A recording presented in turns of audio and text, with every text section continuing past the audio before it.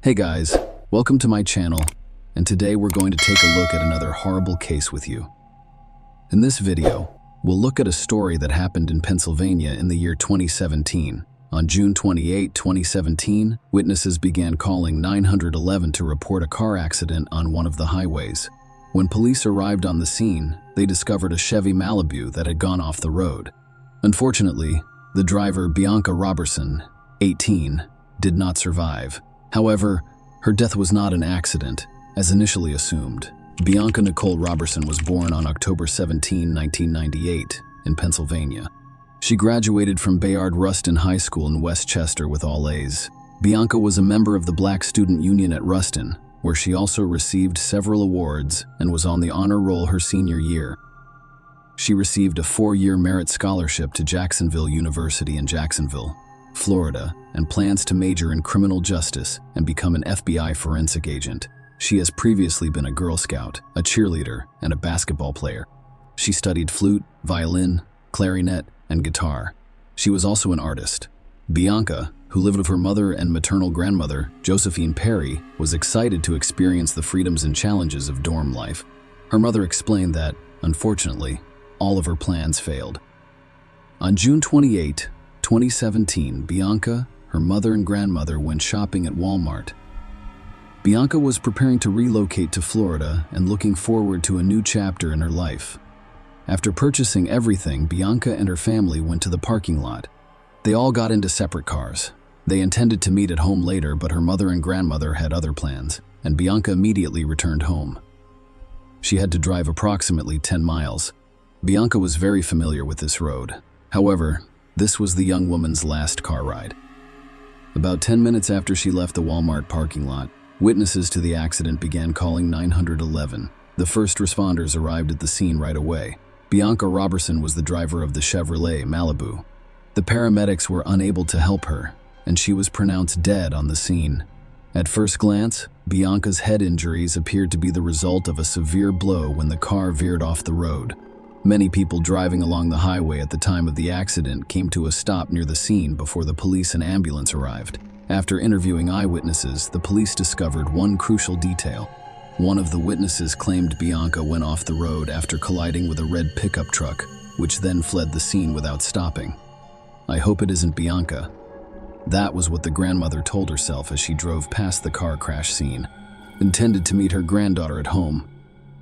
She had no idea that the traffic she was stuck in was caused by a crash involving her granddaughter. When Bianca's grandmother returned home, 2 police officers had already arrived to report the car accident that claimed her granddaughter's life. Bianca's mother, Michelle, could not believe what was happening to her. The death of a child is one of the most devastating events that parents can experience. Michelle, a nurse in Delaware County, said she never imagined anything like this would happen. After losing her 22-year-old son, Michael James Rowley, to a heart condition in 2013, she hoped her pain would ease. Instead, it's doubled. "I'm not even sure who I am right now. I'm just existing," Michelle said. "They were my breath. My reason is to get up. I don't have any children right now." Michelle Robertson has lost her second child, and this is heartbreaking. She claimed she did not leave the house for quite some time and was constantly crying. Michelle and Rodney Robertson, who divorced in 2006, have become amicable co-parents thanks to Bianca. "Our divorce was not pleasant," Rodney admits. "Bianca didn't like the way I was talking to her mother, so she corrected me. Because we loved her, it caused everything to calm down." Bianca was devoted to her family, and she particularly enjoyed being her daddy's girl. "If I had a favorite, it would be Bianca who, as her father put it, was looking forward to being on her own." Bianca's parents said she was pleased to be getting closer to realizing her dream of becoming a forensic specialist for the FBI. She was focused on her future, and nothing was going to stand in her way, said Bianca's father, who proudly stated that his daughter had received a 4-year merit scholarship to Jacksonville University, one of the 4 schools to which she applied, and one of the 3 to which she was accepted. She was also accepted at Coastal Carolina and the University of Georgia. Detectives requested CCTV footage to confirm Bianca's claim that her car veered off the road after colliding with a red pickup truck. After all, if Bianca's death was caused by a collision with another vehicle, it was more than just an accident. It was a crime. If this was the case, the police had to find the perpetrator, but what they quickly discovered was even more shocking. While the detectives waited for the footage, there was another watershed moment in this case. Everyone assumed Bianca died after going off the road and hitting her head. However, during the autopsy, forensic experts determined that the cause of her death was not a car accident. They discovered a bullet in Bianca's head. It drastically altered everything. What appeared to be an accident, followed by a collision with a red pickup truck, turned out to be death from a gunshot to the head. After receiving the autopsy report, the detectives visited Bianca's family. They had to inform Bianca, her parents, that her death was not an accident.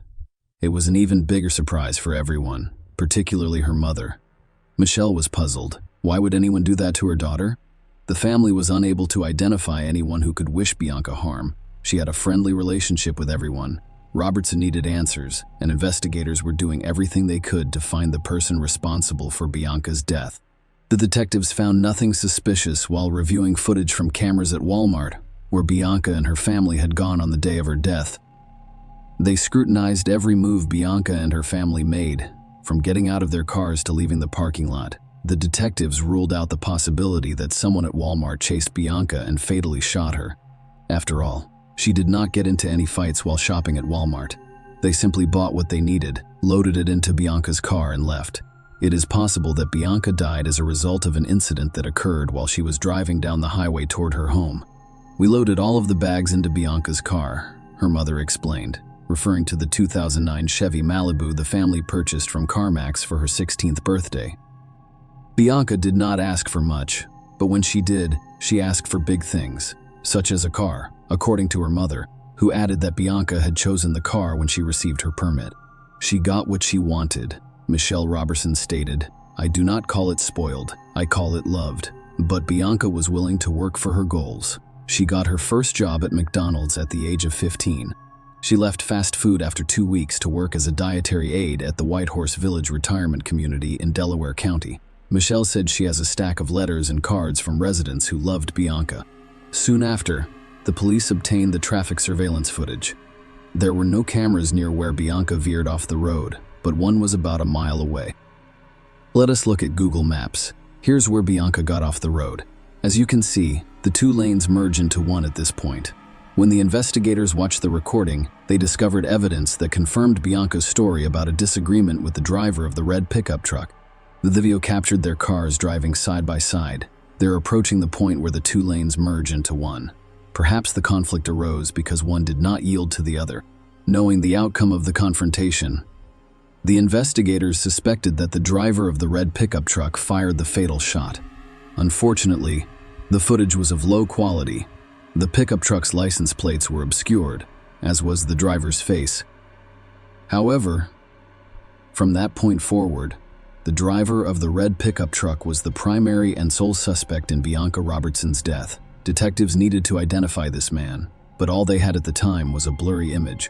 None of Bianca's family members knew anyone with a red pickup truck. The police returned to speak with those who were present at the scene of the incident, and those who dialed 911. None of them noticed the license plate on this car.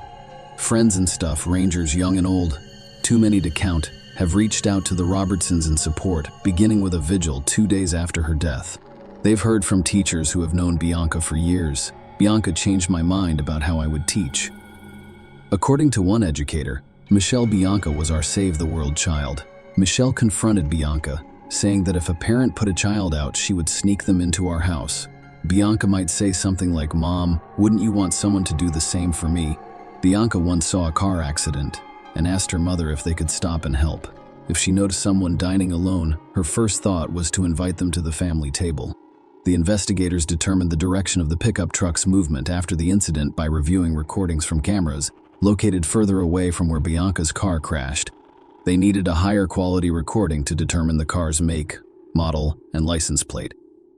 The police also asked the media to spread information about the red pickup truck, hoping that the public could help identify its owner. Detectives determined that following an incident, the driver of a red pickup truck turned onto Paoli Pike. They began walking around the neighborhood, visiting houses and shopping centers. I was looking for cameras that could have recorded the pickup truck. They discovered one surveillance camera. and the footage was of high quality this time. While analyzing the recording, the detective noticed a red pickup truck driving down the road about 5 minutes after witnesses called 911 to report an accident involving Bianca Robertson's car, but the license plate could not be seen.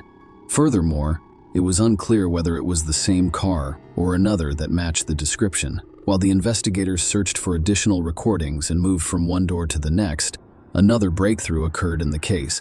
2 days after the incident, a woman called the police and said she had seen the car they were looking for. She also saw the face of the person sitting behind the wheel. This woman stated that her red pickup truck overtook her, came to a stop at the Paoli Pike intersection, and then turned left. This information was critical to the investigation because it limited the search area. Furthermore, it indicated that the pickup truck in this video was not the vehicle they were looking for. It was simply a similar-looking truck. The woman who contacted police assisted the forensic artist in creating the suspect's sketch. She described him as a white male between the ages of 25 and 35, with brown hair and a stubble beard. The police were hoping that someone would recognize this person and report it to them. They presented the suspect's sketch to Bianca's family. However, they didn't know anyone who resembled the sketch. The investigators also began to suspect that Bianca's death was a hate crime. Knowing that the red pickup truck had turned left at this intersection, the detectives went around the shops and houses on this street, hoping to find a high-quality recording that could answer some questions. Soon, they discovered what they were looking for.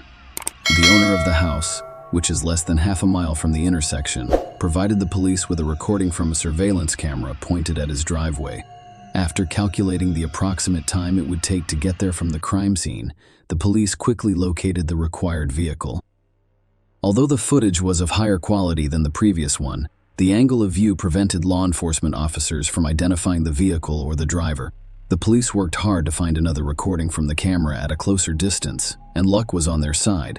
Although they couldn't see the license plate, they did notice the car's distinguishing features.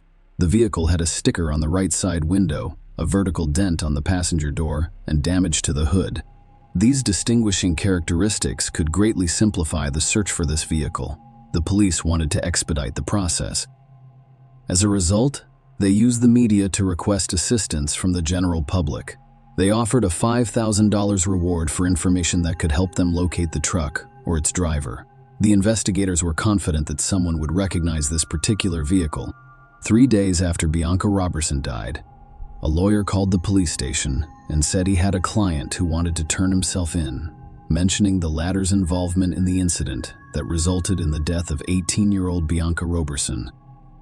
This incident occurred on Wednesday, around 5:30 p.m. Bianca Robertson: I am 18 years old and recently graduated from Westchester Ruston High School. I am on my way to Jacksonville University. Her entire summer and life were spent in front of her loving family. She was driving on Route 100. Route 100 is a 2-lane highway that connects to Route 100 Spur just a few miles away before merging with Route 202. And where it merges, it reduces from 2 lanes to 1. That is the same merge that people in southeastern Pennsylvania perform thousands of times per day. People all over the world do this without issue.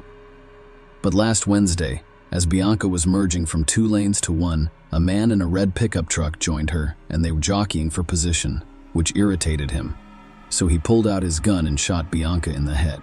The driver of the red pickup truck was identified as David Desper, 28, of Pennsylvania. He arrived at the police station with his lawyer. Desper refused to testify but consented to a search of his home. He also told them where his pickup truck was. Desper was arrested and charged with killing Bianca Robertson. The police found the pickup truck at the location indicated by Desper stickers on the side windows, and the rims made it clear that it was the vehicle they were looking for. During a search of Desper's home, investigators discovered the gun used to shoot Bianca Robertson in the head. The police were certain they had found the culprit. However, the motive for this crime was unknown. On July 7, over 800 heartbroken family, friends, and community supporters gathered at St. Paul's Baptist Church in the borough of Westchester, 25 miles west of Philadelphia, for her homegoing service. During the funeral service, a church banner read patience, kindness, goodness, gentleness, and self-control. Among those who paid tribute were her brothers, officials from Bayard Rustin High School, where she had recently graduated as chief admissions officer at Jacksonville University, where she was set to enroll in the fall, and friends. What emerged was a portrait of an extraordinary young woman, with speaker after speaker after speaker praising her brilliance and virtues. In his eulogy, Pastor Wayne Croft Sr. compared the shooter to George Zimmerman and Michael Dunn. Zimmerman killed black teenager Trayvon Martin in Florida in 2012. Zimmerman was acquitted of murder in 2013. In 2012, Dunn fatally shot Jordan Davis, another black teenage male, in Florida. A verbal altercation over music in the teenager's car escalated when he fired shots into the vehicle while it was driving away. He was convicted and sentenced to life plus 90 years in prison. The black community is unconcerned about whether Bianca's murder was motivated by rage or racism. All we know is that we have lost another bright young black star. The pastor announced that another good sister had passed away. At the September 2018 trial, they asked David Desper to explain his motivation for committing the crime. Instead of responding to this question, he asked for forgiveness from the Roberson family. Bianca's parents were not looking forward to confronting her alleged killer. Rodney had ordered t-shirts featuring Bianca's face on the front for family and friends to wear as they gathered at the Chester County Government Services Center. They also had bracelets engraved with the words, "Bianca Roberson, a rose in God's garden," and a banner reading "Justice for Bianca Nicole Roberson, who was murdered on Wednesday, June 28, 2017. I'm not sure how I'll react when I see him. My daughter was shot by the man who held the gun. I know I won't do anything stupid." Rodney claimed Desper simply stole her dreams. He did not have that. Right, Michelle claimed I couldn't get her back. I need to get her back, and I can't. I need to comfort her, but I can't. I'm her mother, and I can't do that while he's still here. She shed more tears, and he was able to talk to his parents and hug them. He is 28. She's just a teen, a baby. The prosecutor suggested that the traffic jam was caused by Bianca's failure to yield to Desper when the two lanes merged. He then rolled down the passenger side window and pulled the trigger. Recognizing the consequences of his actions, Desper fled the scene, leaving his pickup truck with a friend in Pennsylvania and attempting to flee to Delaware. However, when his sketch and the distinctive features of his pickup truck made the news, he decided to hire a lawyer and turn himself in. The police investigated his social media accounts and interviewed his friends, but found no evidence of a bias-motivated crime.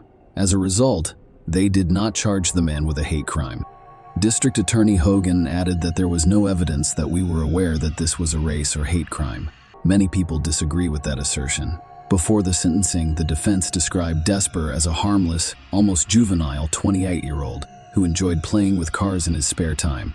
They called him a big kid and claimed that Desper essentially gave the government the case by turning himself in. According to the defense, Desper was driving home when a car unexpectedly approached him.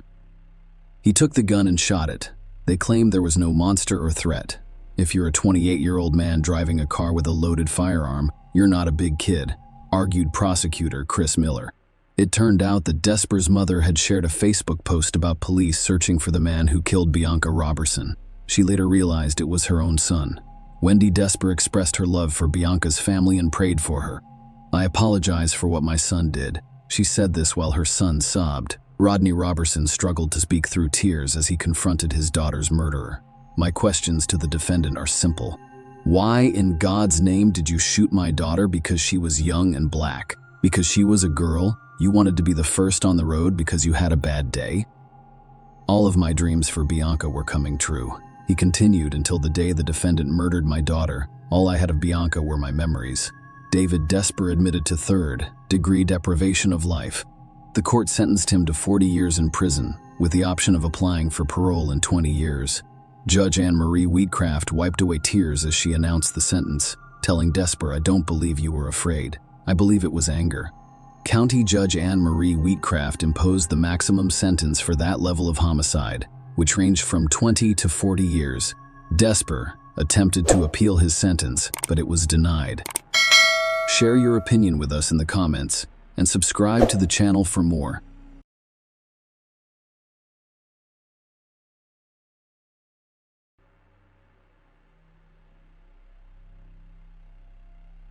Hey guys, welcome to my channel, and today we're going to take a look at another horrible case with you. The events in this video occur in the year 2021. Bobby Ann McLeod, 18 of Great Britain, informed her parents that she was leaving home to meet her boyfriend. But hours later, it was clear she had vanished. Her family contacted the police, and the following day, a massive search began, culminating in the gruesome discovery. Bobby, Ann, her parents, Donna and Adrienne, and brother Lee lived in Plymouth. Plymouth is a lively coastal town in southwest England. It has a rich history and maritime heritage that dates back centuries. Plymouth, with its stunning waterfront and vibrant downtown, is a popular destination for both tourists and locals. On November 20, 2021, at around 5:45 p.m., Bobby, Ann walked out of her Plymouth home and went to the nearest bus stop on Sheepstore Road. As she left, she told her father how much she loved him and that she was going downtown to meet her boyfriend and mutual friends. Bobby, Ann only needed a few minutes to get to the bus stop. She was familiar with the route because she had traveled it numerous times. It had been an hour and a half since Bobby, Ann, left the house.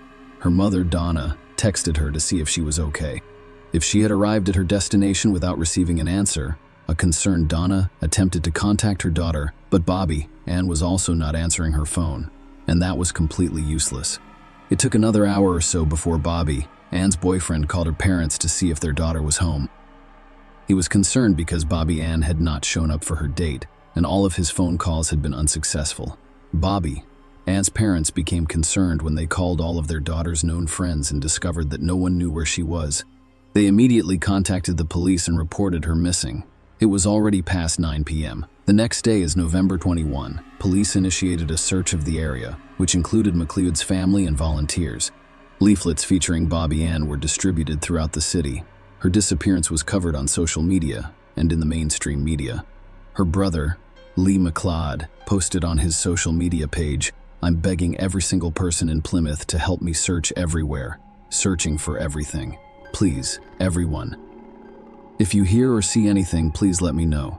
Police quickly discovered that Bobby Ann had not boarded any of the buses scheduled for downtown. However, while interviewing people, the officers discovered that a local resident had driven by the bus stop the previous evening and seen Bobby Ann there. The implication was that she had definitely arrived at the bus stop, but had not boarded for some reason. The evidence that she was at the bus stop was quickly corroborated. The bus stop area was cordoned off after they discovered wireless headphones in the walkway behind it that were identified as Bobby's. Police officers were literally on their knees, searching the entire area for potential evidence. Evidence was also searched along the girl's route from home to the bus stop, as well as all nearby streets. Given that Bobby Ann was at the bus stop but never boarded the bus, that her headphones were discovered near the bus stop, and a number of other details that police did not reveal, authorities began to suspect that the girl had been abducted. The police encouraged anyone with information relevant to the investigation to come forward. A large number of officers participated in the search, doing everything they could to locate Bobby Ann as soon as possible. Investigators attempted to track down the location of her cell phone, which revealed that it was within city limits, but they were unable to determine exactly where all calls to Bobby and Ann's number were routed to voicemail. The police confiscated the girl's phone that same day. It was given to the police by the bus driver who was on the route where Bobby Ann went missing. As it turned out, a local resident arrived at the same bus stop at 7:15 p.m. the previous evening and discovered the phone and an AirPod case there. At 7:23 p.m., a bus arrived and the man handed the items he discovered to the driver, assuming the owner would look for them. The next day, the bus driver noticed Bobby Ann was missing and last seen standing at the bus stop. He contacted the police and handed over the phone and AirPods case. The next day is November 22. Police, families, and volunteers searched the woodlands and roads surrounding Bobby Ann's home, but no clues were found. The following evening, November 23, police announced that a woman's body had been discovered at Boveston Beach, approximately 8 miles from the bus stop. It was discovered in a forested area, about a half-mile from the beach. During the McLeod family's identification process, the worst was confirmed. Bobby Ann's body was discovered, and her death devastated family and friends. The family thanked everyone who attended Bobby Ann's memorial vigil, which was held near the bus stop where she was last seen. Donna McLeod, Barbie's mother, sobbed as she paid tribute to her daughter and thanked friends, family, and the community for their support. Surrounded by other family members, her voice trembled as she finished a prepared statement. She stated, "I would like to thank everyone for coming on behalf of the family. It's nice that everyone is banding together in these circumstances. Unfortunately, our beloved Bobby, Ann, has been taken from us, but she will never be forgotten. I would like everyone to hold their candles up. This is for Bobby, Ann." This was followed by a moment of silence as the entire audience raised their candles in unison. Lee MacLeod, Bobby, Ann's brother, shared a heartbreaking childhood photo of the two of them to pay tribute to his beautiful and talented sister. The image depicted the two siblings smiling in their primary school uniforms. Mr. MacLeod wrote in a message alongside the picture, "Until we meet again, sis, I love you. You did not deserve to be such a beautiful and talented girl, let alone to be my little sister. The adventures and journeys we took will always be remembered." Now you can rest easy. When the police discovered the body, it was naked. However, the medical examiner concluded that there was no evidence that Bobby, Ann, had been raped before her death. She suffered serious injuries to her head and face, including 14 lacerations. It is unclear how long the police would have searched for Bobby, Ann's body, if not for one event. On November 23, the exact day the body was discovered, a man entered the downtown police station. This occurred at 1:17 p.m. Upon entering, he asked to speak with someone and informed them that he had information about the missing girl and wanted to assist the police and her family. When a detective arrived, the man admitted to having done it. He confessed to kidnapping and killing Bobby, Ann, and provided some details about the crime after indicating the location of the body on a map. Police officers who hoped Bobby immediately. Unfortunately, their hopes were not fulfilled. When the inspectors made their way through the dense undergrowth, they discovered the body, which was naked and face down. There was no doubt the girl had died. The man who confessed to the horrific crime was a 24-year-old Kodiak Island resident. He was the son of an ex-military man who remained with his mother following his parents' divorce. In fact, he lived just a few miles from the bus stop where Bobby Ann was last seen.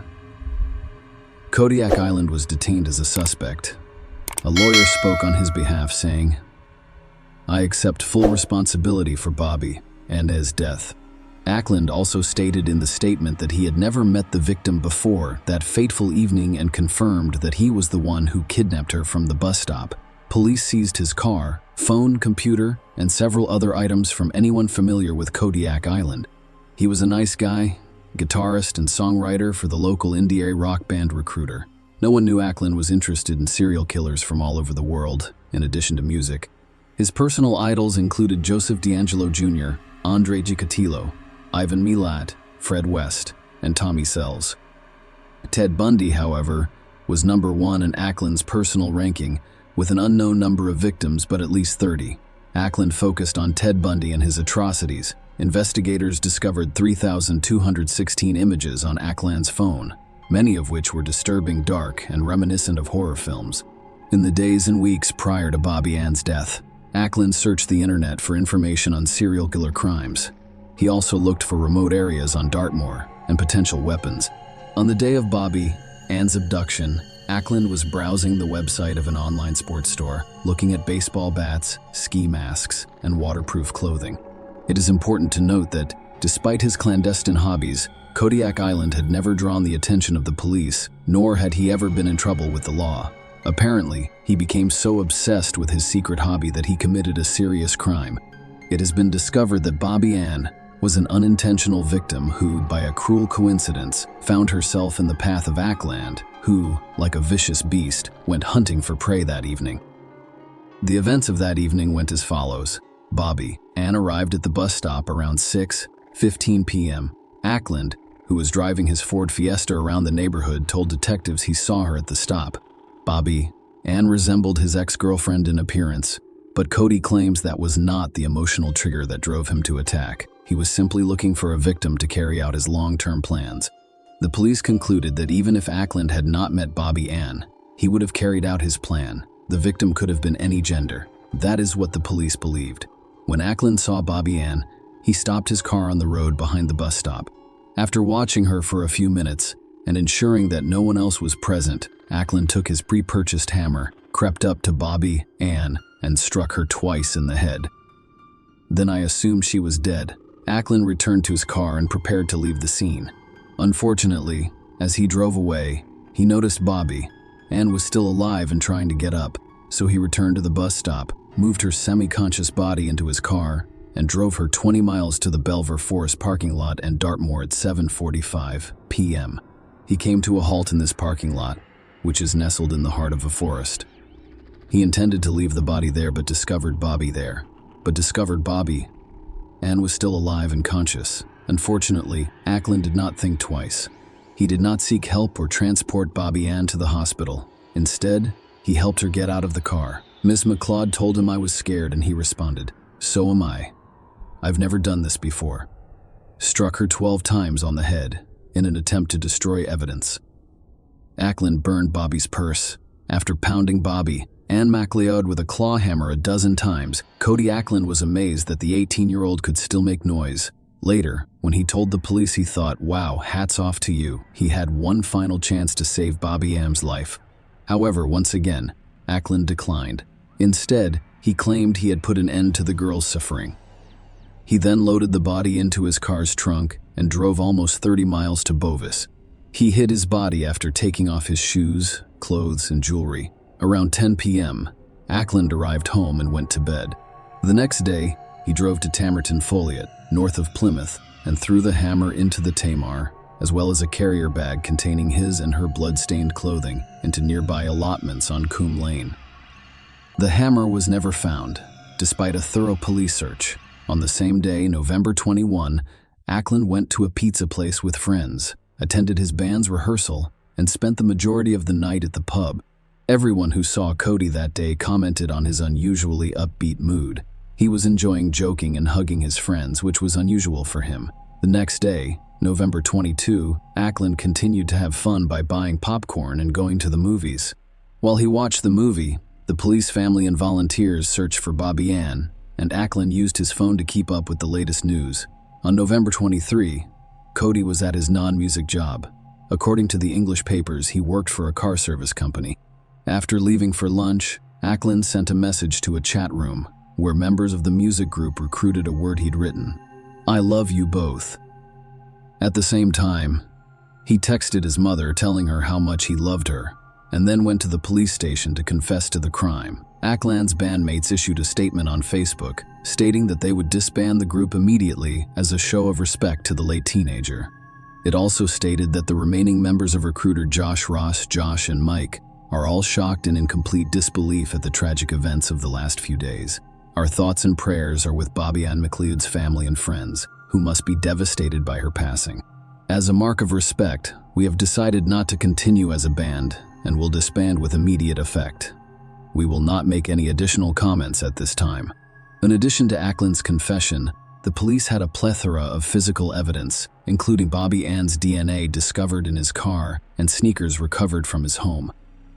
As for motive, Detective Mike West, who led the investigation, stated that Ackland refused to elaborate on his motive and avoided answering the question of why he killed Bobby Ann. At the same time, the detective did not rule out the possibility that, after reflecting on his actions, Ackland might become more forthcoming and provide more information in the future. He would later tell a psychiatrist that the feelings of depression he had experienced prior to murdering Miss McLeod had vanished, and he was no longer filled with resentment, as if this violent act was a manifestation of these feelings. The trial took place in May 2022.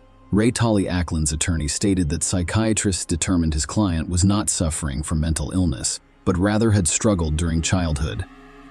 Ackland was diagnosed with ADHD, dyslexia, depression, and anxiety, and by the age of 19, he had suffered from depression for 7 years. Mr. Tolley stated that Ackland had received little comfort from his home or school life, and that his father and other male role models had not offered much succor or support. On sentencing, Judge Robert Linford informed Ackland that his act was determined savagery and that he was satisfied with the evidence that he intended to kill. This poor person endured a long and terrible ordeal. She had her entire life ahead of her, until you brutally and savagely ended it, he said. You were clearly planning murder, and you committed murder. Cody Ackland, 24, has been sentenced to life in prison. He will serve 31 years in prison before becoming eligible for parole. Share your opinion with us in the comments and subscribe to the channel for more.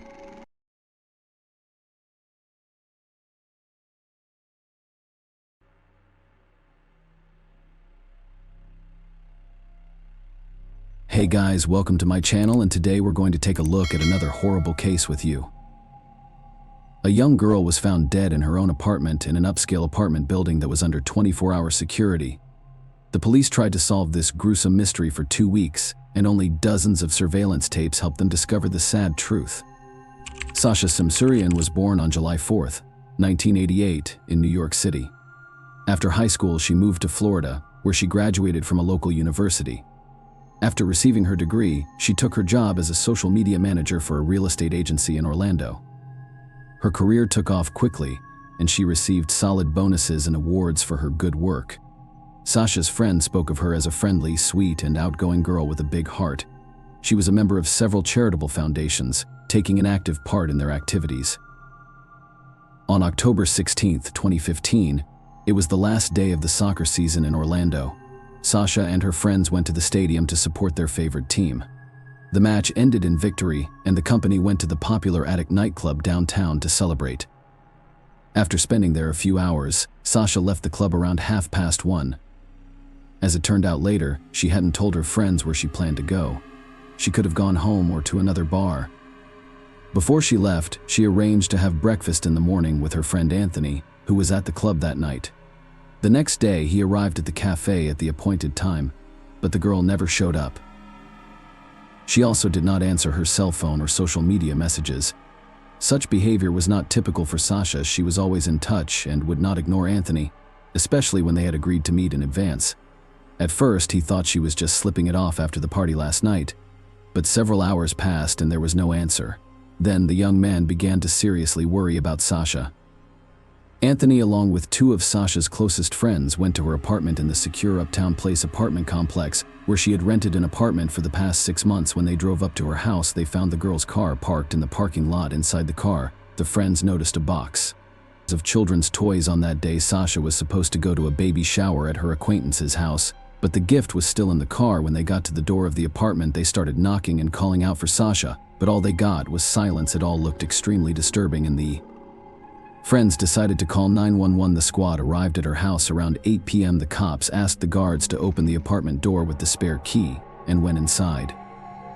At first glance, there were no signs of a struggle in the apartment, but as soon as the officers entered the bedroom, a gruesome discovery awaited them. Sasha's arm and hair were sticking out from under the blanket of the bed. It was clear almost at once that the police were dealing with a murderer. There were clear signs of strangulation on her neck.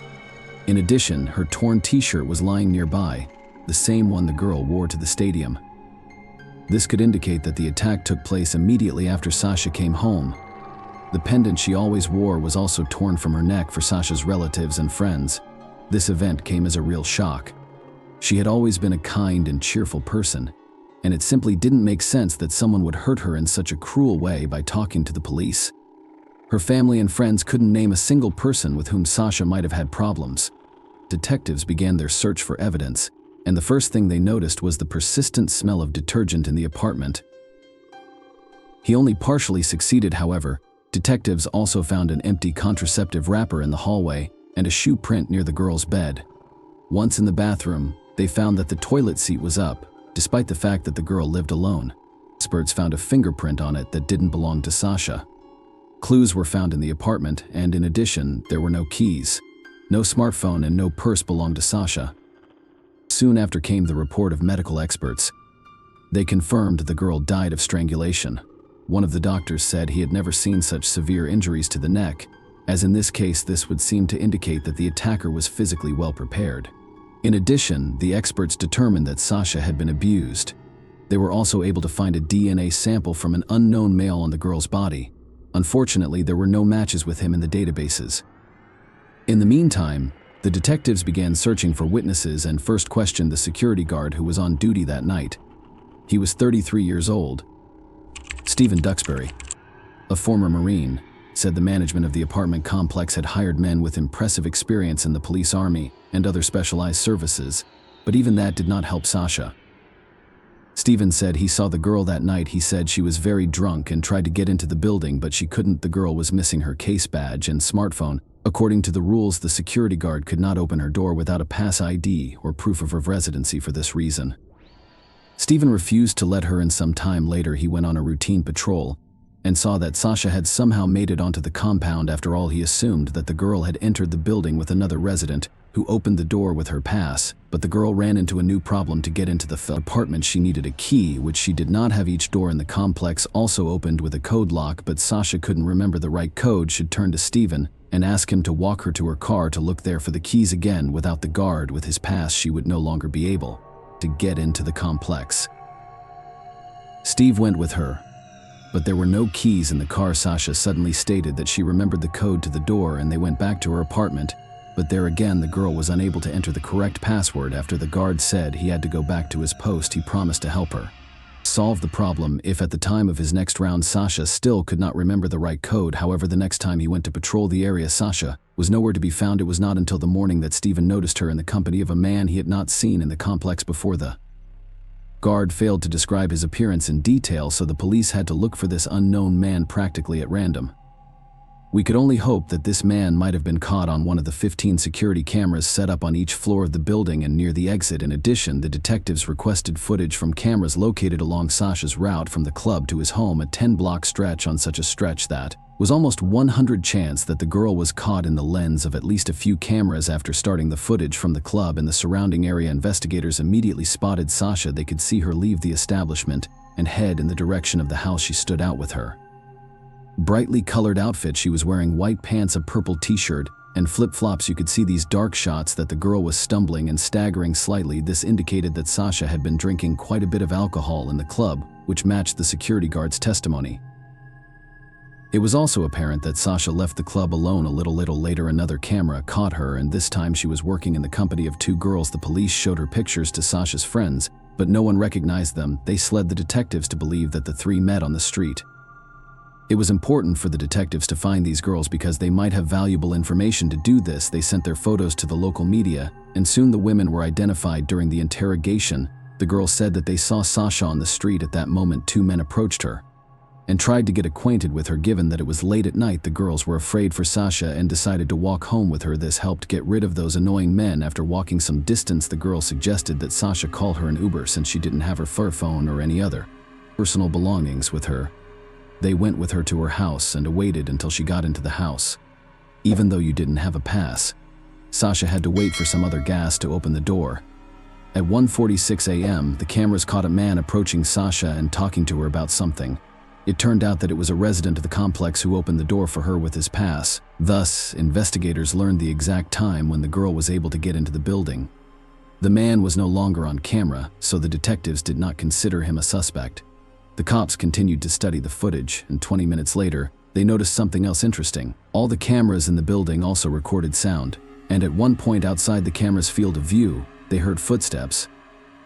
The investigators concluded that Sasha was walking next to this camera in the corridor of the building. The next time she was spotted was at 2:25 a.m., but already in the company of a security guard. They headed in the direction of the parking lot and then returned to the compound. This also coincided with Steven's story. After that, Sasha was not caught on any cameras and the detectives were at the standstill again. The police decided to question the guys Sasha had been in a relationship with in the past. This idea had to do with the method of murder. More often than not, strangulation is motivated by passion, and the culprit is someone close to them. The first guy's name was Taylor. Again, Sasha broke up a long time ago, but continued their friendship.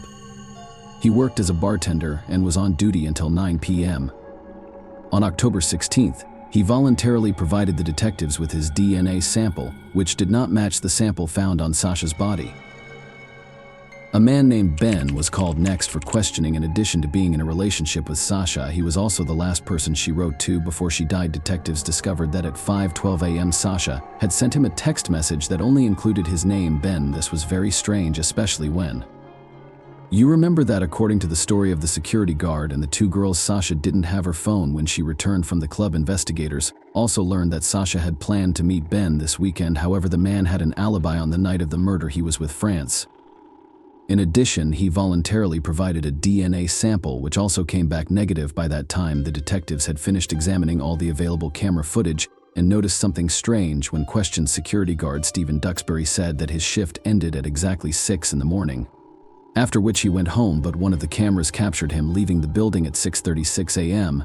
And that was not all. He was holding 2 large trash bags with red handles. Exactly the same ones were lying in Sasha's apartment. After speaking with the management of the apartment complex, the police learned that it was not the responsibility of the security guards to take out the trash. A logical question arises: why was Stephen late for work for almost an hour, hiding this fact from the police and carrying garbage bags allegedly taken from Sasha's apartment? Given all the suspicious points, investigators offered the security guard a polygraph interrogation.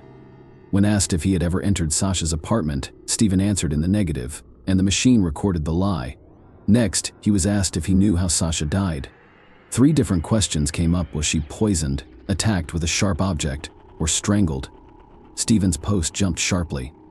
Information about the girl's cause of death had not been released anywhere, and the guards simply couldn't know. Even when the police came to Sasha's apartment with the other guards, they were not allowed inside. It turns out that Stephen could only know the correct answer if he was in the girl's apartment at the time of the murder. Despite all this, it is almost impossible to convict a person on the basis of a polygraph reading alone, so the police had to look for additional evidence. Investigators asked Stephen to show them the shoes he was wearing that night. He provided them with a pair of shoes, and their soles did not match the footprint found in Sasha's apartment. However, the detectives also obtained a search warrant for his apartment, where they found other shoes, and they showed an exact match. Moreover, the fingerprints from the toilet in Sasha's apartment matched the events. By taking his DNA sample, experts quickly found a perfect match with the sample found of Sasha's body. Police learned even more gruesome details after examining Stephen's phone at about 5 a.m. He was searching on Google for how to quickly pick a combination locked door. The same one had been installed on the door of Sasha's apartment. Detectives finally found a severe bite mark on Stephen's arm, as well as numerous scratches on his body. All this was enough to arrest the man and charge him with murder. Goal. With that set of evidence, no one had any doubt about the conviction anymore. According to the investigation, Stephen saw that Sasha was heavily intoxicated and decided to take advantage of it. After waiting for some time after the girl entered her apartment, he opened the electronic lock and then he abused and killed the girl. Only one question remains unclear. Judging by the bites and scratches on Stephen's body, Sasha struggled to fight back and most likely screamed. How come none of the neighbors heard that the house she lived in was quite old, and the noise insulation there must have been extremely mediocre? After Stephen had finished with Sasha, he began to cover his tracks. The man took cleaner from her closet, spilled it all over the apartment, and even on Sasha's body. He then collected all the evidence into bags, which he later got on camera, with apparently he either didn't think about the fingerprint on the rim of the toilet bowl, or he forgot. Stephen's trial began in November 2017. His lawyer immediately demanded that several key pieces of evidence be excluded from consideration, because his client had allegedly been misled. This included boots found in his apartment, as well as polygraph evidence. The news media hyped the story as if the judge was ready to honor the request, but that never happened. All the evidence remained in the case file. However, even without it, Stephen's chances of an acquittal were too small. The lawyer also tried to play on the fact that the investigation did not have any camera footage showing his client entering Sasha's apartment, but this attempt was developed by the fact that his fingerprints and DNA were inside the apartment. Finally, the lawyer stated that there may have been voluntary sexual intercourse between Stephen and Sasha that night, and when the security guard left, someone else broke into the apartment and killed her. Of course, this attempt also went nowhere. The trial lasted only a week, which is very short by U.S. standards. After a 4-hour deliberation, the judge handed down a verdict: life in prison for the murder, and an additional 15 years for the breaking and theft. After the verdict was pronounced, Sasha's parents made a speech. They thanked the police for their quick and high-quality investigation, expressed their condolences to Stephen's mother, who was present at the hearing. They noted that Stephen's parents had also lost their child that day. Shortly thereafter, Sasha's family sued the management of the complex, which was responsible for selecting security guards as well as the manufacturer of the code locks. During the proceedings, it emerged that other residents of the complex had repeatedly complained about Stephen's mobile station, but management took no action. As for the lock, lawyers for the Samsudian family insisted that the model did not meet security requirements. They cited as evidence an article that described how to open such a lock with a simple screwdriver in seconds. In February 2019, they even tried to appeal his conviction, but the court dismissed his claim in memory of their daughter. Sasha's parents decided to help the families of other victims cope with their grief. With such a tragic experience under their belt, they could find the right words and phrases to ease their suffering. The outcome of this story is very sad. The man who had been tasked with guarding people turned out to be a murderer. Just a few queries on Google helped him open the door of someone else's apartment without too much trouble. The two girls who met Sasha that night deserve special mention. They didn't just call her a cab on their own account, but drove with her to make sure she got home and was safe. Unfortunately, it was within the walls of her own home that the main danger was such an alert. Share your opinion with us in the comments, and subscribe to the channel for more.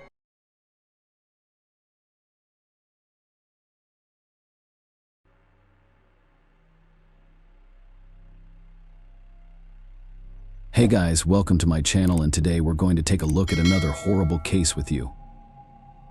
A woman was found dead in her own home, and the police quickly solved the case, but what happened next is more reminiscent of a twisted detective movie than a real-life story. There are so many unexpected twists and shaky moments in this case that it is rightfully considered one of the most intriguing in history. Donna Brown was born on November 10, 1963, in Miami. She grew up in a large and friendly family with two younger sisters whom she got along with very well. When Donna was young, her parents divorced, and she remained living with her mother. Despite this, her father remained actively involved in his daughters' lives, and they remained quite close after finishing school. Donna received medical training and became a surgical assistant at a local hospital. Her colleagues quickly grew to love her because she took her work seriously and was also a kind and open person. Her life was going quite well, but Donna wanted to start her own family for complete happiness.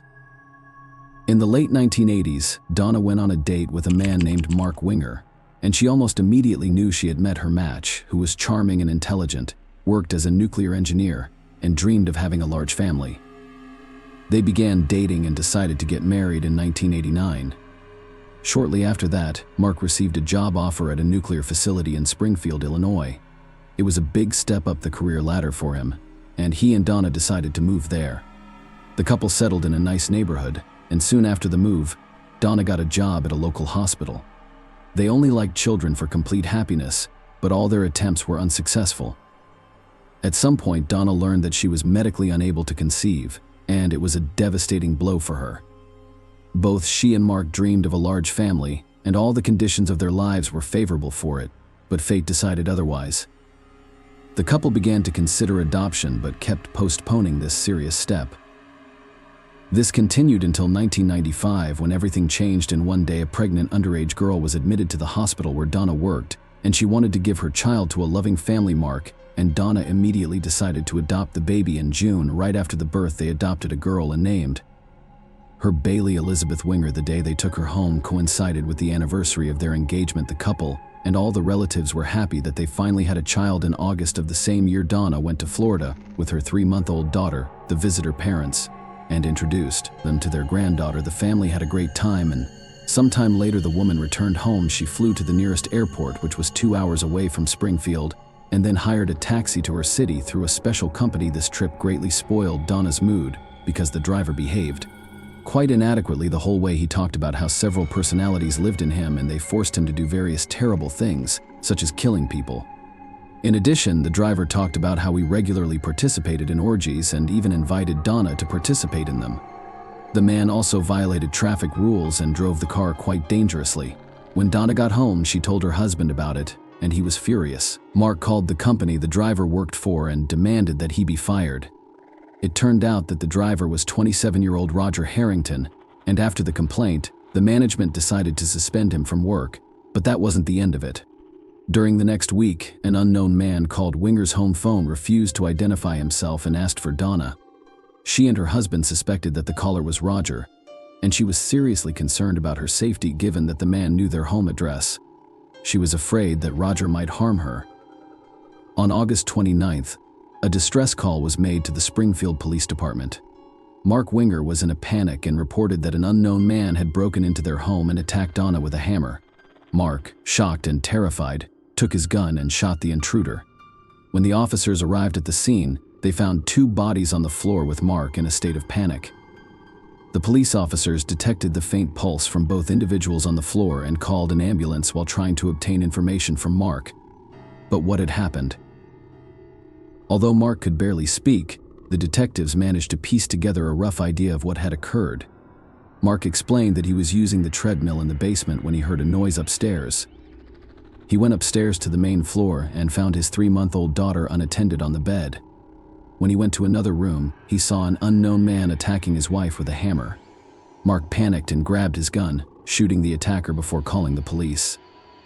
While waiting for the ambulance, one of the officers found a wallet in the attacker's jacket with documents belonging to Roger Harrington. The detective knew this person well. Roger lived in a trailer park in Springfield and had a criminal history mostly related to minor offenses. He also had mental health issues and was generally known to be quite aggressive. Both Roger and Donna were taken to the hospital, where they died without regaining consciousness. Meanwhile, the police examined the crime scene, collecting evidence. Next to the bodies was a bloodied hammer, while Mark's gun was found on a table nearby, along with a pack of cigarettes and a paper cup of coffee. Mark told the detectives that the cigarettes and coffee were likely brought by the killer, and the hammer was from his tool set as he was planning to hang some pictures that day, so he prepared it and left it in the living room near the Wingers' home. Roger's car was found, and detectives discovered a note inside that contained Donna's home address, Mark's name, and the time of 4:30 p.m. When asked if he knew the attacker, Mark initially denied it, but when the police mentioned Roger's name, Mark realized with horror that the driver was the same person. He told the detectives the story of how they knew Roger, his strange behavior towards Donna, and the creepy calls to their home number. The investigators spoke with acquaintances and relatives of Donna who were aware of her fears. She had repeatedly complained to them that she was seriously concerned about Roger and was afraid that he might come to her house one day and seek revenge because he lost his job after she complained to their superiors. Donna even wrote down all the details of her trip with Roger on a piece of paper in case she had to go to the police. The police found this paper at their house, and the investigation lasted for 2 days before the case was closed. No charges were brought against Mark for shooting Roger because his actions were classified as self-defense. He continued to be in a state of shock, and his relatives flew to Springfield to support him and help take care of his daughter. Donna's relatives also provided him with all kinds of assistance. Months went by and Mark continued to struggle with the loss of his wife, and his family began to notice negative changes in his behavior. He began drinking heavily, although he had never consumed alcohol before these events. He also often visited local bars.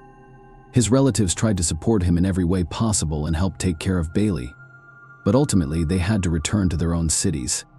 Donna's parents understood that it would be difficult for Mark to take care of his daughter, so they suggested finding a nanny. In the end, Mark hired a woman named Rebecca, who specialized in round-the-clock childcare, so she spent most of her time at their house. Rebecca took care of the girl and got along great with her. Mark gradually began to recover, stabbed, drank, and returned to work. This went on for several months, and during this time a romance developed between him and Rebecca. She hardly ever left his house, and they spent time together with Bailey, constantly communicating. Eventually, this led to mutual sympathy. Rebecca also sincerely loved the girl, and a strong bond was formed between them. In 1996, a woman became pregnant, and Mark was given another chance to start a big and strong family. Rebecca also monitored this, and the couple got married in October. Mark and Donna's relatives were surprised that he started a new relationship just a few months after his wife's death, but ultimately supported him as the new family was beneficial, not only to him but also to Bailey. All the relatives sympathized with Rebecca, seeing her sincere love and care for the girl. Mark decided to sell his house because it constantly reminded him of Donna's death, and after what had happened, he did not want to raise children there. He and Rebecca decided to buy a house with a large plot of land outside the city, renovate it, and start to build their new life. Soon they had a daughter, and over the next few years they had another daughter and a son. Thus Mark and Rebecca raised 4 children, and the man's dream of a large family came true. Over time, Mark became more distant from Donna's relatives, who tried to be present in their granddaughter's life. The problem was that Bailey didn't remember Donna at all and considered Rebecca her mother. Mark didn't want the girl to know about the tragic past of their family from an early age, and ultimately he forbade down his parents from calling her their granddaughter. They tried to persuade him, but in the end, they gave up all attempts. The relatives understood that it might be better for the girl to grow up away from what had happened. In the following years, Mark and Rebecca happily lived in their new home, raised their children, and made plans for the future. The tragedy of the past gradually faded, but its echoes continued to haunt the family. In 1999, Mark decided to sue the company that hired Roger Harrington as a driver in Mark's opinion. This company did not make any effort to check this person's sanity, and as a result it led to the murder of his wife. The company did not want to admit its guilt, and Mark hired a lawyer to determine their guilt. The court decided to study all the materials of the case and the evidence which were handed over to the lawyers while they were preparing for the trial. Something completely unexpected happened in February of the same year. A woman named Deanne Schultz came to the police and told detectives a shocking story. Deanne was Donna's best friend and worked with her at the hospital. When Donna had a child, Deanne actively helped her take care of the girl, but Diane's story turned everything upside down. She confessed to the police that she had been having an affair with Mark for several months, which they had kept hidden from their spouses. It all started 3 months before Donna's death. Around the same time, the couple adopted a daughter. Mark and Deanne were secretly seeing each other, but this was just the tip of the iceberg. The woman told detectives that Mark wanted to get rid of his wife to be with her one day. He said it would be so much easier if Donna just died. He then began to persuade Diane to help him with a plan, but he did not reveal the details. Mark said that all Diane needed to do was go to their house, find his wife's body, and call the police. The woman thought Mark couldn't be serious and was just joking, but he continued to share troubling things with her. After Donna complained to him about Roger Harrington's behavior, he told Deanne about it and said he had planned to frame the driver. He added that he just needed to figure out how to lure him into the house. A week before the murder, he called Deanne and asked if she would still love him no matter what, to which she answered yes. A few days after Donna's murder, friends and family gathered at their house to support Mark. When he was alone with Diane, he said, "It seems like the police believe me. I did it for us." The woman was shocked, but Mark demanded that she not tell anyone, and she obeyed. They continued to secretly see each other and even exchanged rings, planning to get married in the foreseeable future. But in the following months, Mark started a romantic relationship with the nanny and eventually broke up with Deanne. She was devastated. She had kept this terrible secret from Mark, and he had traded her for someone else. Diane never dared to tell the police about everything, realizing that part of the blame was on her. Over the next few years, the woman repeatedly tried to take her own life, and only after 3.5 years did she finally overcome herself and go to the police station. The detectives were completely shocked. All this time, Mark had been considered a victim and even a hero who tried to save his beloved wife from a terrible killer. But Diane's story changed everything, and the police looked at the case from a completely different angle. The investigators decided to re-examine the evidence, but they were met with an unpleasant surprise. All of it had been handed over to lawyers who were preparing Mark's case against the transportation company. It would take time to retrieve them, but some materials from the case remained at the station. The photographs from the crime scene. The lead detective looked at them and realized with horror that they had missed some obvious things all these years. The investigation had been quickly closed after the murder, as no one doubted Roger's guilt. But now, as the detectives out these photos for the first time, he realized that the positioning of the bodies did not match Mark's story at all. He had told them that when he entered the room, Donna was lying on the floor and the perpetrator was striking her with a hammer from above, and then he shot him and Roger fell next to the woman. In reality, however, his body was lying in the opposite direction, and he physically could not have fallen in that direction. The detective realized the Mark story was a lie, and it made him rethink a whole series of moments that now made much more sense. First of all, no one ever figured out how Roger got into the house. There were no signs of a break-in, and Donna certainly would not have opened the door for him. But if you remember the note inside Roger's car, everything falls into place. It had Mark's name and the time, which looked like a reminder of a meeting. Remembering Diane's story, detective concluded that Mark had somehow invited Roger to their home on some pretext and let him in, after which he shot him. Secondly, in Roger's car, they found a knife and several other items that he could have used for the murder, but he did not take them with him and used Mark's hammer, which the man took out of the closet on that very day, and left him plain sight. All of this sounded completely illogical if you assume that Roger came to the house to kill someone. Moreover, he left a pack of cigarettes and a paper cup of coffee on their table, a very strange thing for a person who came there to kill. The detective listened to the recording of the 911 call made by Mark and was once again shot. Mark told the operator that he had shot the attacker once, after which there was a male mumble in the background as if someone was trying to speak. Mark told the operator that his daughter was crying and he needed to go to her, after which she hung up. However, there was no hint of a child's crying on the recording. A more realistic scenario was that Mark did not shoot Roger once, and on hearing the gunshot, Donna ran her husband hit her with a hammer. After that, he called the police and pretended to be panicked, reporting what had happened. Suddenly, Roger woke up and tried to say something, and those sounds were recorded on the call. Mark lied about his daughter crying, hung up, and shot Roger again. In support of this version, there was another fact that the investigators completely ignored. Mark and Donna's neighbors said during the questioning that they heard 2 shots. However, about 5 minutes had passed between them, which did not fit with Mark's story but completely matched the more realistic version in which he was the killer. But that wasn't all. During the initial investigation, which lasted only 2 days, the experts did not even examine the evidence. However, now that Mark decided to sue the transportation company, they hired lawyers and were going to win this case. The lawyers requested an independent examination of the clothing of all 3 participants in those events. The results spoke for themselves. Blood spatters and traces indicated that Mark's story had nothing to do with reality. According to him, Roger was hitting Donna with a hammer, but there was not a drop of her blood on his clothes, not even the smallest well. There was plenty of blood from his wife on Mark's clothes, which directly indicated that he had killed his wife. The police took the evidence from the lawyers and conducted their own analysis, which showed exactly the same result. In the end, the police reopened the investigation, but this time it was about a double murder in which Mark became a suspect. His family was in shock, and no one believed that the man was capable of such a brutal crime. Donna's relatives were skeptical of the suspicions against Mark until they heard all the information that the detective said uncovered. The only ones who insisted on Roger's innocence from the first day were his friends and family members. They were all aware of his minor criminal history, but did not believe he was capable of murder.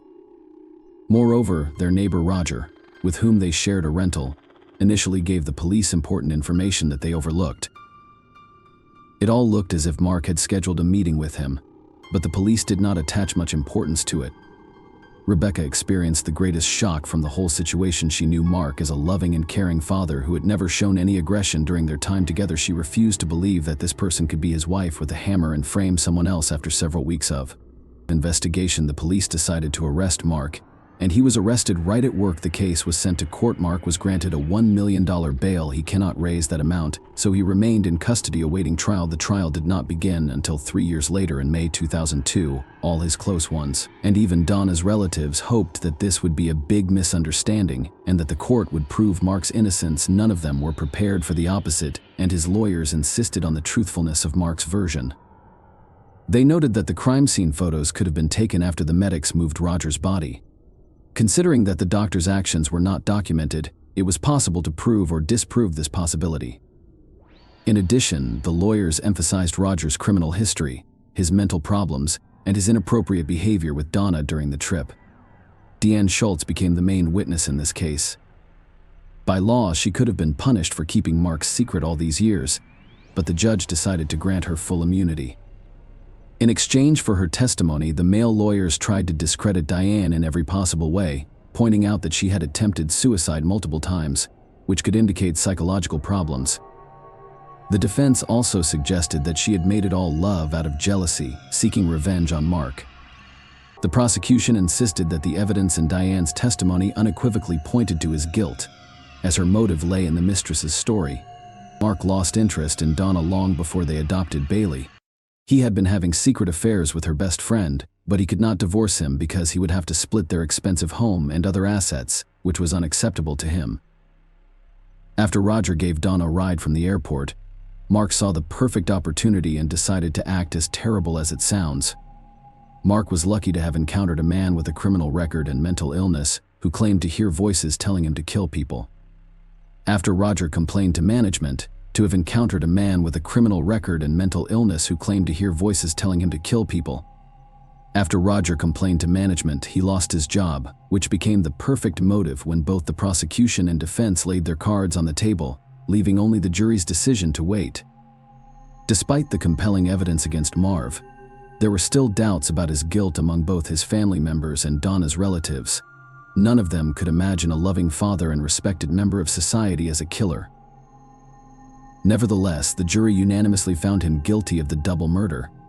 In the end, Mark received a life sentence without the possibility of parole, and Roger was posthumously exonerated. Rebecca could now believe that her husband had actually killed Donna. It took her a long time to impartially consider all the evidence of his guilt until she finally came to terms with the fact that he was truly a murderer. The chief detectives apologized repeatedly to Donna's and Roger's families for the sloppy initial investigation. He admitted his guilt in accepting the most logical version of events as the only correct one, overlooking all the contradictions. If you think that's the end of the story, then I have another unexpected turn for you. Even after the conviction, many doubted whether Mark had actually done it, but in 2006, those doubts were dispelled in Mark's prison cell, where they found 19 pages of handwritten text in which she was plotting to kill Deanne and another person. Mark wanted to hire a hitman stray from prison through other inmates or people on the outside. His desire to kill Deanne was understandable. He wanted to avenge the woman for revealing all his secrets to the police. The second person on the list was a man named Jeffrey Gellman. His childhood friend detectives quickly discovered the reason for such a decision. Mark asked him for $1 million in bail, but the friend refused to provide such a sum from these handwritten pages. It followed that Mark wanted to kidnap the man to get a solid ransom for him and then kill him. Why he needed money for life imprisonment was unclear. Perhaps he planned to eventually get out or escape, but in the end, the man faced another trial and received an additional 35 years in prison. She was planning a double murder, and after that, no one doubted that Mark was the one who killed Donna. Rebecca raised 4 children alone, and they all know what kind of monster their father is. They changed their last names and do not plan to communicate with Mark in 2019. Rebecca decided that Bailey should renew contact with Donna's relatives, who had not seen her since she was 3 years old.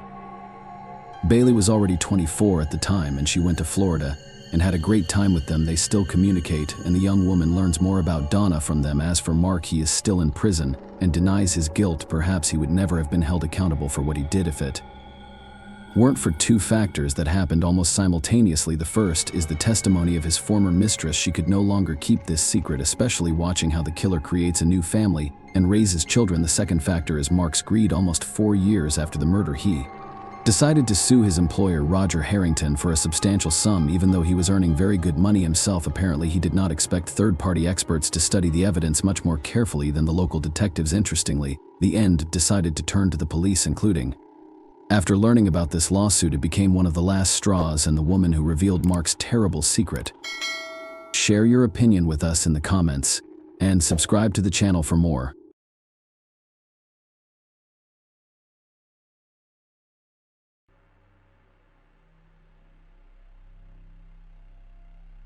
Hey guys, welcome to my channel, and today we're going to take a look at another horrible case with you. Today we'll look at a story from 2004 in New Jersey, USA.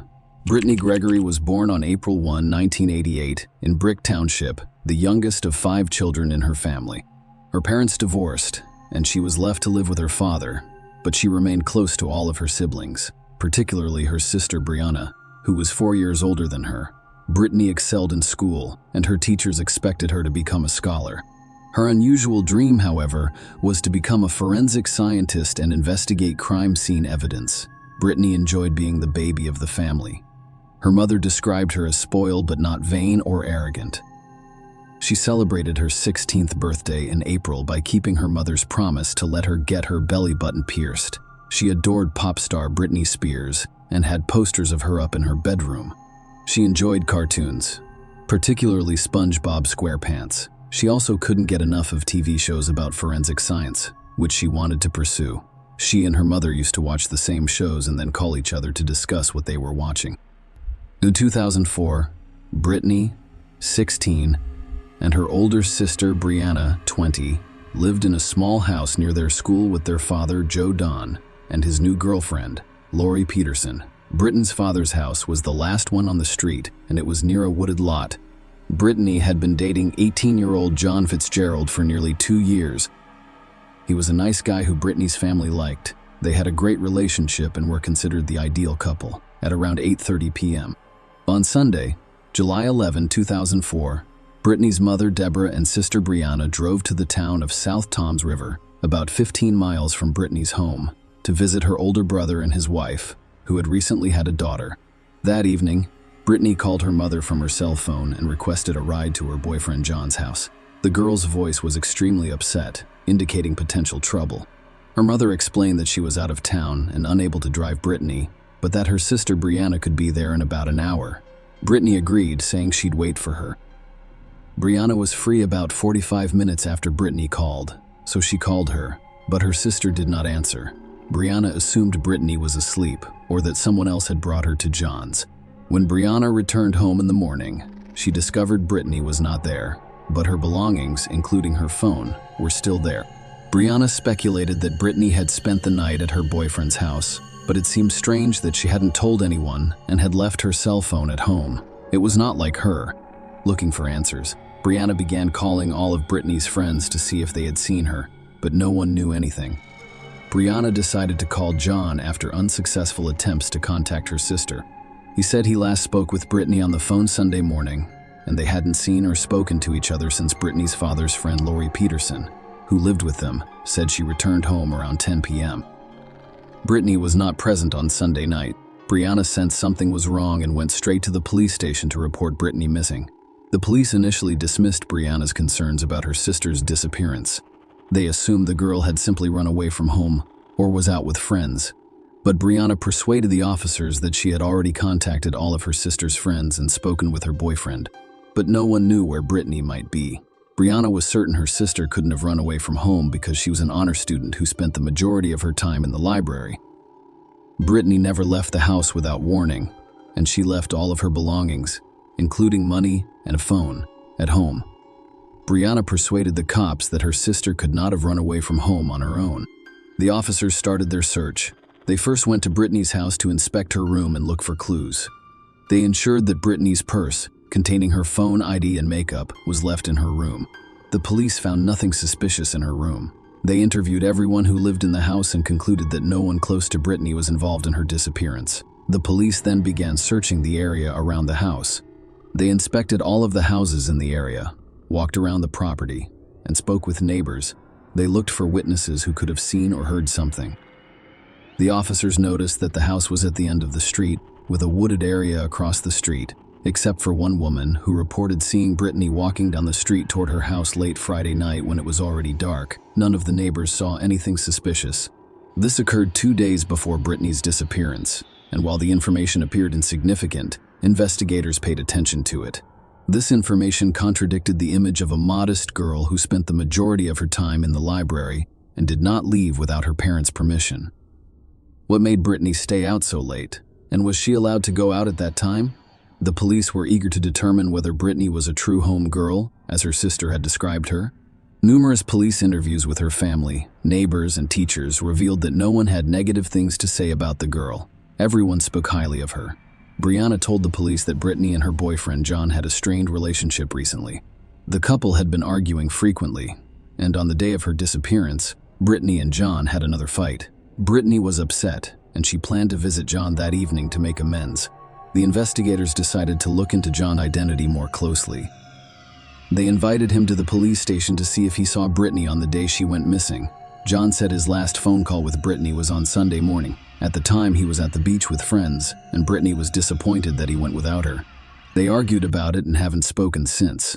He also revealed that he had broken up with Brittany a few days ago, but she was unable to accept it.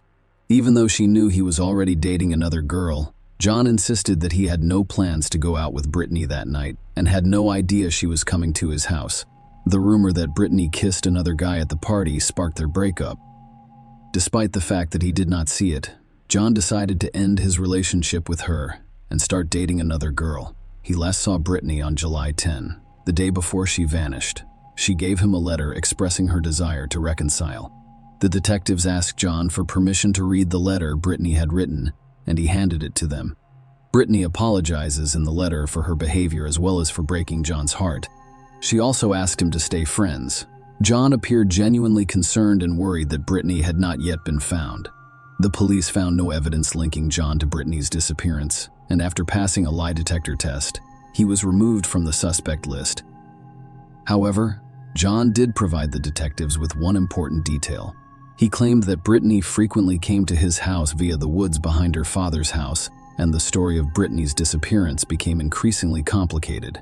Detectives began to wonder if Brittany attempted to reach John's house that night, which was about a mile from her father's house through the woods. It was already dark, and she might get lost or fall somewhere along the way. The police began a search in the woods where Brittany most likely passed. She may have walked along a path that began near her house. Being in the woods at night was frightening and dangerous. The question of why a young girl was not afraid to walk through the woods in the dark was perplexing. The search in the forest lasted 3 days, but nothing was discovered. When it appeared that the investigation had come to an end, the police were contacted by a woman who had been with her brother in a nearby park. The night Brittany disappeared, it was quiet and deserted, with only one car. The woman drove a Chevrolet pickup truck with distinctive wheels, and she noticed and remembered the car's license plate. Investigators discovered that the car was registered to Anthony Geiger, a 23-year-old. To determine Anthony's connection to Brittany's disappearance, police began investigating his past and discovered that he was Bobby Joe's ex-boyfriend. Brittany's sister, Bobby Joe, told detectives that they split up about a month ago because Anthony was overly jealous and focused too much on Brittany. She also stated that she began to suspect Anthony, who was 23 years old, had feelings for her younger sister, Brittany, and ultimately decided to end her relationship with him. Brittany's friend said Anthony always looked at her strangely and tried to flirt with her. They last met at lunch, when Anthony attempted to flirt with Brittany again. Detectives began to suspect Anthony of kidnapping Brittany and brought him in for questioning. During the interrogation, Anthony denied being in the neighborhood where Brittany lived on the evening of July 11. According to him, he did not arrive until the following day, July 12, when the police had already begun searching for the girl. He did not deny that he was on good terms with her and saw her frequently at parties and other gatherings, but he insisted that they were just friends and that he did not flirt with her. Anthony also stated that he knew Brittany was too young for him and that he only cared about her as a friend. Anthony testified that he spent the evening of July 11 at home with his new girlfriend. Although Anthony's girlfriend confirmed his alibi, investigators still suspected him because his house was close to Brittany's. Investigators returned to examine the letter Brittany had written to John and discovered disturbing signs that she was saying goodbye to her loved one. They became concerned that Brittany might be harming herself after ending her relationship with her boyfriend.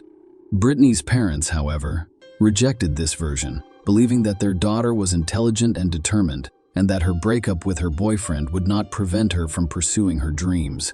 They thought Brittany was overly passionate about life. After the investigation stalled again, the police decided to use the media to contact the public in search of potential witnesses. In addition, police officers from other areas joined the investigation to help. Brittany's parents also decided to take an active role in the search because they were tired of doing nothing but waiting. They decided it was time to take action and began going door to door, asking people in the neighborhood.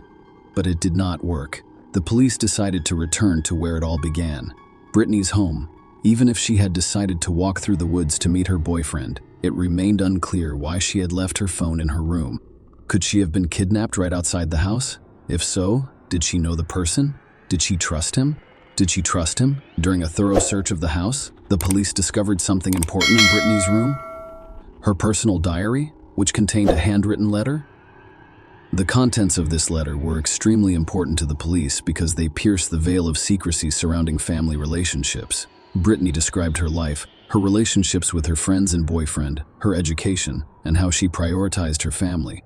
In particular, she wrote that she comes from a dysfunctional family, that she visits her older brother in jail every Sunday, that her mother is a drug addict who abandoned her when she was 9, and that she now lives with her father, with whom she is not particularly close, and his girlfriends. She also stated that she is not perfect and has done things she is not proud of. However, she does not want to be like her parents and wishes to succeed in life. She aspires to be a forensic scientist who helps solve crimes. After reading this letter, the police expanded their suspect pool and focused on Brittany's family, who had not previously been considered suspects. Detectives began checking on each member of Brittany's family and discovered that a male massage parlor was operating from her home. Lori Peterson, a friend of Brittany's father, serves various men every day, but everyone in the neighborhood knew she didn't give massages, but rather offered intimate services for a fee. It turned out that many people were aware of it, and Lori did not keep it a secret, handing out business cards throughout the area.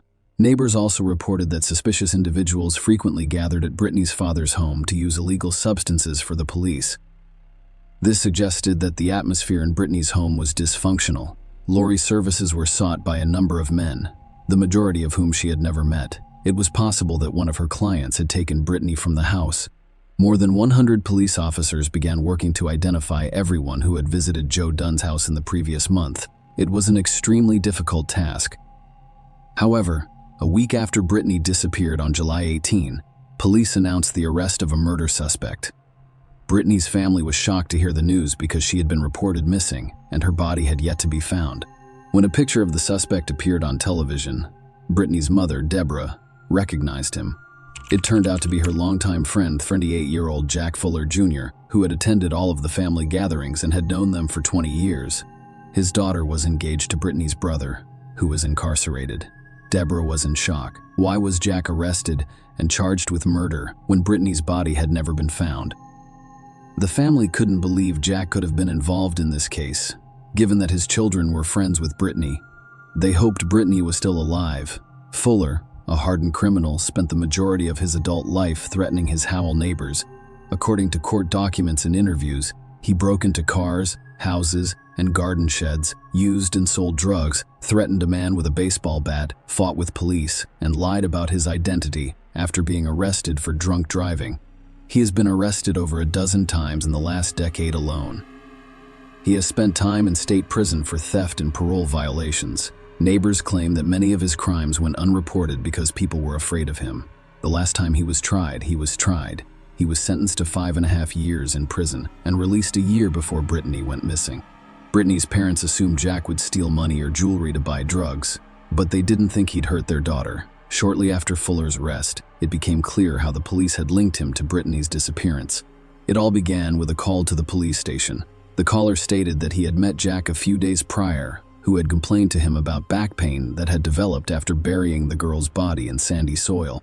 Jack assured him that the location where he had hidden the body would never be discovered, and he asked how deep the body should be buried so that the animals would not smell it.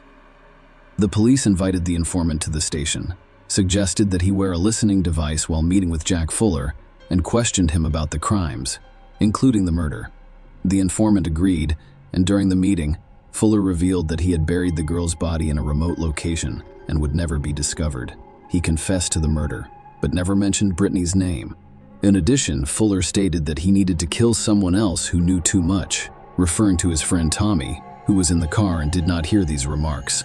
The detectives were confident that Tommy knew something important that could aid in the investigation, or Jack Fuller would not have wanted to get rid of him.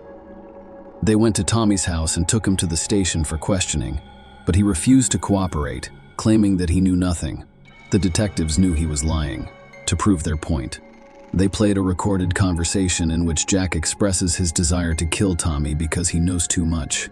Tommy realizes he is in danger and agrees to cooperate with the police. He tells them that the night Brittany vanished, he and Jack were driving around the neighborhood while smoking crack. They came to a halt in front of Brittany's home, and Jack decided to go inside to speak with her father about some issues. When he entered the house, there was only Brittany. 5 minutes later, Jack returned to the car with Brittany, who sat in the back. Tommy expressed confusion and inquired as to what was going on. Brittany didn't say anything. She lowered her gaze, and Jack explained that he was about to take Tommy home. Tommy claimed Jack drove him home.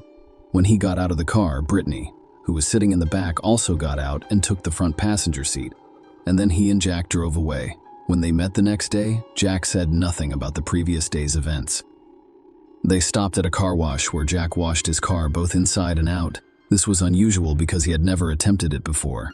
The car wash attendant even made a joke about it. But Jack became enraged and told him to mind his own business, or he'd risk his life. Tommy explained that when he learned about Brittany's disappearance, he suspected Jack was involved and asked him directly what he was doing with her. Jack became enraged by the question and stated that he had taken her home and left rudely, instructing him not to ask again if he did not want trouble. Tommy assumed Jack had taken Brittany to the woods to rape her because he intended to use Lori's intimate services that evening. But she wasn't at home. The detectives realized Jack is just the man for them. When they arrived to arrest him, Jack was holding a can of gasoline and appeared to be preparing to burn his car. Was he planning to burn the car to destroy the evidence? Yes. It appeared that he was conducting the search. Blood was discovered in the car, and forensics determined that it was Brittany's. When the police discovered that Jack had visited a car wash after his trip with Brittany, They went there and confiscated the vacuum cleaner he was using. A criminologist discovered sand particles stuck together by blood inside a vacuum cleaner. Testing confirmed that it was Brittany's blood. Despite the evidence in front of the police, Jack refused to confess to Brittany's kidnapping and murder.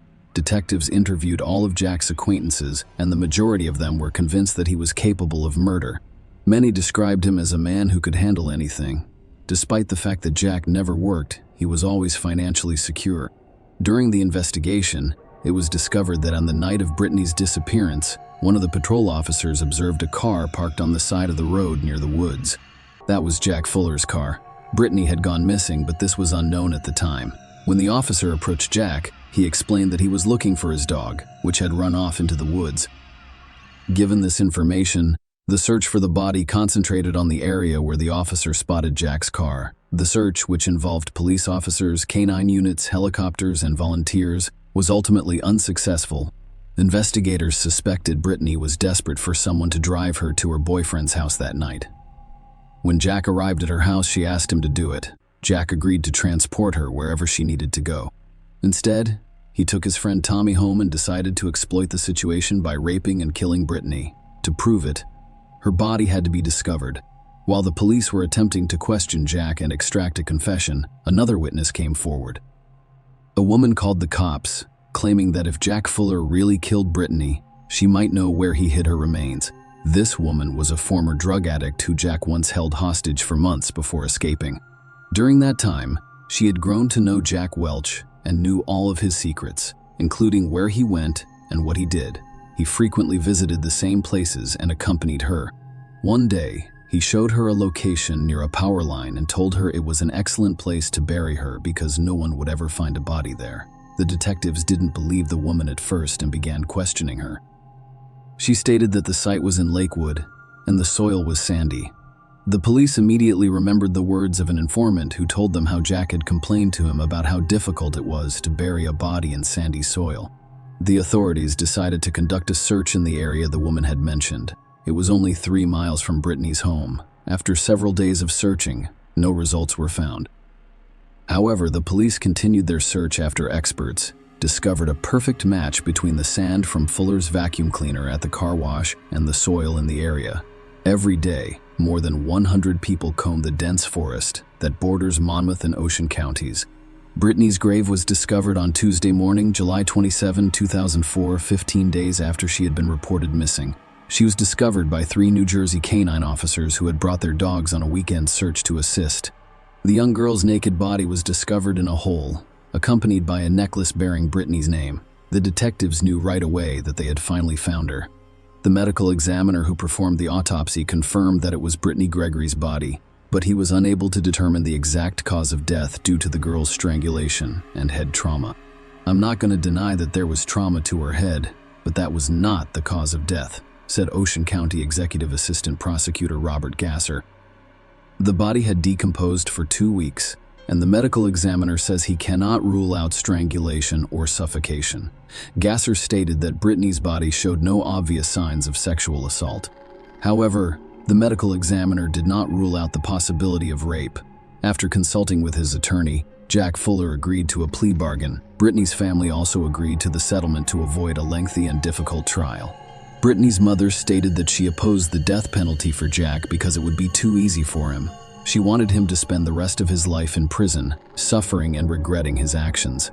Jack stated that Brittany asked him to take her to her boyfriend's house, and he agreed. He took Tommy home first, then planned to take Brittany to see her boyfriend. But first, he stopped on the side of the road and began smoking. This infuriated Brittany, who began yelling at him and slapping him on the arm. This irritated him, and he started punching Brittany. He admitted to punching her in the face and head at least twice after she tried to stop him from smoking again. Following the beating, Brittany began to make gasping and gurgling sounds. Fuller continued to get high as blood flowed from her nose and mouth. Brittany stopped breathing when he finally turned his attention to her. He realized she had died and decided to dispose of her body. However, his story was not believed because the medical examiner discovered evidence of strangulation on Brittany's body that Fuller had not mentioned. Furthermore, he did not explain why he had removed all of Brittany's clothing. The prosecution suspected that the crime was sexually motivated. On February 9, 2005, the Ocean County Grand Jury indicted Fuller on murder charges. On October 18, 2005, Fuller pleaded guilty to purposely and knowingly causing serious bodily injury that resulted in death. On January 13, 2006, he received a 30-year sentence without the possibility of parole. Share your opinion with us in the comments and subscribe to the channel for more.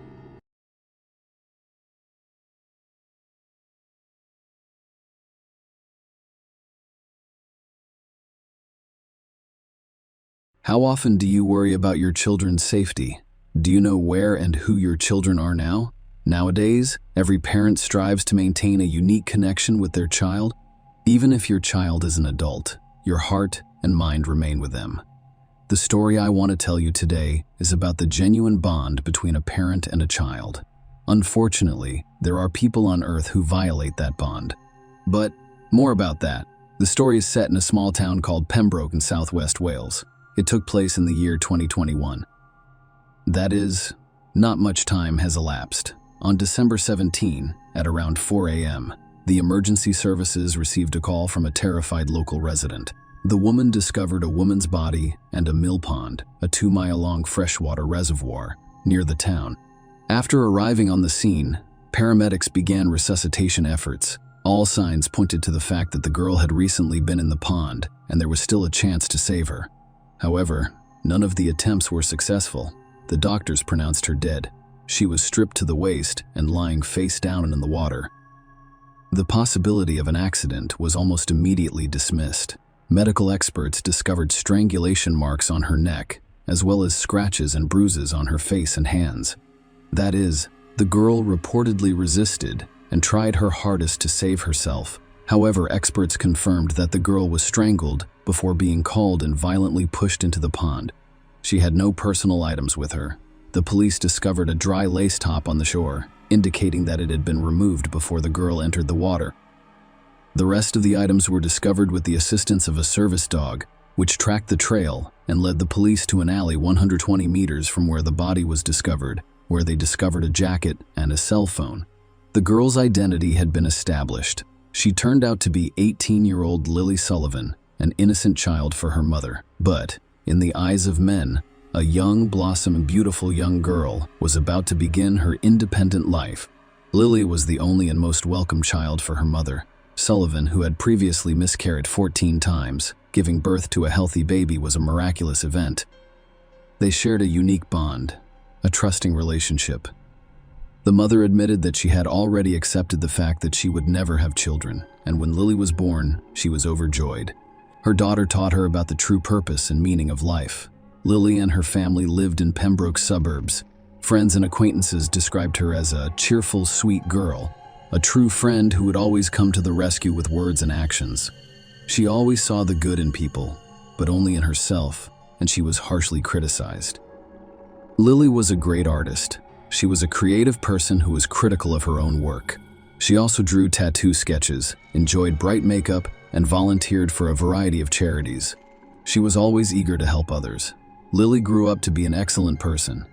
At 17, she began her first year of college, and despite her creative work, Lily began working part-time in the evenings at a supermarket, despite being the only and favorite child. She turned 18 in early December. In the eyes of society, she was a beautiful, self-sufficient young girl who had reached the age of independence, the time when relationships with guys who enjoy going out to party usually begins. After reaching the age of majority, Lily began attending parties at clubs and pubs with her friends. On the evening of December 16, 2021, Lily's mother, Anna Sullivan, drove her daughter and her friends to the castle, a pub hosting a Christmas party. The evening at the pub was going very well.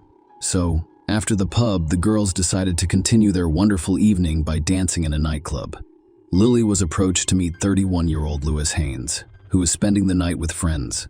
Lewis was a cricketer who was well known in this part of town, particularly at the nightclub where he'd been partying all night.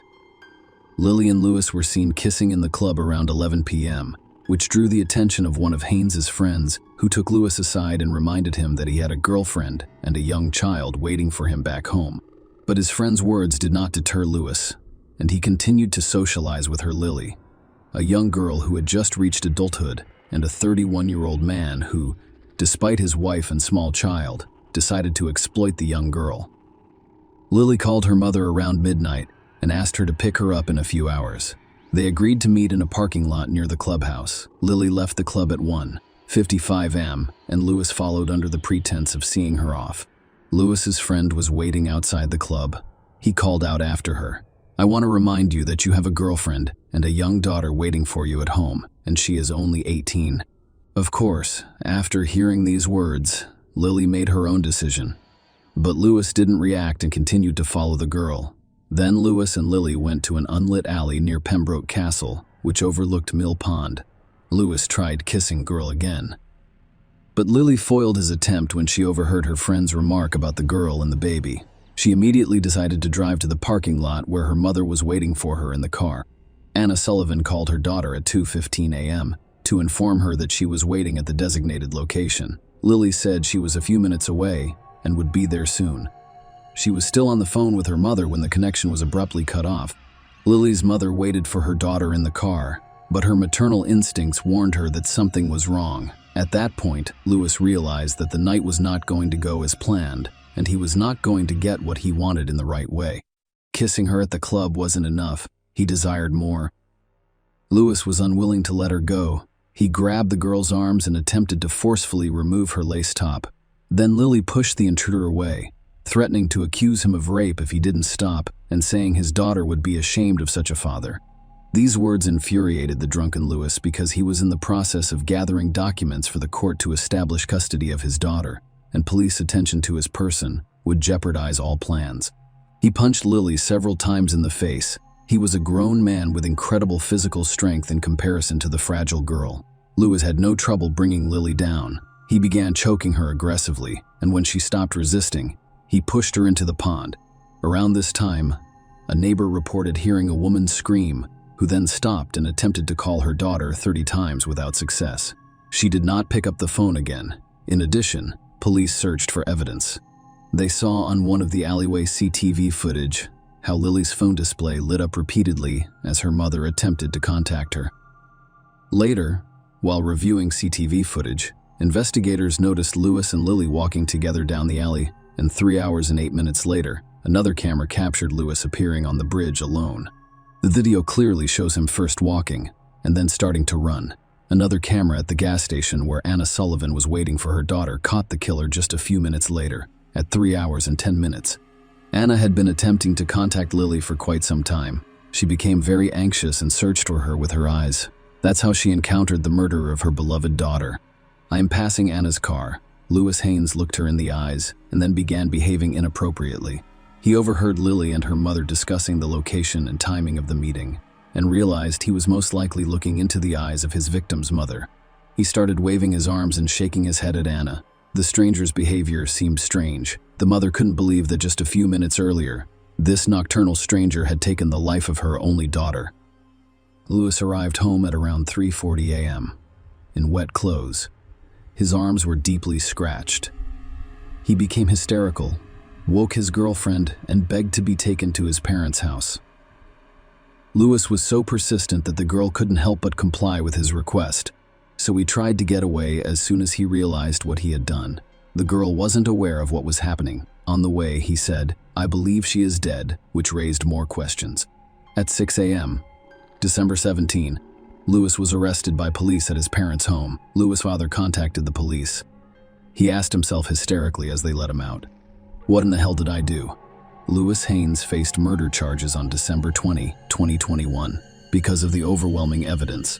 He admitted to the murder of Lily Sullivan but denied that he committed the sexually motivated crime. He claimed he killed Lily Sullivan because she threatened to report him to the police for rape if he kept harassing her. Lewis claimed that he had an outburst of aggression. He strangled Lily before pushing her into a pond. When he calmed down and realized what he'd done, he went into the pond to help her. But when he realized Lily wasn't breathing, he fled. The court and state prosecutors didn't believe him. The judge stated that if Lewis entered the water, it was only to ensure her death, not to save her. He had his phone with him, but no emergency calls were placed that night. The cameras also showed that he did not seek assistance from passersby, instead heading straight home. Before the sentencing, Anna, whose meaning of life was last, claimed she made a terrible mistake that night. She should have exited the car and gone to meet Lily after the connection was lost, because then she would have had a chance to save her daughter. She was horrified to learn she could have saved her child. 1 month before Lily was murdered, Anna Sullivan experienced a heart attack, and her daughter saved her life. She recognized the dangerous situation and administered first aid before paramedics arrived. She also stated that after her daughter died, she began to experience panic attacks and stopped fearing death because it was the only way she would be able to see her child again in the afterlife. She described Lewis Haynes as pure evil, who, due to his base instincts, destroyed several destinies in a single moment. It's also terrible that Lewis is the father of a daughter. However, because he wanted to satisfy his sexual desire and couldn't control his aggression, he killed an innocent girl. On August 21, 2022, a court sentenced Lewis Haynes to life in prison with the option of parole after 23 years and 4 months. So in 2044, the murderer could be free again. Unfortunately, this story confirms our fears.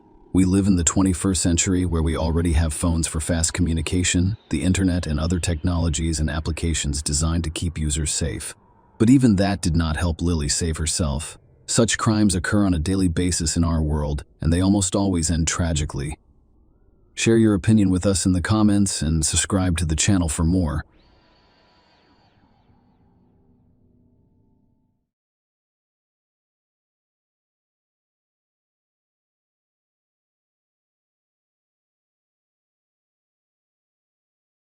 On a Sunday afternoon in 2000, a tragic event occurred in a peaceful seaside community. A distress call to 911 signaled the start of a story that would captivate a community. A woman's lifeless body was discovered in her cottage, sparking a chain of events that led to a homicide investigation that revealed the truth. Krista Worthington was born on December 23, 1956, in Boston, Massachusetts, to parents Christopher and Gloria. She began her academic journey at Vassar College in Poughkeepsie, New York. Krista was a well-known fashion writer before beginning her writing career, having contributed to publications such as Women's Wear Daily, Harper's Bazaar, Vogue, and the New York Times. Her expertise included co-authoring several fashion books on clothing, scarves, and accessories. Her work took her to New York City, Paris, and London, where she became a respected figure in the fashion world. Krista relocated to Truro, Massachusetts, in 1997, where her well-known New England family owned multiple properties. This marked a shift from the hectic New York lifestyle to a more peaceful and tranquil environment. In addition to her successful career, Krista was a single mother to her daughter, Eva Worthington. On that fateful Sunday, January 6, 2002, a tragic incident occurred in Truro, Massachusetts, when Tim Arnold made a distressing 911 call from his former girlfriend, Krista Worthington's home. He instructed the operator to send someone to 50 Depot Road. "It's Krista Worthington. I'm not sure what happened to her. I believe she fell down or something. I'm certain she's dead." Tim said he went to the Christmas cottage at 4:30 p.m. on that Sunday to return a borrowed flashlight. Tim lived nearby. When he entered the cottage, he made a terrifying discovery. Krista was lying on the hallway floor just off the kitchen with Ava beside her. Tim informed the police that he believed Krista had fallen or been in an accident. Police arrived at the scene and discovered Christina's lifeless body. However, it became clear that her death was not an accident. Krista was discovered naked from the waist down, her legs spread apart, and her body covered in blood, particularly around her torso. Her face was covered in bruises, and she had been stabbed once in the left lung.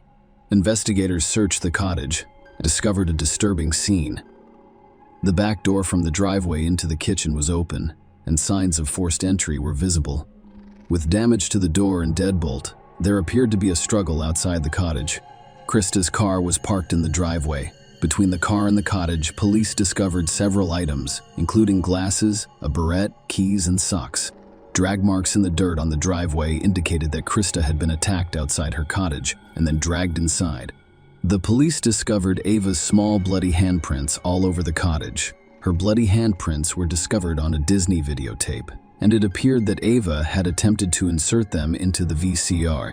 Her bloody handprints were also on her sippy cup and a box of Cheerios. How long had Eva spent in the cottage with Krista's body? At that point, the cops had no clue. Krista's body was transported to the medical examiner's office for an autopsy. Traces of dried blood were discovered under her fingernails, as well as small pieces of grass in her hair and pubic area. These findings support the police's belief that the attack took place outside the cottage. The investigation evolved into a homicide case, Truro's first murder in 30 years. Tests revealed the presence of male biological material in Krista's genital area, leading the police to believe she had been raped, with the assumption that the same person who raped her was also her murderer. The focus shifted to finding a DNA match. Establishing a timeline, the police determined that Krista called her babysitter at 8 p.m. on Friday, January 5, because she had a hair appointment scheduled for noon on Saturday, January 5, but did not show up and did not show up, and did not show up and did not provide notice of her absence. This led police to believe that the crime took place between 8 p.m. on Friday and noon on Saturday. The presence of undeliverable newspapers at the bottom of her driveway provided additional support for this time frame. As part of their thorough investigation, the police interviewed people who knew Krista or had been to her home. Investigators approached Tim because he had discovered her.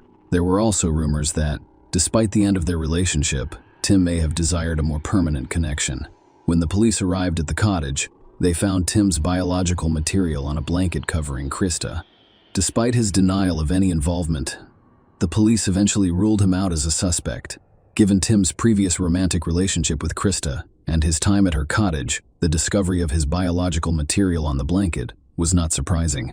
Furthermore, forensic analysis revealed that Tim's biological material did not correspond to the biological material discovered on Krista's body. The investigation into Krista Worthington's murder took a significant turn as police looked into possible connections with people close to her. Tony Jackett, Ava's father, was married and had an extramarital relationship with Krista. When Krista discovered she was pregnant, she urged Tony to tell his wife, Susan. Eventually, Tony told Susan about Ava and the affair. Krista did not insist that Tony leave Susan, but she did ask for his assistance in supporting Ava. They made arrangements for child support, and Tony set aside time to spend with Ava. His wife was very forgiving, and she forgives him and even accepts Ava into her life. Tony and Susan both cooperated with the police, with Tony claiming that he had no intention of harming Krista. Susan confirmed Tony's alibi, stating that he was with her at the time of Krista's murder. A year after the crime lab performed DNA tests as part of the investigation. Surprisingly, Krista's DNA did not match that of Tim Tony or any of the other individuals previously tested. The case appeared to hit a stumbling block, leaving the possibility that Krista's murderer would escape justice. However, the police persisted, and 3 years after the murder, they took a daring step by requesting voluntary DNA samples from nearly everyone in the neighborhood. This meticulous effort paid off, leading to a breakthrough in the case. The DNA analysis revealed a match. Christopher Chris McCohen, his DNA was discovered in Krista's home and on her genitals during the investigation. Chris worked for a disposal company, and the police discovered that he picked up trash outside the Christmas cottage every Thursday. During the police interview, Chris claimed that he had no acquaintance with Krista. He claimed that they had never had a conversation. However, he mentioned making friendly gestures such as waving while collecting trash. However, as the police investigated further, inconsistencies in Chris's statements became apparent.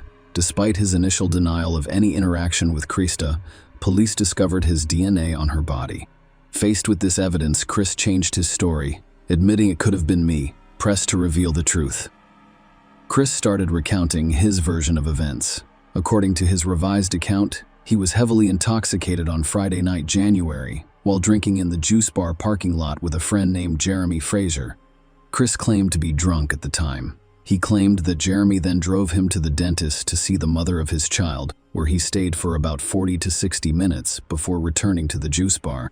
Under continued questioning, Chris eventually admitted to having consensual intimacy with Krista on the night of January.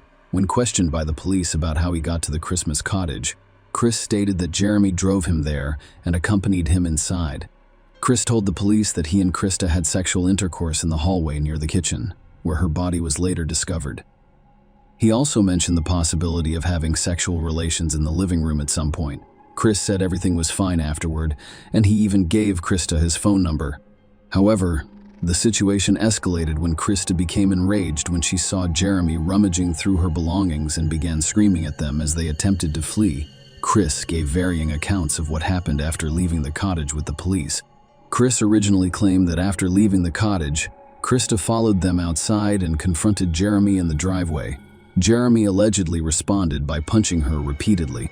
When Krista fled into the cottage, Jeremy pursued her and continued the assault with repeated punches. Chris claimed to have been in Jeremy's car at the time of the attack. When Jeremy returned to the car, Chris claimed he told him that Krista was calling the police from inside her cottage. According to Chris, Jeremy then rushed back to the cottage and kicked in the front door. Chris told the police that Jeremy spent about 10 minutes inside, while Chris remained in the car, completely unaware of what was going on. However, when the police expressed doubts, Chris changed his story. He acknowledged that he was not in Jeremy's car during the initial assault. Instead, he actively participated in the altercation. Chris admitted to punching Krista in the face and chest, which caused her to lose consciousness. As she fell, her head struck the gravel driveway with such force that Chris recalls the sound vividly. Despite this, Chris admitted that the brutality did not end there. He told the police that they continued the assault, claiming that we put the boots on her. Later, Chris and Jeremy dragged Krista back into the cottage. Chris, on the other hand, admitted to beating Krista and engaging in sexual activity with her, but he denied killing her.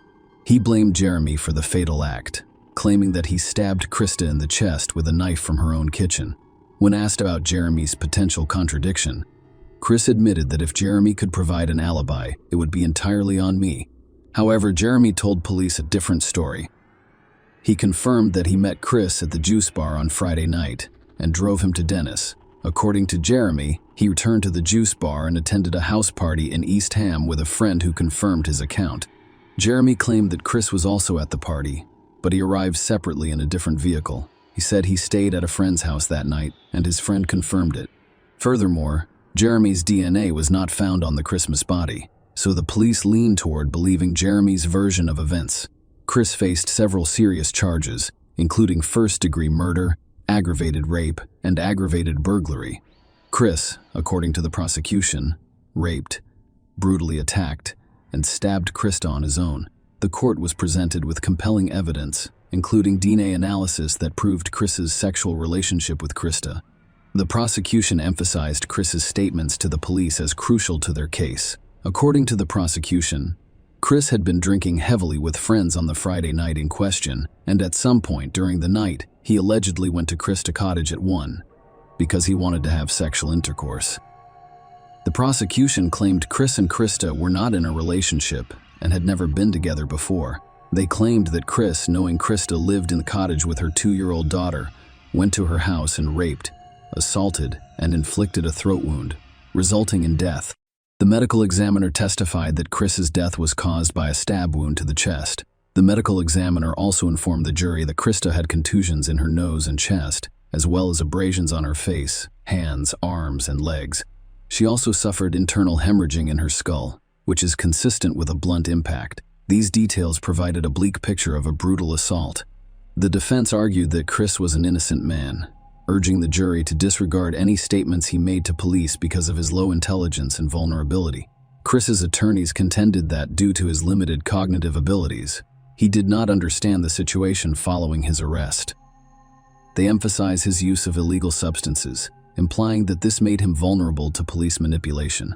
Chris's attorney, Bob George, emphasized his client's race, class, and intellectual limitations, portraying him as a prime target for law enforcement. Bob argued that the statement should be interpreted as a false confession, accusing the investigation of ignoring certain leads and failing to identify some footprints and palm prints. The defense contested the concept of rape, arguing that any sexual activity could have been consensual. Bob suggested that Chris and Krista may have had a consensual relationship, with the DNA evidence indicating only voluntary sexual contact during Chris' trash collection. Chris did not testify at the trial. The jury convicted Chris of first-degree murder, aggravated rape, and aggravated burglary. Before being sentenced, he addressed the court, expressing sympathy for the victim's family while maintaining his innocence. Despite his plea, Chris received 3 consecutive life sentences with no possibility of parole. Share your opinion with us in the comments and subscribe to the channel for more.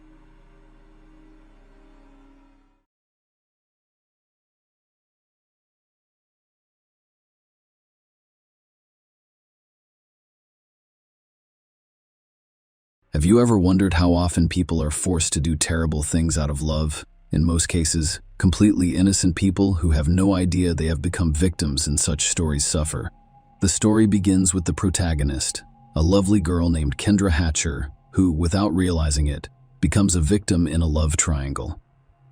How did it all start? Who is Kendra Hatcher?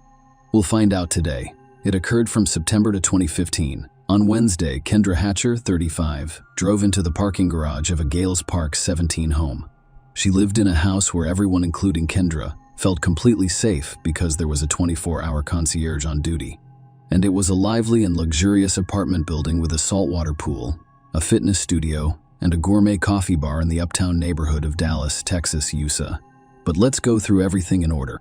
Kendra Hatcher, 35, a pediatric dentist from Springfield, Illinois, was born on February 3, 1980. She came from a good family that could afford many things for her, including a good education, a good university, and a job. She grew up in Pleasant Plains, Illinois, and attended dental school before moving to Dallas for work. She had recently taken a job at Smile Zone. It seemed like an ideal fit for her during her spare time. Kendra led Bible study classes, and not just any Bible study classes, and not just any Bible study. She was a devout Christian who wanted to use her dental skills to benefit others. She took part in volunteer programs such as building churches overseas and providing free dental care to children in Ecuador.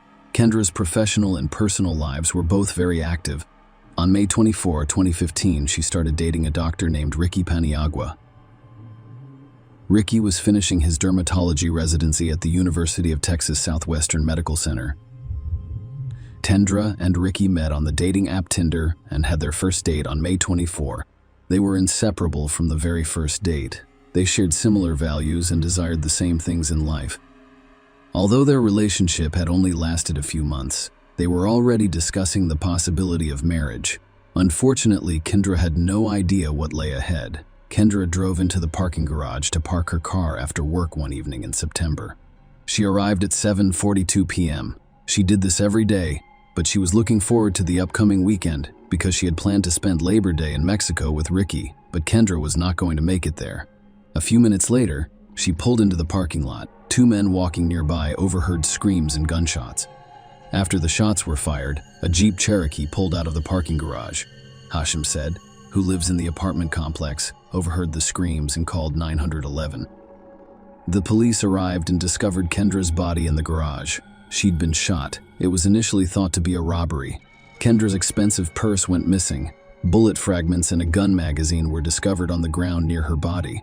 However, after further investigation and examination of the scene, police determined that the manner of the shooting did not indicate a robbery. Rather, it resembled a shooting.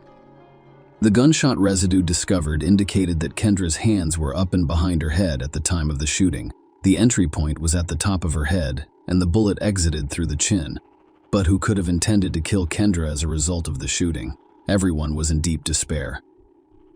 How could this have occurred? She had never disagreed with anyone.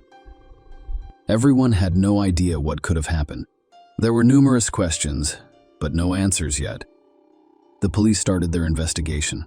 Police recovered surveillance footage from Gales Park 17. The video shows a Jeep Grand Cherokee driving into the parking lot at 7:15 p.m. At 7:42 p.m.,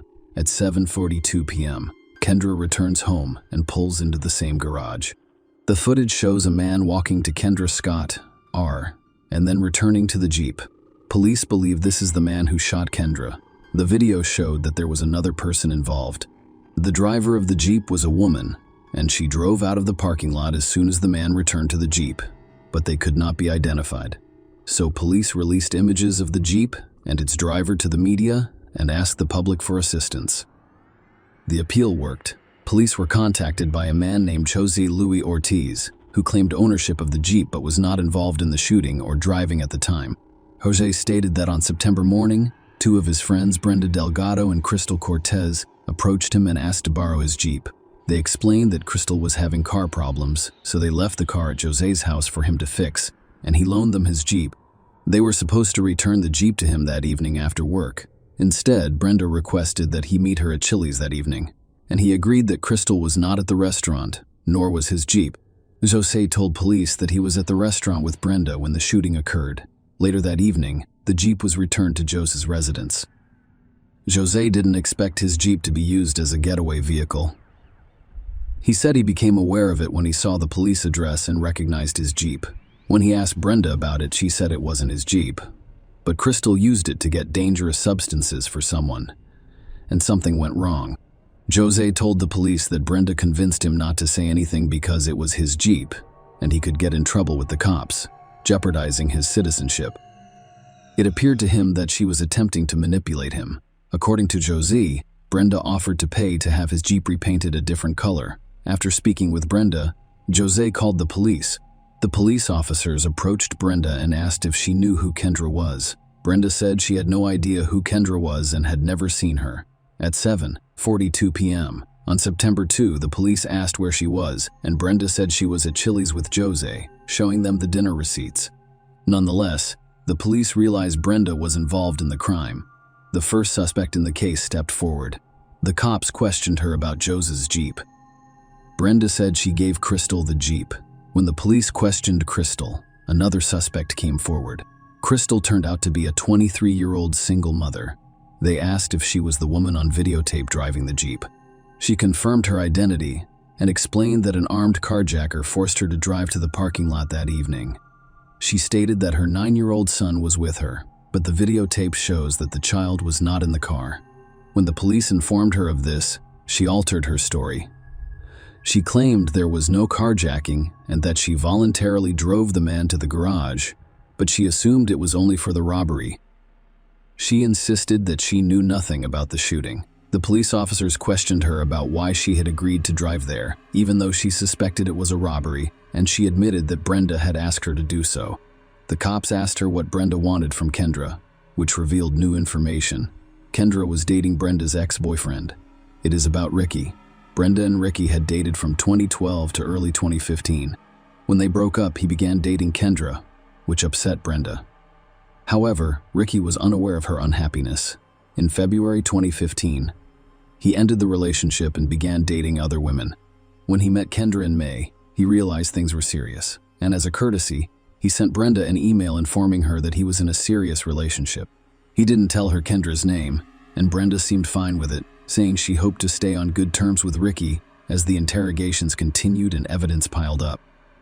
Crystal sought a plea bargain and agreed to testify in exchange for a lesser sentence. She told the police that Brenda wanted to kill Kendra and that the murder was her idea. Crystal claims that within 2 weeks of meeting Brenda, they began planning to kill Kendra. Brenda was not simply upset that her relationship with Ricky had ended. According to the police, she was obsessed with him and desperately wanted him back. She pretended to Ricky that she was content with their friendship, but her life began to unravel. She was ready to hit rock bottom, so she began missing work. Brenda decided to make it her full-time job to bring Ricky back. She stalked Kendra and Ricky on social media, hacking Ricky's email and discovering their plans and travel arrangements. She started to hate Kendra even more. She believed Kendra had taken her place. In other words, she determined to get rid of Kendra Hatcher. Brenda asked Crystal if she knew of anyone who could help, and Crystal agreed to assist. They started devising a plan to kill Kendra.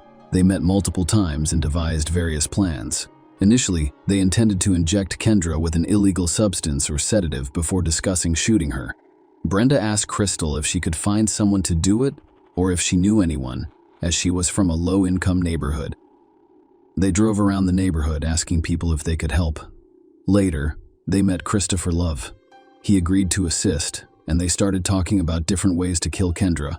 They decided that shooting her would be the most effective way to kill her because it was quick. Crystal told the cops that Brenda had agreed to give her $500, and she agreed to give Christopher both the money and the illegal substances.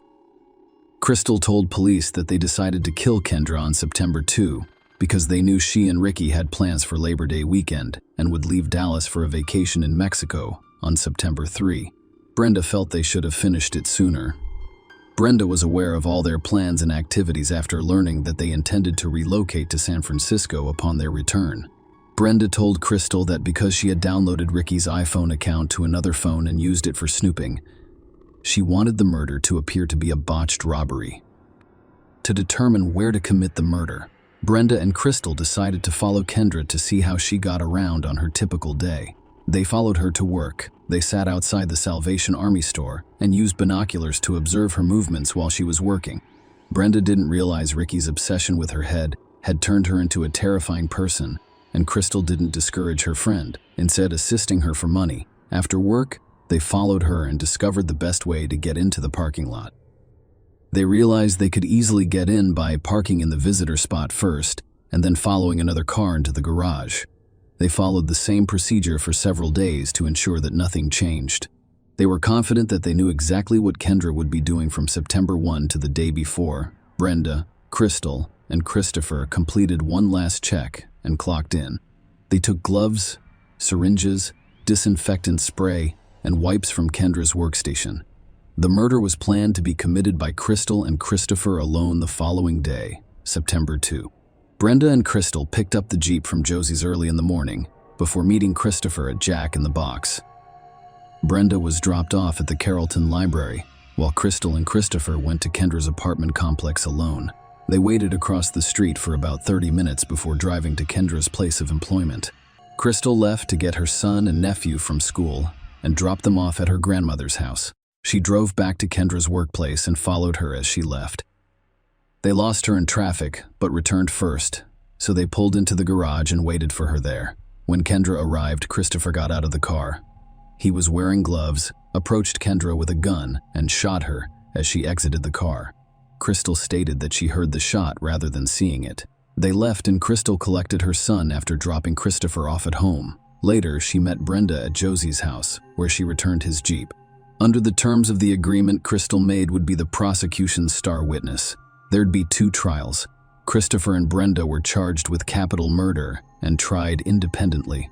Crystal received a 35-year prison sentence in exchange for her testimony and guilty plea to murder charges. The police discovered a gun in the side compartment of Christopher's car. The gun had been used to shoot Kendra. Because of this, Christopher was prepared to speak. He told the police that Brenda had promised to pay him in illegal substances and money, and that she had hired him to shoot Kendra. Christopher was found guilty and sentenced to death. Brenda had been on the run for nearly 7 months before being brought to trial. She was even listed as one of the FBI's 10 most wanted people. She was arrested in April 2016 in Torreon, Coahuila, Mexico. Mexico agreed to extradite her on the condition that she not face the death penalty. When she was extradited back to the United States, she was officially charged with capital murder. Brenda's family and Ricky initially refused to believe she was involved in the crime. They recognized her as a loving woman of good character, with a good family and Christian values. Ricky told the police that they remained friends after their relationship with her ended. He even texted her the night Kendra was shot, letting her know she offered to help in any way she could. Brenda didn't plead guilty or not guilty, and her defense claimed she wasn't with Kendra at all and had an alibi and receipts proving she was at Chili's restaurant at the time of the crime. However, the prosecution claimed that Kendra was killed as part of a contract-killing scheme orchestrated by Brenda. Brenda did not have to be present during the shooting to be convicted of the crime, and she could still be found guilty because she planned and organized the entire event, and she hired Crystal and Christopher to commit the murder. Brenda's motive for wanting Kendra dead was revealed in court. She saw her as a hindrance to getting what she desired. She wanted to get back to Ricky. Brenda became increasingly obsessed with Kendra and Ricky in the months before her death, according to the court. Several people who knew Brenda testified in court about her obsession. Brenda's cousin, Moses Martinez, testified that she was depressed after ending her relationship with Ricky. He testified that she promised him a reward if he hit Kendra with a baseball bat. He refused to do so. Brenda's friend Jennifer Escobar testified that Brenda was obsessed with Ricky and was angry when he ended their relationship. She testified in court that Brenda read all of his emails and tracked his movements on her phone. She told the jury that Brenda kept a copy of his house key and had access to his bank accounts. Jennifer testified that Brenda asked her to eliminate Kendra Hatcher. She told the court that Brenda wanted her to either give her a lethal injection or hit her with a bat and leave her in a coma. Jennifer also confirmed to the court that Brenda offered her $2,000, a car, and illegal substances if she agreed to do it. Jennifer discussed the offer with her parents and then declined. The prosecution believes Brenda asked several people to assist her before finding one who agreed. They believe she used Crystals to her advantage. Crystal was a single mother earning $11 per hour, and she admired Brenda, a woman with her own apartment and money, and aspired to be like her. The court learned that she gave Crystal $500, and police discovered an ATM withdrawal receipt in her belongings. She had also paid Christopher, who received the money, as well as $600 to $300 in illegal substances. Brenda was at Chili's restaurant the night Kendra was shot and left immediately. However, the jury was shown video footage from a surveillance camera installed at Josie's neighbor's house on the night of the murder. It also revealed that Brenda had gone to Josie's house after leaving Chili's. She was there with Crystal, and they exchanged their Jeep for a car. Cell phone data revealed that she was with Crystal and Christopher prior to the murder, and Brenda and Crystal communicated 99 times between August 22 and September. After only 30 minutes of deliberation, the jury found Brenda guilty. She was sentenced to life in prison without parole. Brenda was imprisoned and will not be released again. As a result, 5 people's lives were destroyed. First and foremost, Kendra, who had no idea Ricky would never get over it. Crystal, a single mother with a 9-year-old son, and Brenda's obsession have all had serious consequences. Unfortunately, a strong emotion like love can have such devastating consequences. It's times like these when you need to pause and let go. Share your opinion with us in the comments and subscribe to the channel for more.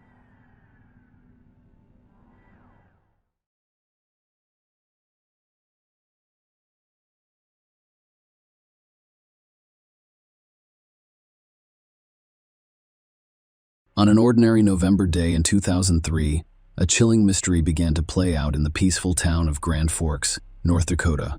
Drew Joden, a vibrant young woman known for her compassion and community service, went missing after leaving Victoria's Secret. What followed was a harrowing journey through cryptic phone calls, shocking revelations, and a never-ending pursuit of truth and justice. Drew, a vibrant and ambitious 22-year-old, had deep roots in the town. She worked part-time at Victoria's Secret while attending the University of North Dakota and majoring in visual arts.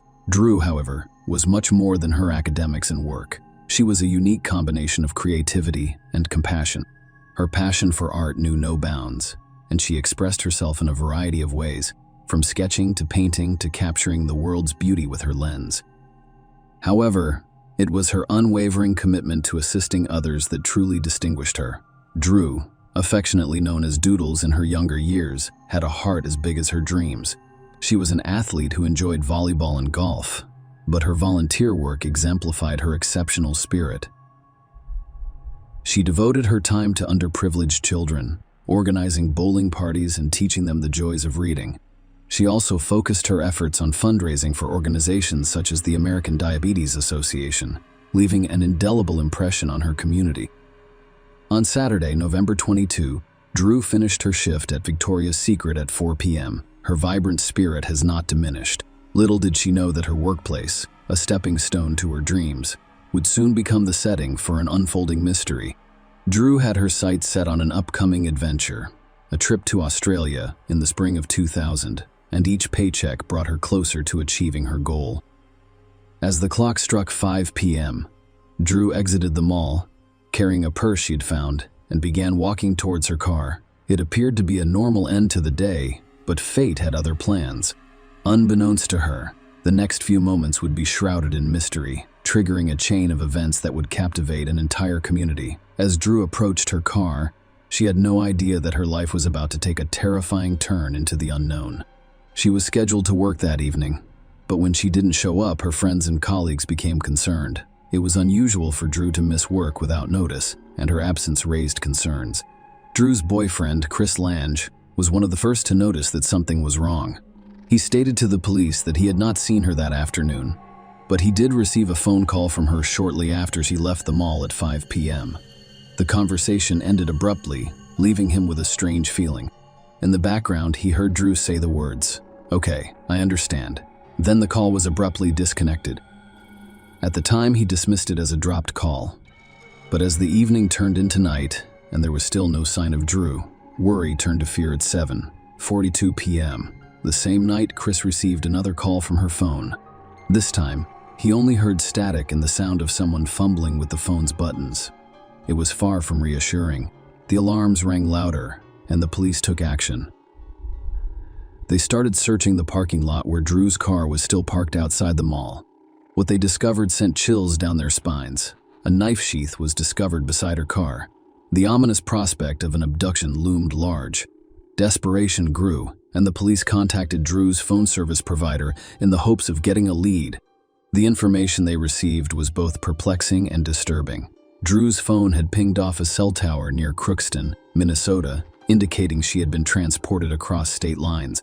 Drew's normal day had turned into a perplexing and ominous mystery. The search for Drew, led by volunteers and law enforcement, demonstrated the community's unwavering determination. The fields and forests were scoured. Every lead was diligently pursued. However, the young woman remained elusive. 3 days after her disappearance, a chilling discovery shook the investigation to its core. One of Drew's shoes was discovered along a bypass road near Crookston, Minnesota. The fact that she was so close to where her phone had last pinged added to her sense of unease. It was a cruel reminder that Drew had been in this area, and the circumstances surrounding her disappearance became increasingly mysterious. The atmosphere in Grand Forks became heavier with each passing day. Hope was still present, but it was fragile, like a flickering candle in the growing darkness. Drew's family, friends, and the entire community held on to the hope that she would be found safe and sound. However, it was during this period that the investigation took a dark and disturbing turn. The police received a tip from a concerned citizen who directed them to a man named Alfonso Rodriguez Jr., who lived in the area and was in Grand Forks on the day Drew went missing. Alfonso Rodriguez Jr.'s background sent shockwaves throughout law enforcement. He had been released from prison only 6 months before and was living with his mother in Crookston. Even more concerning was his classification as a Level 3 sex offender, the most dangerous category, with a chilling history of 23 years in prison for multiple rapes and an attempted rape. The police immediately contacted Alfonso. He admitted to being in Grand Forks on November 22nd and even claimed to have visited the same mall where Drew worked. However, when pressed, his story began to unravel. When questioned about the movie Once Upon a Time in Mexico, which he claimed to have seen in the mall theater, the theater records and local listings contradicted his account. There had been no screenings of the film in Grand Forks that day. Suspicion grew, but the evidence discovered in his possession sent shockwaves through the investigation. When the police searched his 2002 Mercury Sable, they discovered a knife concealed in the trunk. Even more incriminating, they discovered blood traces on the car's rear window, and DNA testing proved conclusive. It was a match to Drew's DNA. The evidence against Alfonso was overwhelming, but the most haunting truth remained: the location of Drew Stjodan. Despite the chilling evidence against Alfonso Rodriguez Jr., Nigma Alfonso was arrested and continued to deny responsibility for Drew's disappearance. Several months later, on April 17, 2004, a tragic event occurred when Drew's lifeless body was discovered in a drainage ditch near Crookston. The bleak scene revealed Drew partially naked from the waist down, her hands cruelly bound behind her back, and her lifeless body lying face down. The area where her body was discovered had previously been searched, but it remained hidden under the snow until the thaw revealed the horrific truth. Disturbingly, there were signs of brutality or rope, as well as remnants of a plastic grocery bag around her neck. The autopsy performed on Drew's body sought to determine the exact cause of her death. The findings suggested that she died as a result of asphyxiation or suffocation caused by the slash wound to her neck or exposure to the harsh elements. The fact that Alfonso was accused of transporting Drew across state lines prior to her tragic death added to the gravity of the crime. As a result, he faced federal charges, allowing the prosecution to consider seeking the death penalty, which they made abundantly clear. Throughout the trial, the prosecution maintained that there was no room for doubt. Drew was kidnapped outside the mall, transported across state lines, and eventually murdered. They also expressed their belief that she had been violated. The jury was presented with compelling evidence, including a knife found in Alfonso's car and a knife sheath discovered near Drew's vehicle. DNA analysis linked Alfonso to the crime, as did the recovery of hair and fiber samples from Drew's body and belongings. Dr. Michael McGee, the medical examiner, was an important figure in the courtroom drama. He testified about Drew's injuries and the circumstances of her death. He identified significant cuts on her neck as the likely cause of her death, though he couldn't rule out suffocation or exposure. Dr. McGee's expert opinion, based on his extensive experience and thousands of autopsies, suggested that Drew died violently during the assault. The condition of her clothing, particularly a torn pink sweater and displaced peacoat, indicated a struggle. The defense's perspective differed significantly from the prosecution's. Alfonso had offered to plead guilty in order to avoid the death penalty, but this was declined. The main point of contention was whether Drew was raped, as well as the critical question of where she died. The latter would decide whether to impose the death penalty. The defense claimed that there was insufficient evidence to support a rape allegation and that Drew died from suffocation mere minutes after being abducted. Alfonso was eventually found guilty in federal court of kidnapping, which resulted in Drew's death. After considering both sides' arguments, the jury unanimously recommended the death penalty, marking a historic decision for North Dakota, which had not seen a death sentence in nearly a century. Because the death penalty is illegal in the state, it is only considered in federal cases. The sentencing was a difficult moment for Judge Ralph R. Erickson, who acknowledged the gravity of the situation, saying it was the worst day of his life. Alfonso and his attorneys immediately requested a new trial, which was denied. They appealed and asked for a stay of execution until the appeal was heard. In 2021, Ralph R. Erickson, the same judge who sentenced Rodriguez to death, overturned his sentence and ordered a new sentencing phase due to misleading testimony from a medical examiner and limitations on mental health evidence. Michael McGee, the Ramsey County medical examiner, testified in court in an untrustworthy, misleading, and inaccurate manner, and Rodriguez's attorneys did him a disservice by limiting Rodriguez's mental health evaluation, which could have resulted in their client using the insanity defense. On March 14, 2023, prosecutors announced that they would no longer seek the death penalty for Rodriguez, who had been sentenced to life without parole on May 18, 2023. Share your opinion with us in the comments and subscribe to the channel for more.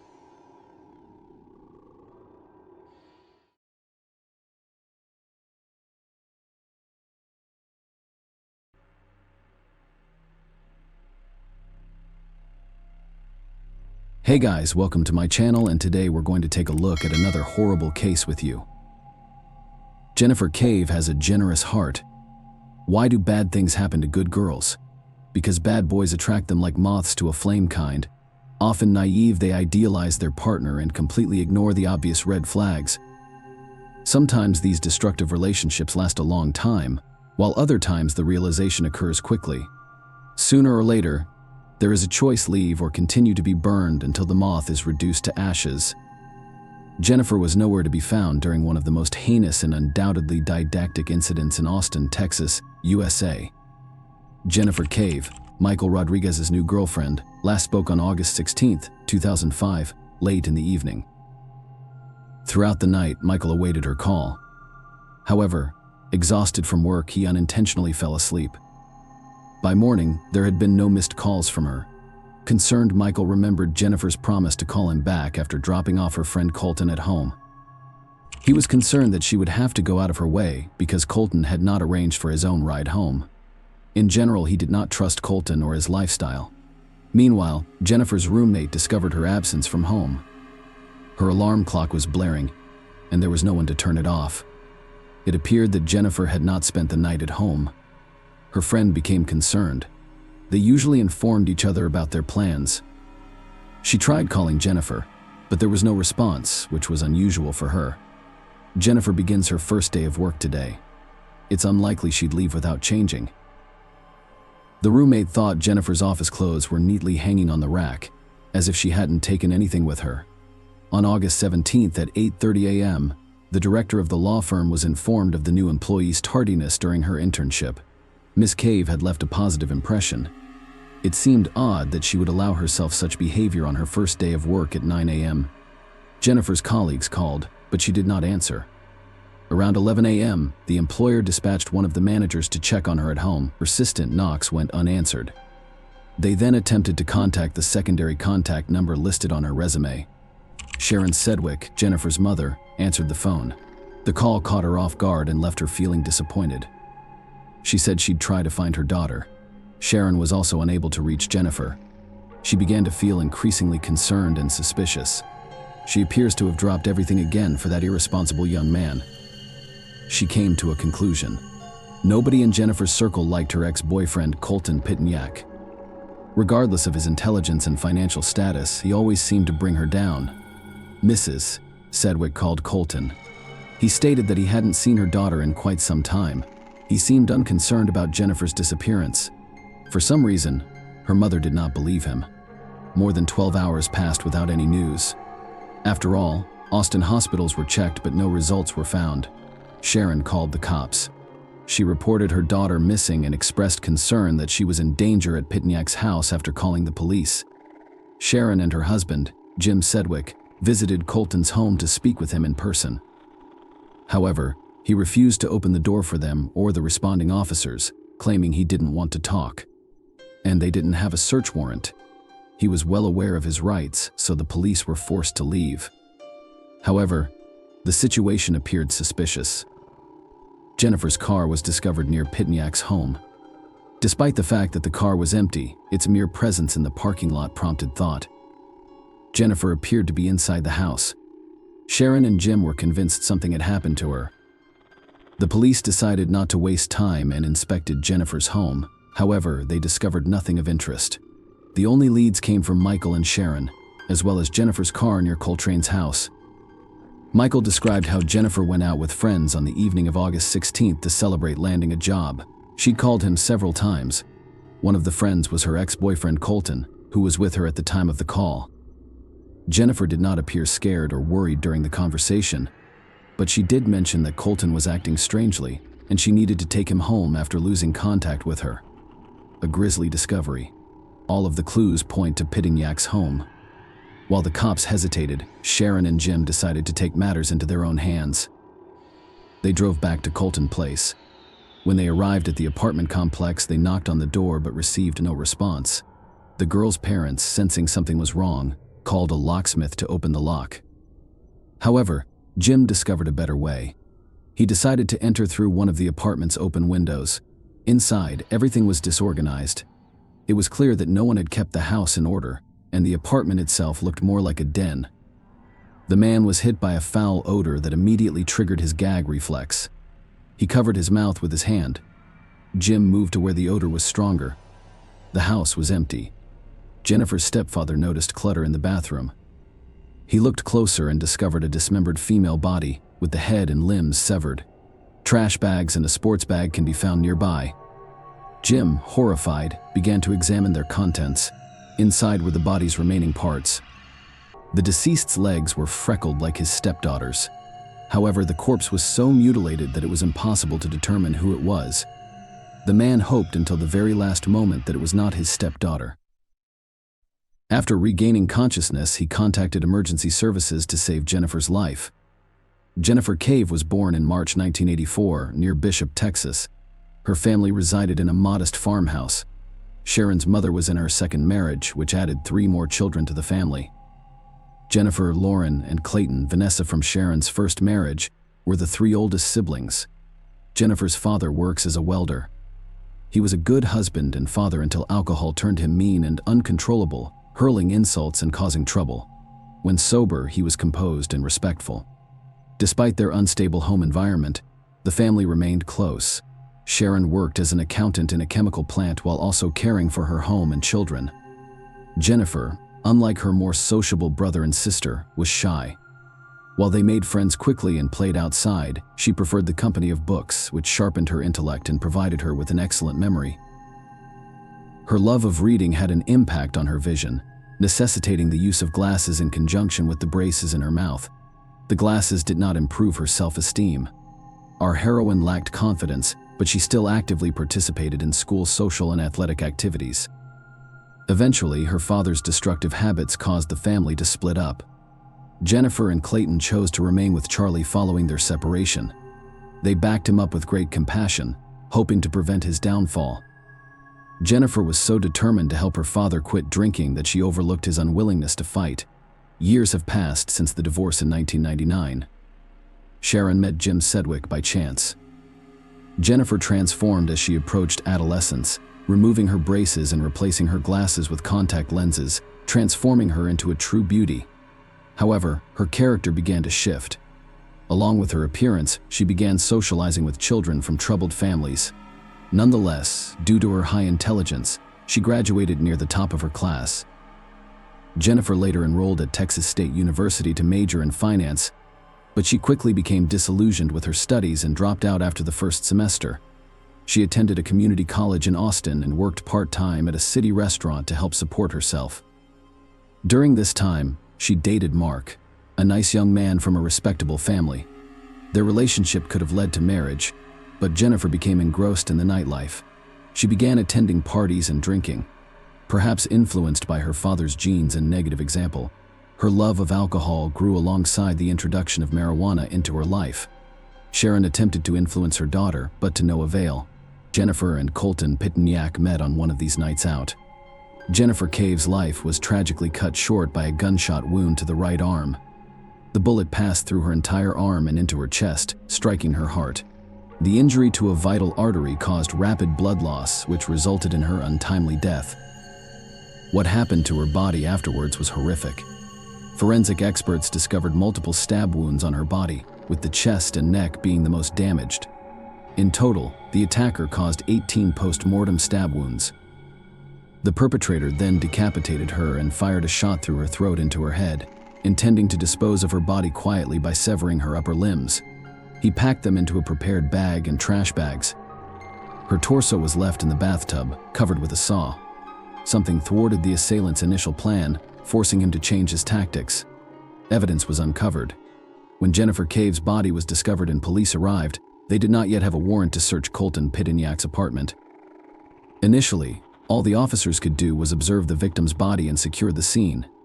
After obtaining the necessary permission, a thorough search of the apartment was conducted.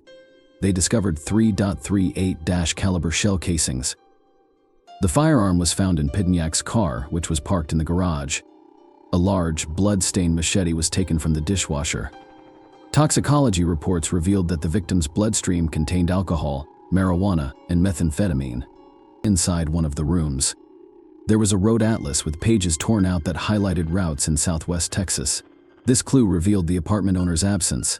Colton Pitiniak fled. Law enforcement immediately issued a warrant for his arrest. His name is Colton Pitiniak. Bryant, Arkansas is where Colton originated. He grew up as a sharp-witted boy with attractive looks who was popular with girls during his adolescence.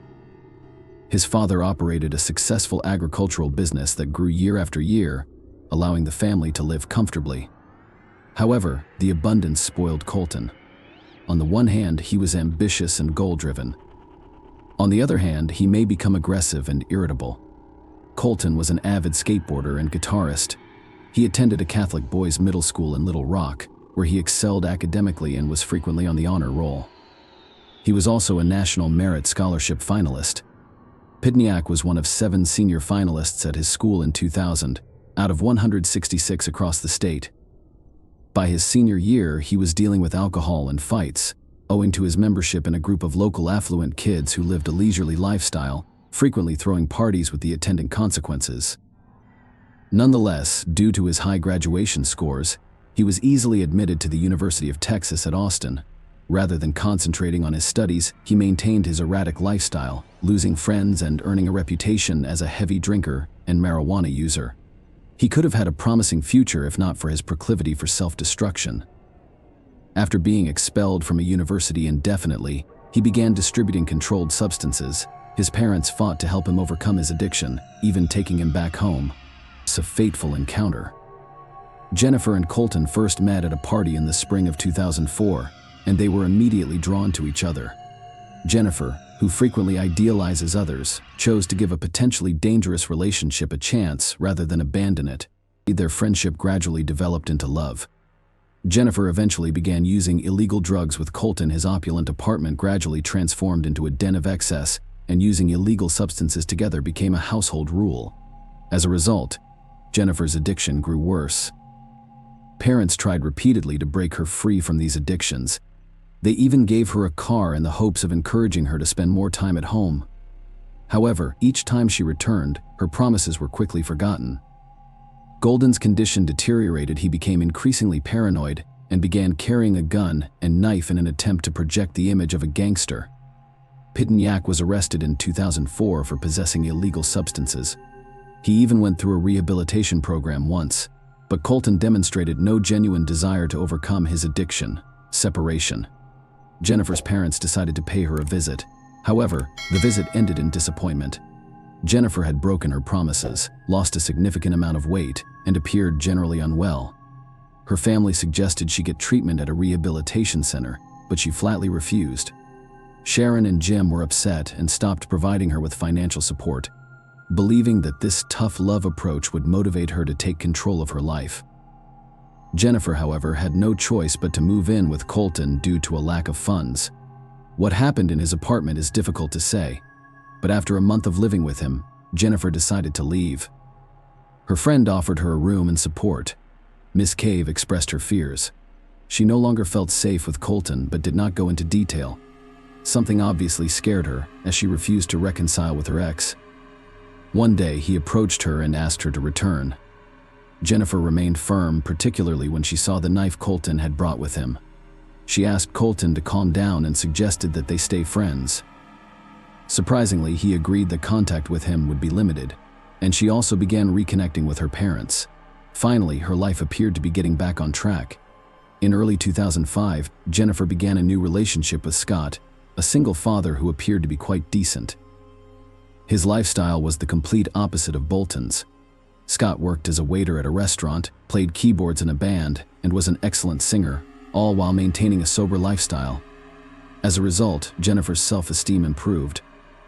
Even though she appeared healthier by his side, she took on the role of a homemaker and mother figure to his daughter. She was still willing to leave at a moment's notice if Colton requested the arrival of Laura Hall. Colton eventually moved to a new apartment complex with a pool near the university called Orange Tree, which became a popular spot for daily parties. His behavior continued to be erratic, with some friends reporting seeing him play Russian roulette by himself. During one of these phases, he met Laura Ashley Hall, who was a frequent attendee of these parties and became obsessed with him, displaying jealousy towards any female in the Colton circle, particularly Jennifer. Laura was perceived in a variety of ways by their peers, with the most common description being arrogance and the ability to put anyone in their place. Laura, like Colton, came from a wealthy family. Miss Hall was athletic, competing in a variety of competitions, and academically successful, indicating great promise. After high school, she enrolled in university but dropped out, preferring a job in a more leisurely lifestyle. Colton and Laura soon became romantically involved. She, like Jennifer, felt a strong attraction to him. When he was sentenced to 60 days in jail in June 2005, Laura sent him all of her earnings, even going into debt. Friends reported that she had changed for the worse, becoming bold and neglecting her job and personal care. Many people believed she had also begun using illegal drugs. Unlike Jennifer Colton, she ignored her feelings, even putting out cigarettes on her. A new chapter starts and ends. During this time, Jennifer ended her relationship with Scott. She felt unworthy of his family and didn't want to cause them any problems. Jennifer communicated with Colton, who remained infatuated with her. However, she did not renew their previous relationship, keeping their interactions strictly platonic.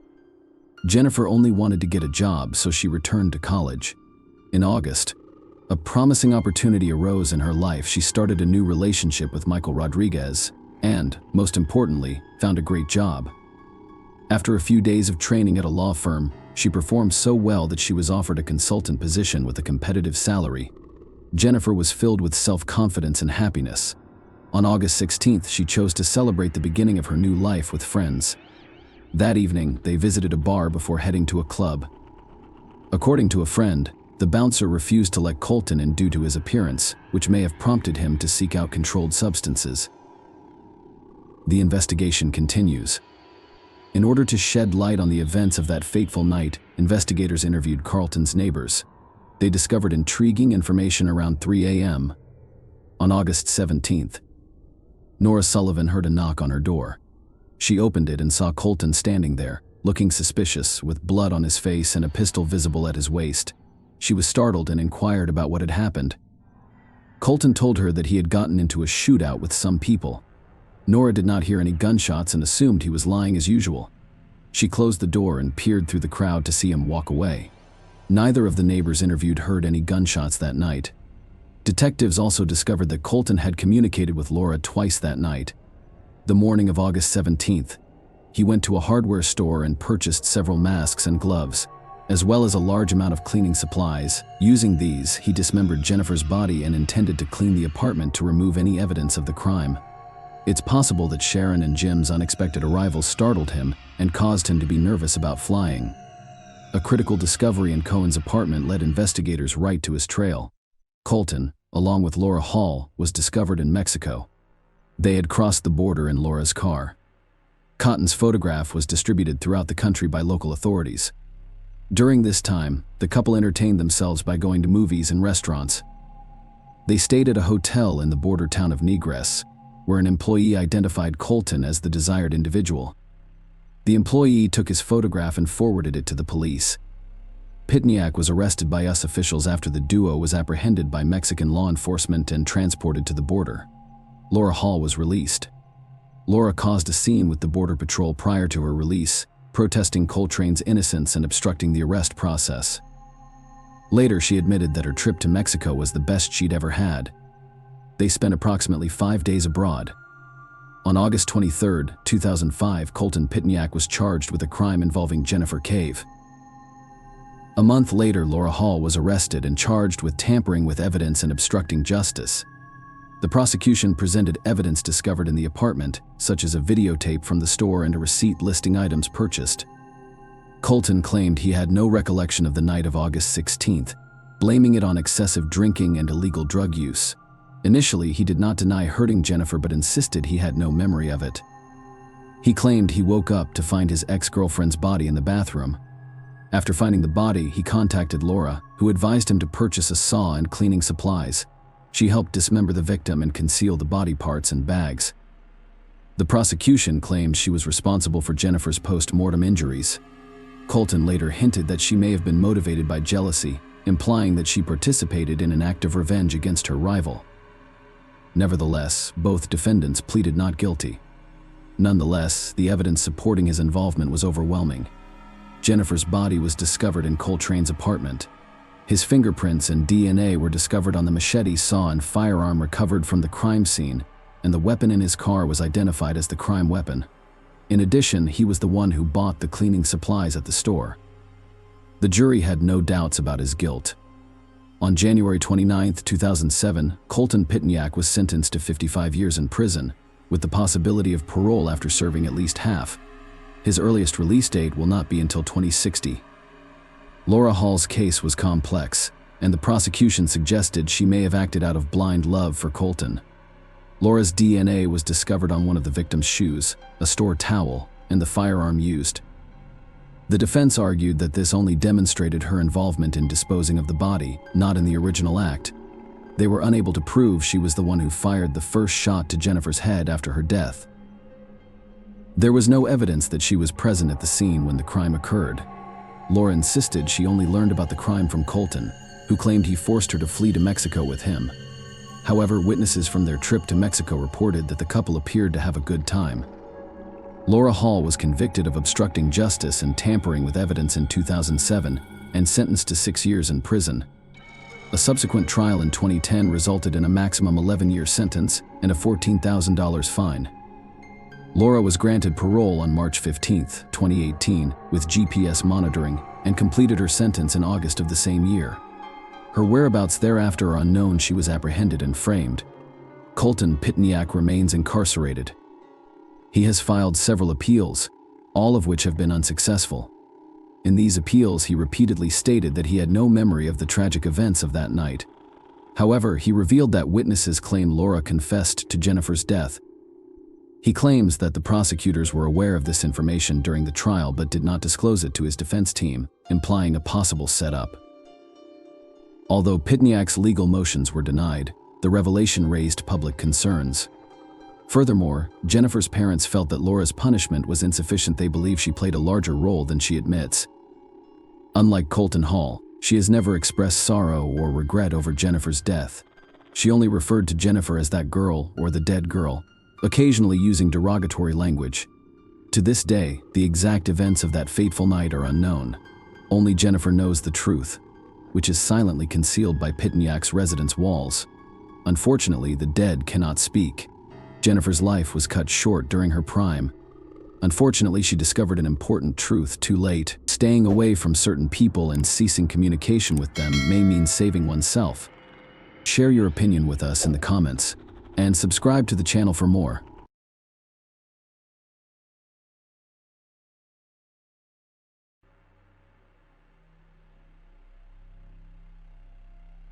Hey guys, welcome to my channel, and today we're going to take a look at another horrible case with you.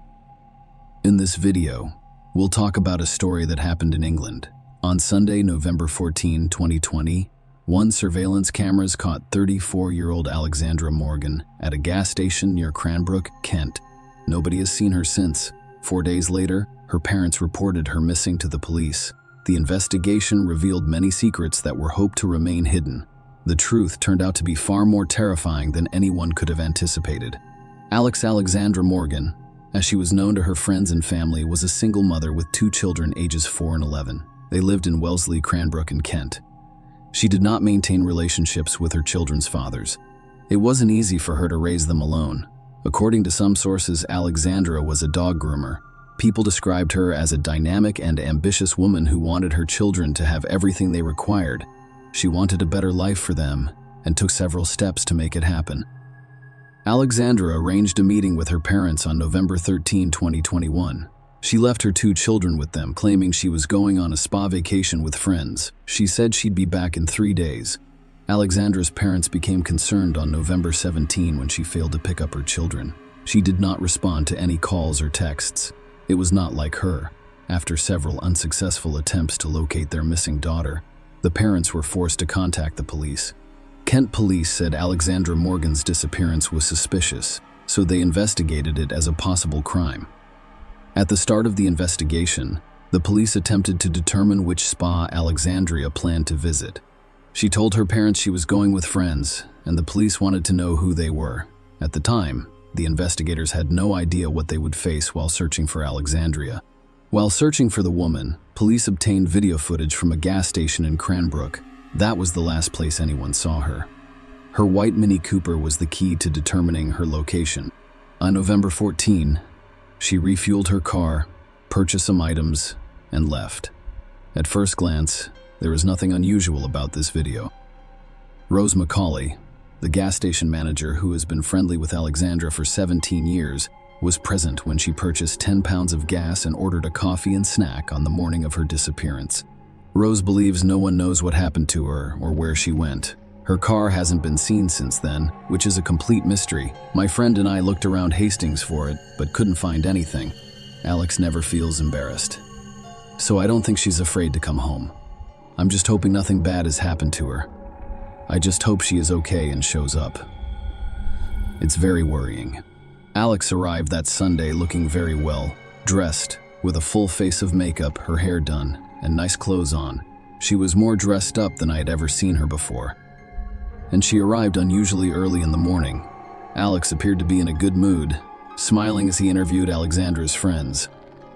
The detectives discovered that in 2018, she posted information on social media about a stalker who followed her every move. In another post from 2019, she shared an image with the words, "Hello, stalker." Alexandra wrote, "Stop stalking my page. Lovelies." It's rather sad. Not only that, but you're making it clearer by the day, as we're not even friends on Facebook. There is nothing to see here, pal, unless you continue. Oh, please share your antics for all to see. Have a beautiful day. Investigators were now looking into whether these messages had anything to do with her disappearance. According to a police spokesman, Alexandra's failure to contact her family is completely out of character, and the case is now being investigated as a possible murder. While we conduct our investigation, I urge anyone who has seen Alexandra or her white Mini Cooper with a black roof to contact us. If you think you saw Alexandria or something suspicious but are unsure, please call and let us know. Alexandra was described as a slim woman with brown shoulder-length hair and a height of about 5 feet, 6 inches. She was last seen wearing a green knee-length quilted coat, a black top, ripped blue jeans, knee-high black boots, and a silver necklace. People can disappear without leaving any traces or clues for the police. Many missing person cases remain unsolved. But this time, things were different. Alexandra Morgan left a digital trail that eventually led the police to discover what happened to her. Furthermore, it revealed some shocking information. Alexandra hoped to improve her financial situation. To accomplish this, she began working as an escort and advertised her services on the internet. However, her family and friends were unaware of it. Women working as escorts are among the most vulnerable groups of people. Everyone, including the police, is aware of this.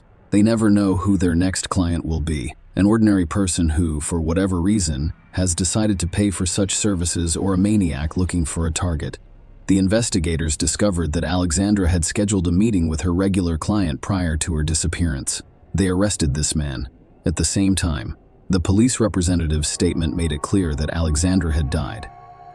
According to a Kent police spokesperson, detectives from the Kent and Essex Serious Crime Directorate are investigating the disappearance of a woman from Sissinghurst and arrested a man on Thursday, November 25, 2021. A 40-year-old man from East Leonards-on-Sea has been arrested on suspicion of murder. Kent police officers with assistance from Sussex Police are conducting searches in 3 locations in Hastings and East Leonards-on-Sea as part of their efforts to locate Alexandria. Residents can expect a heightened police presence in the area as investigations continue. They arrested Mark Brown. He was a construction worker who married and had a son. His family was unaware that he was leading a double life. Before she disappeared, Alexandra had met him several times. According to Sussex Police, he intends to buy her a Mini Cooper. Their first meeting occurred on June 8, 2021, after Brown discovered her on an adult website. It happened at her home in Sissinghurst, near Cranbrook, Kent. Everything went well at the time, and they saw each other occasionally on June 21. Almost 2 weeks later, they met again.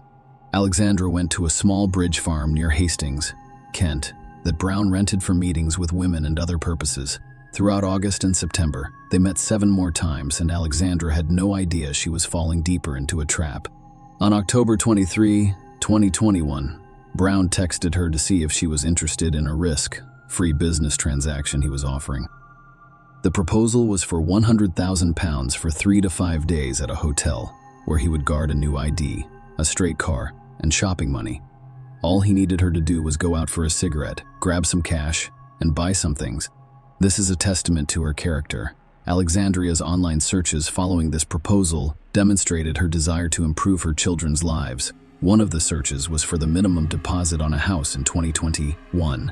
A variety of other searches revealed Alexandra's desire to start new businesses with the money she would make. Among the internet searches were, how much can you make running a sunbed shop in the UK? How much tax would I pay on $100,000? Alexandra told her parents she was going to the spa with her friends, but she was actually going to meet Mark Brown on the farm. She left the house on November 14, and CCTV footage showed her buying gas in Cranbrook at 7:20 a.m. She arrived at Little Bridge Farm at about 8 a.m. 8 a.m. 3 days later, on November 17th, Brown relocated Alexandra's car to her home on Hurst Lane in St. Leonards, having previously replaced her license plate with a fake one. Alexandra's mother contacted the police on November 18 after her daughter failed to pick up the children and stopped answering calls and texts. On November 23, the police discovered CCTV footage that showed Alexandra's car following Brown's Jaguar on the road to Little Bridge Farm. Kent police blocked access to the farm and began questioning Brown. He admitted he had met with Alexandra. However, he stated that she left after 45 minutes. He stated that the police could take his fingerprints and a DNA sample 2 days later, on November 25. They arrested Brown. the primary suspect in the Alexandra Morgan case. But before we go any further, and before I tell you what happened to her, let us go back to when Alexandra had no idea Mark Brown existed. Lee was 33 years old and a mother of 3, but she didn't have custody of her children. Leah was an animal lover who cared for a horse, 3 goats, 2 dogs, a mastiff named Duke, and a Pomeranian named Lady. On March 25, 2018, Mark Brown contacted Leah through an escort website where she advertised her services. Brown and Alexandra Morgan met on the same website. A few years later, at the end of 2018, Brown and Ware had begun dating and renting an apartment together. When her lease expired 6 months later, she moved into Brown's yard at Little Bridge Farm and lived in a shipping container. Brown compared their relationship to a roller coaster. As it turned out, Leah led a chaotic lifestyle.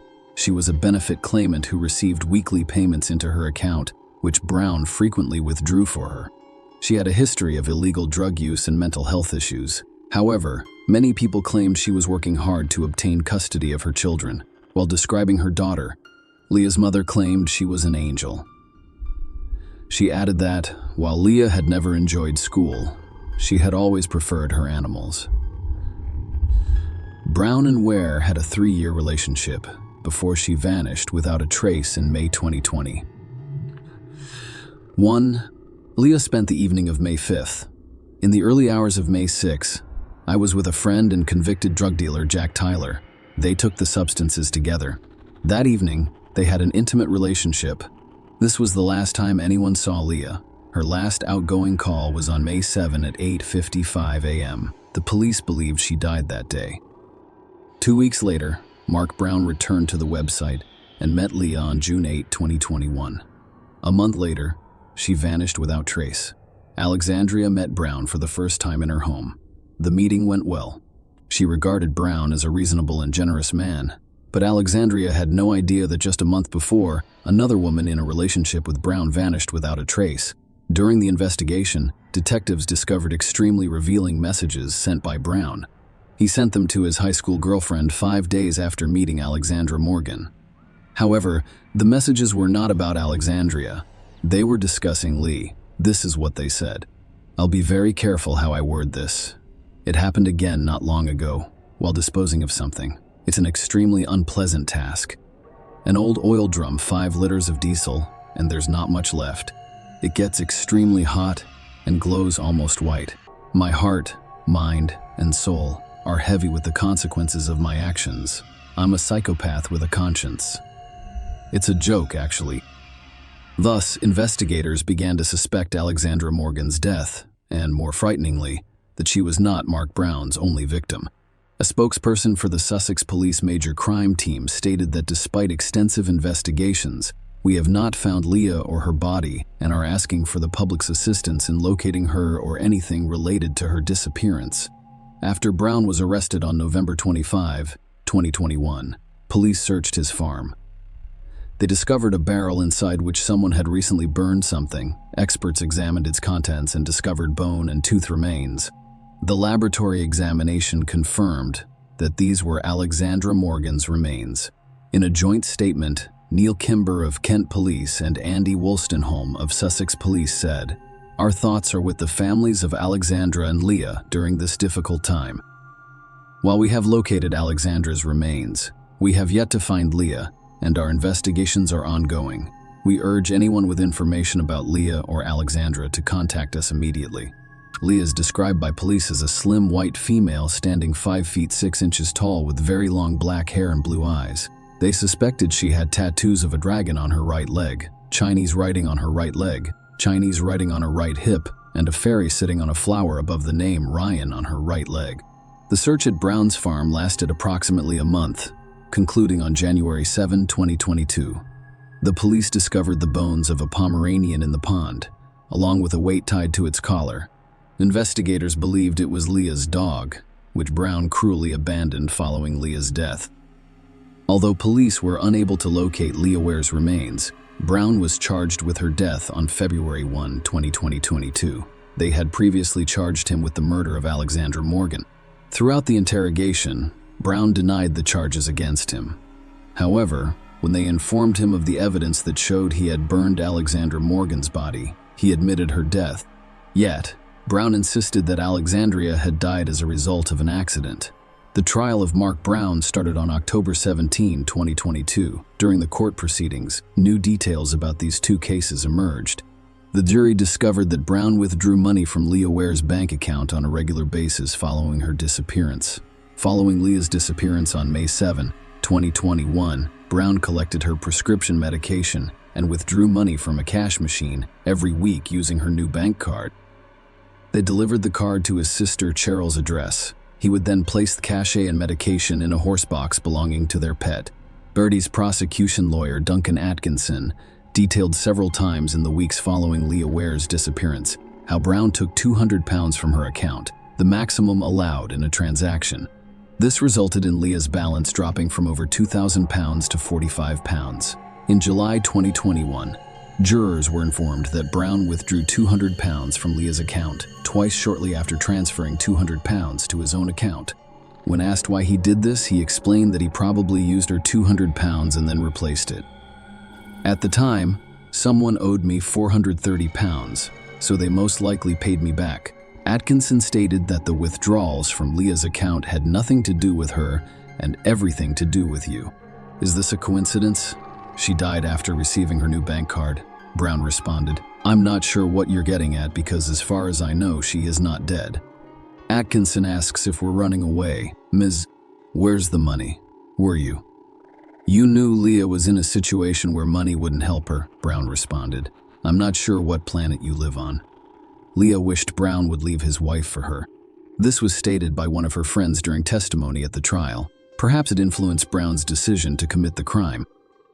During the trial for Alexandra Morgan's death, Brown stated that her death was accidental. He claimed Alexandra slipped and fell on a tool, injuring her head in the workshop he rented at Little Bridge Farm. He claimed he ran over to her and discovered there was a lot of blood. As a result, he grabbed a towel and attempted to stop the bleeding from her head. When he moved her head to place the towel underneath, there was more blood. Prosecutor Duncan Atkinson objected, claiming that when you first saw her, she had collapsed on her back. There is already a lot of blood on her head. So before you do anything else, it's clear that she's hurt, needs assistance, and requires a doctor. That is absolutely obvious, Brown responded. Yes, but I was panicked, and the first thing I did was grab a towel to help stop the bleeding. She had already left by that point, and I made it a priority to perform CPR because I couldn't find a pulse. I did not call an ambulance because my first priority was to stop the bleeding and then check for a pulse.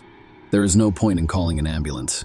If it is not going to arrive on time, the first priority is to stop the bleeding. Brown stated that he was certain Alexandra Morgan had died after performing CPR and holding a mirror to her mouth and nose to check for breathing.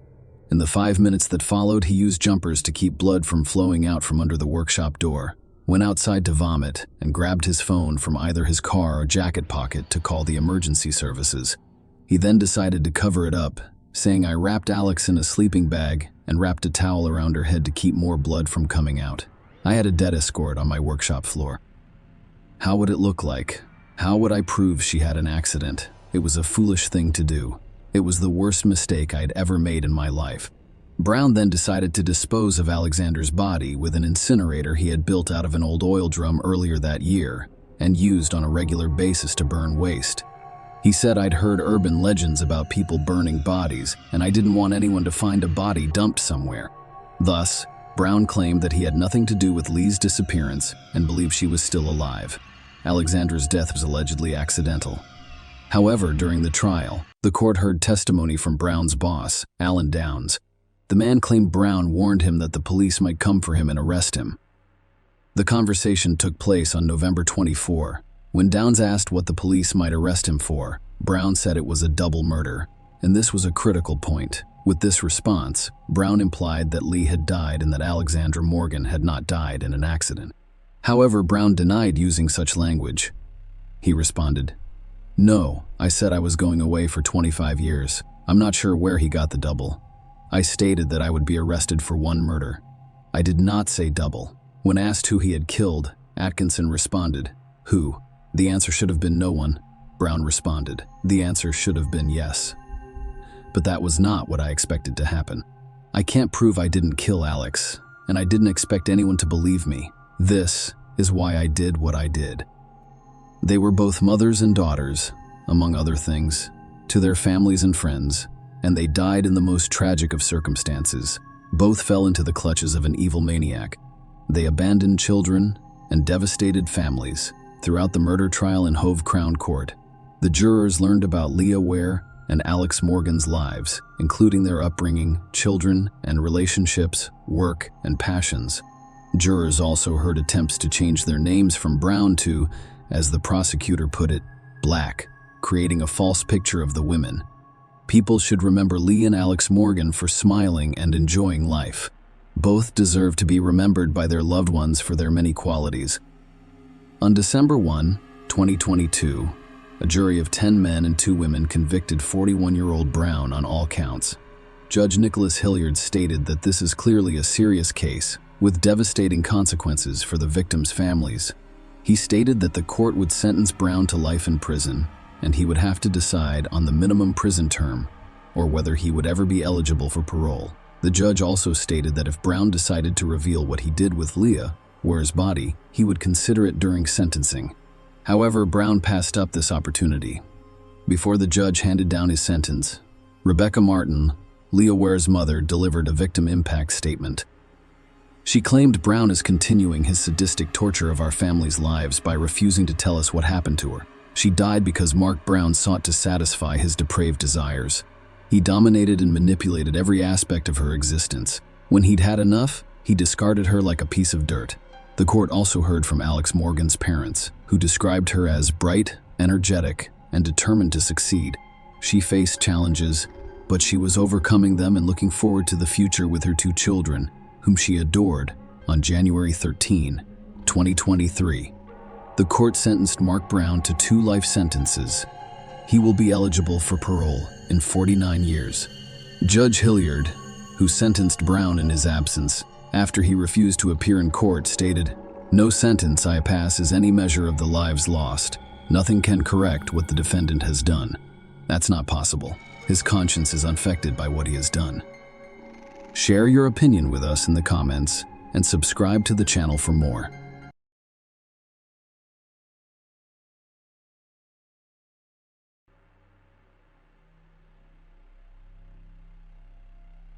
Hey guys, welcome to my channel, and today we're going to take a look at another horrible case with you. Today we'll look at a case involving a very unusual plot that occurred in London in 2011. Alice Adams and Tibor Vass's bodies were discovered in a house near Heathrow Airport. They were both 20 years old. The investigators working on this case will describe it as one of the most unusual for someone who works full-time in law enforcement. Alice Adams and Tibor Vass worked for the Radisson Blu Edwardian Heathrow Hotel. Alice was a local, and her family home was approximately 6 miles from the hotel where she worked. She had started the job 3 weeks earlier and had made friends with other hotel employees, particularly her peer Tibor Vass. Tibor was born and raised in Budapest, Hungary. He was his parents' second child, and he had a younger sister, Tibor, who enjoyed being around other people. He could play almost any musical instrument, with the piano being his favorite. He taught his sister Isabella how to play the piano, and they sang and played together while their parents listened. His mother Rosalia struggled to move on after his father died unexpectedly in 2007. Tibor spent the majority of his free time with his sister. He was both her brother and father. He wanted to share his mother's burden, so he started working full-time when he was 15 years old. In 2008, he applied to the University of Budapest, hoping that a college degree would help him get a good job and better support his mother. Despite his exceptional abilities, he was denied admission to the university. Tibor discussed with his mother the possibility of moving to Great Britain and finding work there. Tibor's mother must have supported the idea, as he moved to the United Kingdom in July 2010. At the age of 19, he relocated to London. He began working at the Radisson Blu Edwardian Heathrow Hotel. He enjoyed his job, his responsibilities, the people he worked with, and the new clients he met each day. Alice was an accomplished musician who quickly bonded with Tibor. They never ran out of topics to discuss. Tibor Vass and Alice Adams were the hotel's receptionists. Another receptionist was Attila Ban, who was 31 years old. Attila had been with the hotel the longest of the 3, and he was named the best employee in 2010. Both Attila and Tibor were from Hungary, which brought them closer together. The hotel provided company apartments to its new employees. Attila and Tibor lived in a house behind the hotel. It was extremely convenient. On the one hand, it was more cost-effective. On the other hand, you did not have to spend much time getting to work. Despite Tibor's happiness to be in England, he did not abandon his plans to pursue higher education. He applied again to Budapest University, and this time he was accepted. He was very happy, but he had to return to Hungary in August 2011. Tibor's departure was marked by a small farewell party, which was held on August 9, 2011. Other hotel employees attended the party alongside Tibor, Attila, and Alice. The next day, this trio was supposed to work, but none of them showed up. Colleagues raised the alarm when they failed to arrive for work at 7 a.m. The police were notified at 7 a.m. The police were notified at 7:53 a.m. The police arrived at the house and knocked on the door. No one opened the door, and everything was quiet inside. The door was unlocked. When one of the officers opened it, he discovered a terrifying sight. Alice lay on the living room floor, her face hidden by a pillow. Later, the medical examiner who performed the autopsy found 22 stab wounds on her body. The naked body of the man who had died from stab wounds to the heart lay on the bed in his bedroom. The killer was nowhere to be found. The police cordoned off the house, and investigators and forensic experts quickly began their work. When investigators examined the crime scene, they discovered that the bed on which Tibor lay was not where he died. It was too clean. The perpetrator had wounded him elsewhere before removing his clothes, cleaning him up and placing him on the bed. Alcohol bottles and illegal substances, which appeared to have been consumed at the party, were discovered in the apartment. Police officers searched the house, the surrounding area, and the attic but found no Attila bands. His personal belongings, including his papers, remained inside the apartment. As Attila became the prime suspect, investigators began interviewing his co-workers while experts worked the crime scene. Hotel employees claimed that as soon as Tibor started working at the hotel, Attila took him under his wing because they were both from the same country. It wasn't long before Attila asked Tibor to live with him in an apartment near the hotel. He even planned his work schedule so that they worked the same shift. Tibor was young and attractive, and he received plenty of female attention. The problem was that prior to falling in love with Tibor, Ban made no secret of his preference for male relationships. According to the hotel staff, Tibor rejected his advances, which made him unhappy. Alice had taken a job at the hotel 3 weeks before her death, and Tibor began to show interest in her, which naturally irritated Attila, who was jealous despite knowing Tibor was only interested in women. Investigators began to wonder if Attila had committed the crime out of jealousy and unrequited love. Even before police discovered Tibor Vass and Alice Adams' lifeless bodies, Bain had posted an ominous message on his Facebook page. He wrote, "I want to wake up from that nightmare." This was posted at 6:23 a.m., and several friends expressed their concerns, to which they received no response. The message convinced investigators that Attila Ban was involved in his colleagues' deaths. This was also demonstrated by the number of wounds. Alice was stabbed 22 times and Tibor twice. In addition, Alice was lying on the floor with a pillow against her face, while Tibor was on the bed. The investigators interviewed the other party members, who stated that when everyone left, only Attila T, Boher, and Alice remained in the apartment. This indicated that something had occurred between these three people in the time remaining before dawn. Alice and T, Boers' deaths were reported to their families. What happened was devastating for both the Adams and Vass families. In a statement released by the Adams family, Alice's mother, Sarah, honored her daughter with the words, "My heart is broken, and my life will be forever tinged with sadness. I miss Alice so much. I'd give anything for one more Alice squeezy hug and smile. Alice's death has caused my family to experience extreme emotions such as grief, anger, and overwhelming sorrow, and it has forever changed our family. As a mother, you are supposed to protect your children, and every day and night I have to face the fact that I failed. The most difficult thing to deal with is not knowing exactly what happened to my beloved Alice that night. As horrifying as it would be to learn the truth, it would be preferable to the constant struggle in my mind to figure out the sequence of events leading up to Alice's murder. There are no words to describe what an amazing and unique personality she had, or how much love, joy, passion, and compassion she brought into so many people's lives. Her passing is a tragedy beyond words. Alice's mother told investigators that shortly after midnight, her daughter texted that she was spending the night at a friend's house. The police issued an AB for Attila Ban, but he simply vanished. They attempted to track his phone, but it was detected by cell towers in the same area as the hotel. This was extremely strange. As soon as it became clear, Attila had been closer than anyone had imagined all along. The investigation team spent 2 days at the scene before leaving the house. A few hours later, the forensic team decided to return to the house and conduct additional tests. They noticed that the door they had left open had been locked from the inside. When they entered the room, they noticed Attila Ban lying on the bed. He was drunk and attempted to injure himself with scissors and a knife. He had wounds on his neck and wrists. When they asked him questions, he acted strangely and attempted to demonstrate something with gestures. He was transported to the hospital, where doctors ensured his life was not in danger. The police were perplexed when they discovered where Attila Ban had spent the previous 2 days. He had cut a slit in the base of the sofa bed where Tibor's body was discovered, grabbed a phone and several bottles of water, and climbed inside. While the cops were on the scene, he remained inside, listening and watching through the holes he had made. The primary suspect, Attila Ban, was arrested right inside the hospital. The trial started on July 9, 2012. During the trial, some details about the brutal crime were revealed. The party spiraled out of control after Alice, Tibor, and Attila were left alone in the apartment.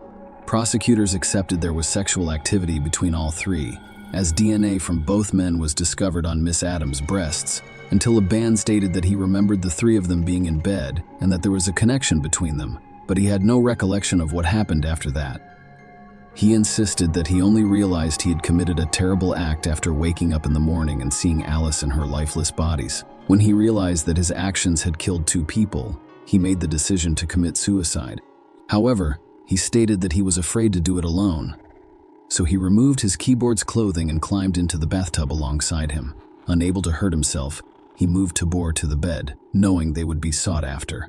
He opened the divan bed's base and hid inside. While he was hiding there, he was even able to update his Facebook page.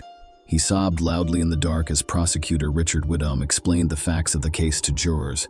According to Mr. Whittam, 2 young people were killed violently and unjustly by this defendant. Although other cases have been discussed, it is difficult to find words to describe what happened in this case, other than to say that it was tragic that young people met their deaths in this manner. According to Mr. Whittam, Tibor Vass had relationships with hotel employees, and there is no evidence that he ever had a sexual relationship with an Attila Ban. However, Attila Ban appeared to have feelings for Tibor Vass and acted slightly possessively towards him.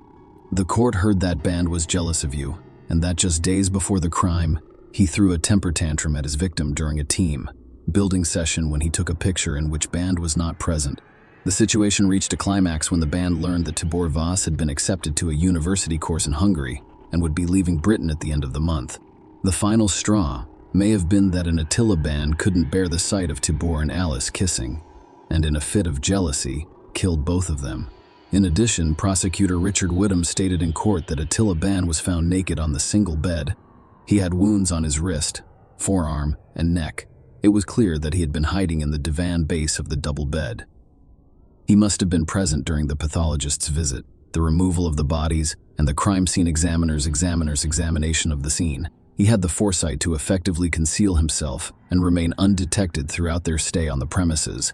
Following the case, Detective Inspector John Finch stated outside court that the police had not been negligent in not looking under the bed. He stated, "I've reviewed this with senior management several times. It was an unusual and bizarre thing for a person to do. It defies belief." He claimed that lifting up beds to look for people who were not present would result in the loss of critical forensic evidence. Tibor Vass and his mother, Rosalia, paid tribute to their son. Her statement included the following words: Tibor was a young boy who enjoyed music and the arts, repairing gadgets and practicing freestyle tricks on his BMX bicycle, Daisy. At home, he was always creative and enjoyed experimenting with computers, such as building stereo speakers out of cardboard and old cables. He had a passion for photography and spent his first paycheck on a professional camera. Tibor was consistently friendly, helpful, supportive, approachable, outgoing, and trustworthy. He had many friends in Hungary and the United Kingdom. On August 11th, I learned that two innocent 20-year-olds, my son Tibor and his friend Alice, were murdered. I learned that his friend had taken their lives. It was impossible and devastating to believe that such an event could occur. Previous to that, it gave me comfort to know Tibor had made a good friend in London who was mature, friendly, and intelligent. His friend promised me personally that he would look after my son and not let anything happen to him. I trusted him and saw him as one of my own. That's another reason why the news of my son's murder was so heartbreaking. Throughout the police investigation and trial, I had to relive the horrors of that night, which only added to my sadness. There are no words to describe the agony and loss that our family will experience for the rest of our lives. Until he pleaded guilty, Attila Ban claimed he couldn't remember the events of that horrific night. On July 18, 2012, on August 17, after only 5 hours of deliberation, the jury convicted 32-year-old Attila Ban. He was sentenced to 2 lifetime sentences. He will have to serve 26 years in prison before he can apply for parole. Share your opinion with us in the comments and subscribe to the channel for more.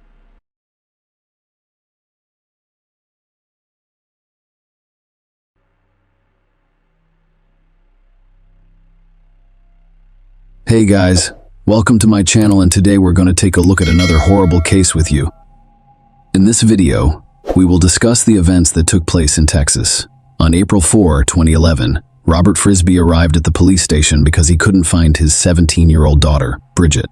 Robert assumed she had spent the night at her friend's place, but when Bridget did not return home, he became concerned and attempted to contact her via phone. All of his attempts were unsuccessful.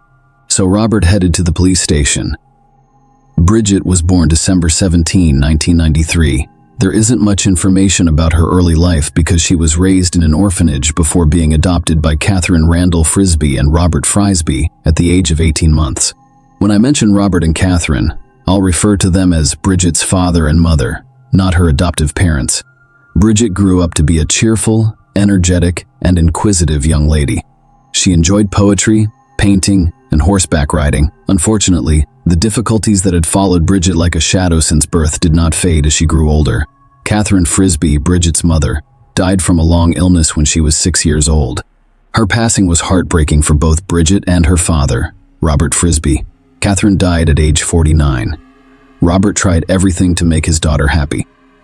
They had a warm, trusting relationship, but Bridget was getting older, and her rebellious side began to show. On April 3, 2011, teenagers riding motorcycles through the woods on the outskirts of Katy, Texas, noticed something suspicious on the ground among the trees. They decided to stop and take a closer look at what they saw. As they approached, they discovered a young woman lying on the ground. She was clearly dead and had been lying there for quite some time. They reported the discovery of the body to the police. The police officers who arrived at the crime scene quickly determined that the location where the teenagers discovered the young woman was the site of her death, but she didn't have any identification with her. The detectives had no idea who she was or how she ended up in the woods. Thus, one of the detectives' primary responsibilities was to identify the victim. She looked about 20 years old. When the expert examined the body, he discovered an entry bullet hole in the back of the victim's head. The bullet passed through and through, as evidenced by the exit wound on the forehead. Police discovered a 9mm pistol shell casing next to the body. At the time, the shell casing was the only clue that could be used to solve the case. When investigators examined the crime scene, they discovered another suspicious detail. There was a small hole a few yards away from the body. It was clear that someone had removed the topsoil, but it was unclear whether this was related to the crime. In search of answers, the police began interviewing residents near the crime scene. It was a quiet, wooded area, and residents became concerned about their safety after learning about a brutal crime committed near their homes. The police wanted to know if they had seen anything strange. Perhaps someone noticed strangers or unfamiliar cars near their home. Any clue was valuable. The officers went door to door, but no one reported seeing anything unusual. However, one of the locals stated that she had heard something strange. She spent the night before with friends in the backyard. At approximately 2 or 3 a.m., they heard a loud bang, like a gunshot. They paid little attention to it and did not call the police. At the time, this was not a major concern.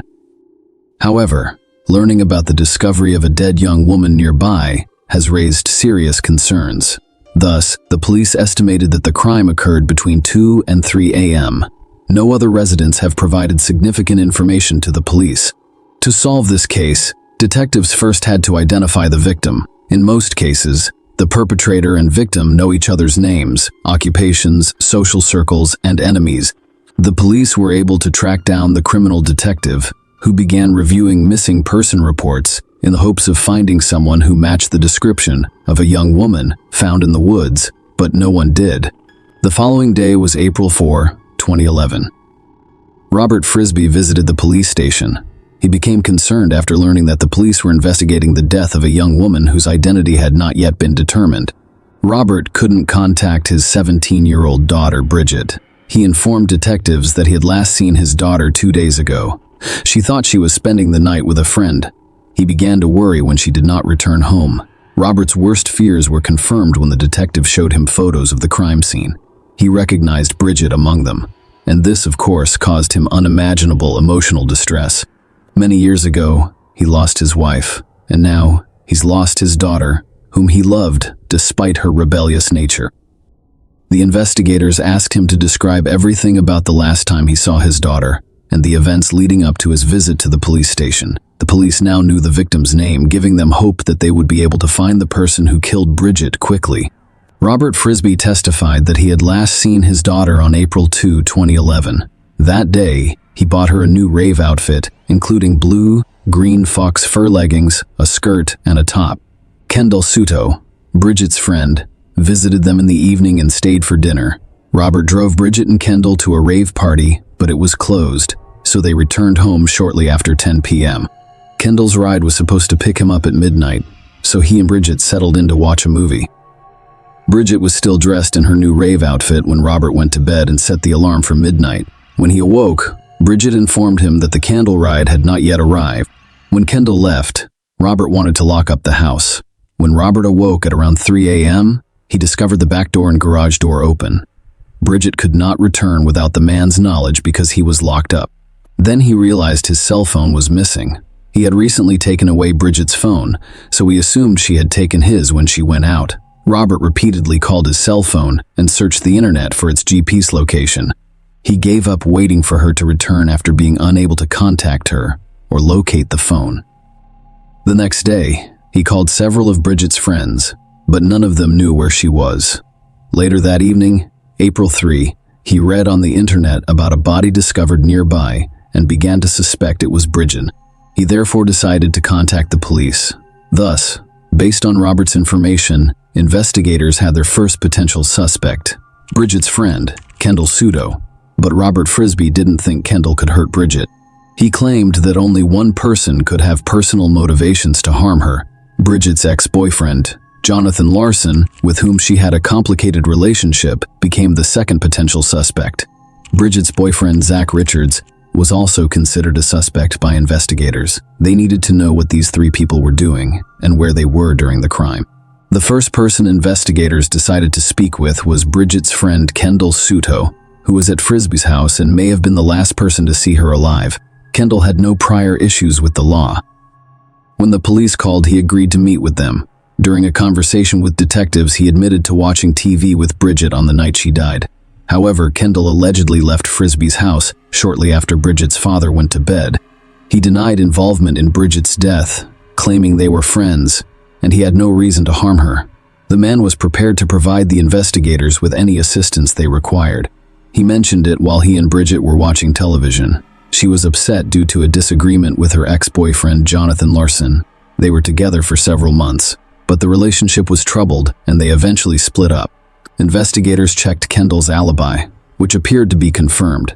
Nonetheless, he was not removed from the suspect list because the case was still unclear.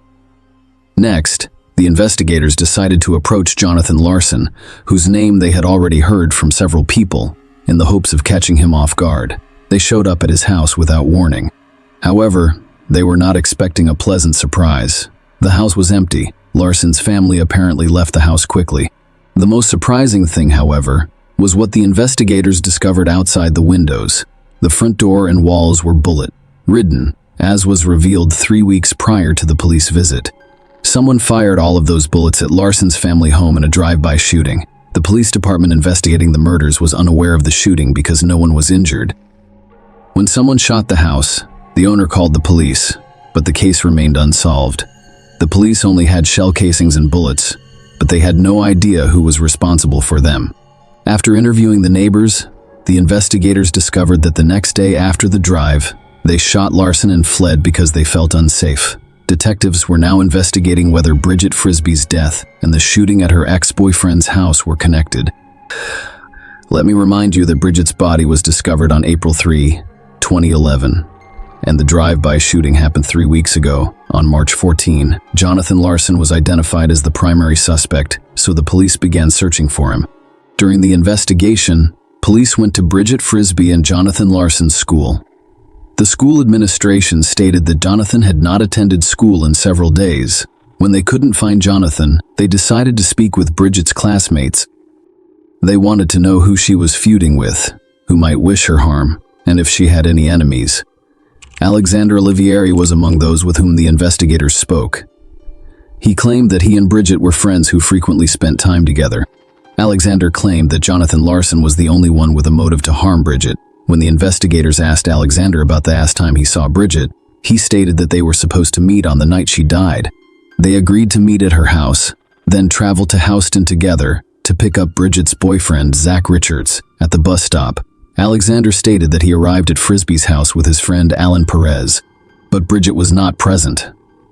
She was supposed to be waiting for him on the street near the house, but she was nowhere to be found. Alexandra Olivieri stated that he and Alan Perez returned to Frisbee's house a few hours later, but Bridget was still not present. According to him, it was around 5 a.m. No wonder Bridget was not at home. She had already died by that time. Olivieri stated that he learned about Bridget's death from a news report. After visiting the school, the investigators added 2 new names to their list of potential suspects: Alexander Olivieri and Alan Perez. However, the main person of interest in the investigation remained the same: Bridget's ex-boyfriend, Jonathan Larson. Detectives discovered that Jonathan's mother did not leave the city following the drive-by shooting. She lived in a friend's apartment for a while. During a conversation with investigators, she stated that she sent her son to live with relatives in Austin, Texas. Following the incident, the woman stated that her son frequently got into trouble, and she was certain that their house had become bullet-ridden as a result of him. That incident, she believed, was a form of vengeance against her son. She also claimed Jonathan fought with another man shortly before the drive-by shooting. She was certain there was a connection between the fight and the shooting at their house. The woman's relationship with her son was not ideal. She had no idea where Jonathan was at the time of Bridget Frisbee's death. She gave officers the address of her relatives in Austin, where she claimed Jonathan was supposed to be. However, the case's breakthrough came before the investigators discovered Jonathan.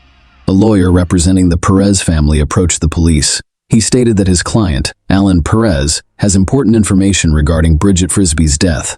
When the investigators spoke with Bridget's classmate, Alexander Olivieri, they learned the name Alan Perez. The latter then stated that he came to Frisbee's house with Alan Perez. Alan was now prepared to share important information, but only under certain conditions. He was willing to discuss Bridget's death in exchange for an immunity agreement. The authorities needed answers, so they accepted this condition. Alan Perez claimed that the drive-by shooting at Jonathan Larson's house was linked to Bridget Frisbee's death. This shooting occurred just 1 week after Jonathan and Bridget split up. Alexander Olivieri, 17, whom investigators had previously spoken with at school, assisted Bridget in exacting revenge on Jonathan and firing the shots at the house. Perez and Olivieri met in high school. They joined the National Guard together, but when Olivieri returned from basic training, he began attending a new school. According to Perez, Bridget was one of Olivieri's new friends at his new school. Perez testified that Bridget had been bragging about participating in a drive-by shooting with a friend, and that Olivieri later told Perez that he was the shooter. Specifically, Olivieri told Perez that Bridget drove, and he shot at her ex-boyfriend's house with his Hugo semi-automatic rifle. Perez testified that Olivieri approached him for a favor on the evening of April 2, 2011. Olivieri explained that he wanted to punish Bridget for informing friends about the drive-by. He wanted Perez as a backup. Olivieri told Perez to bring a weapon. Perez arrived carrying a .380 caliber pistol and dressed in a green military uniform, mask, and gloves. Olivieri carried a 9mm Beretta pistol in a shoulder holster beneath his jacket. According to Perez, they arrived at Olivieri's house after midnight. Olivieri then called Bridget and asked her to accompany him to pick up her boyfriend, Zach Richards, from the bus station. Bridget declined, citing her busy schedule. Olivieri went to Bridget's house and instructed Perez to hide under a blanket in the back of his Suburban. Olivieri informed Perez that he wanted to get Bridget into his car. That's why Perez had to sit under the covers and remain silent. Perez was supposed to follow them from a distance once they arrived at their destination and exited the vehicle. Bridget was leaving on her four-wheeler to meet friends when they arrived at her house, so they left. They went looking for her again a little later, and they found her pushing her four-wheeler because it had run out of fuel. Olivieri requested her assistance in locating a cache of random items. She initially declined, but he eventually persuaded her to go with him. Bridget parked her four-wheeler and got into the passenger seat of the Olivieri Suburban. Perez was still hiding in the back of the car, under blankets. Olivieri returned to the same neighborhood where he and Bridget had conducted the drive by shooting. They got out of their car. Perez waited a minute before following them. Perez spotted Olivieri carrying a shovel and leading Bridget with a flashlight. Olivieri pointed out a spot and instructed Bridget to begin digging. As she bent over to dig, Perez noticed Olivieri reaching into his jacket, pull out his gun, place it against the back of Bridget's neck and fire. Perez testified that he was shocked because he expected Olivieri to threaten her with the gun, but he had just shot her. Olivieri ran towards Perez, who cursed at him for a while. Olivieri told Perez to shut up and run towards the car while he got his shovel, flashlight, and Bridget's cell phone. Then they left the crime scene and drove to Perez's house. Before they reached their destination, they smashed Bridget's phone with a shovel before hitting it. After this, they drove home to Olivieri. They moved everything from the Suburban into Alexander's room. According to Perez, he and Olivieri arrived at the bus station around 4 a.m. to pick up Bridget's boyfriend, Zach Richards. Perez invited Richards to spend the night at his house, so the three of them drove to Perez's home and went to bed. They told Richards nothing about the crime. Olivieri informed Perez that they needed to be each other's alibis. When questioned by police, Perez had to explain that he stayed at Olivieri's house, hung out, watched a movie, and then they went to pick up Richards together. Alexander Olivier persuaded him that saying the same thing and providing each other with an alibi would not put them in danger. Olivieri also told Perez that he was going to get rid of the gun he used to kill Bridget. Bridget was upset because Jonathan Larson, with whom she was in a relationship, cheated on her. Olivieri offered to exact revenge on him by shooting at his home. However, he had not anticipated what would happen next.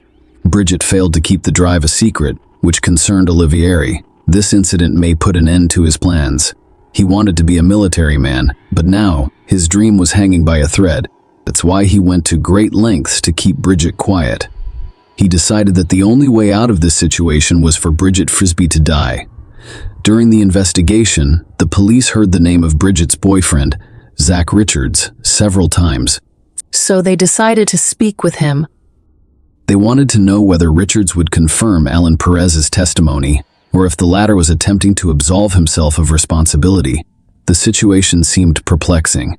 Bridget's boyfriend Richards testified that in March 2011, Alexander Olivier Airy said he was going to deal with something, grabbed his AK-47 and left with Bridget in her car. Later, Olivier told Richards that he shot at Bridget's ex-boyfriend's house from her car as she drove by. Olivier told Richards that he participated in the drive-by as a favor to Bridget and simply because he could. Richards testified that Bridget continued to brag about the shooting, and Olivier confronted her and told her to stop telling people. On April 3, 2011, Olivier agreed to drive Bridget to the Houston bus station to pick up Richards around 1 a.m. When Olivier did not show up, Richards took a ride to Denny's and finally called Olivier at around 2:30 or 3 a.m. Olivier informed him that he was at home, but would come pick him up. Alexander finally arrived several hours late, and Perez accompanied him. When Richards inquired about Bridget Olivier, he stated that he attempted to contact her and visited her house, but she was not there. Richards stated that he went to Bridget's house after sleeping for a few hours. Her father answered the door and explained that Bridget had been out all night, and he had no idea where she was. Richard spent the next few days attempting to locate her through friends before learning of her body's discovery. Richards told the investigators that he had previously visited the woods, which have now become a crime scene, with Bridget and Olivier. According to him, Olivier was familiar with this area, and it was not unusual for him to carry a weapon at all times. Thus, everything pointed to Alexander Olivier being responsible for Bridget Frisbee's death. 4 days after her death, police issued an arrest warrant for Olivier. Given that the suspect possessed a variety of weapons and was proficient in their use, the police requested assistance from SWAT teams in apprehending him. After the surveillance team confirmed that Alexander Olivier was at home, the SWAT team began their work. Fortunately, they did not have to use weapons, and Olivier surrendered without resistance. He was calm and emotionless. He understood why he was arrested, but he denied having any involvement in Bridget Frisbee's death. Alexander's father, Samuel Olivier, agreed to a search of the house and car. The police discovered neither the AK-47 nor the Beretta, but they did find an instruction manual for a 9mm Beretta pistol. It matched the shell casing discovered at the crime scene. In Olivier Ivory, police discovered a blanket, a shovel, a rifle, and shotgun shell casings, as well as trace evidence samples such as fibers from the passenger seat and floorboard.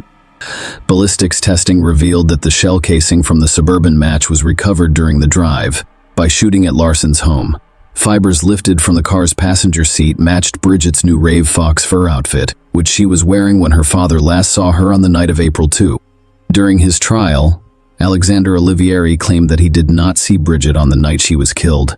Olivier's defense claimed that fibers discovered in their client's car matched the fibers of Bridget's new Rave Fox outfit and arrived there a few weeks before her death, but this theory was rejected.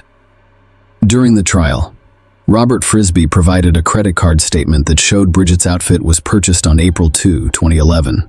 She died several hours later. It showed that Bridget was undoubtedly in Olivier's car before her death, implying that he was lying when he claimed he hadn't seen her that night. The court saw a video posted on YouTube in 2010, approximately a year before Bridget died. It was called Me and My Beretta 9mm. It shows Alexander Olivier firing a variety of firearms, including a Beretta pistol.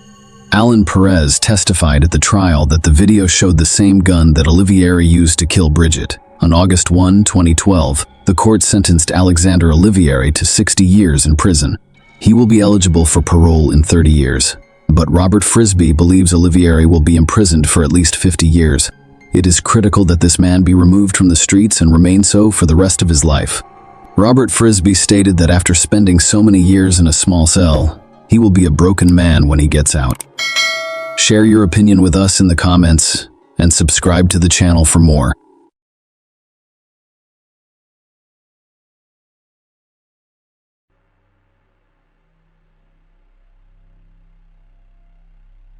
Hey guys, welcome to my channel, and today we're going to take a look at another horrible case with you. Gloomy love.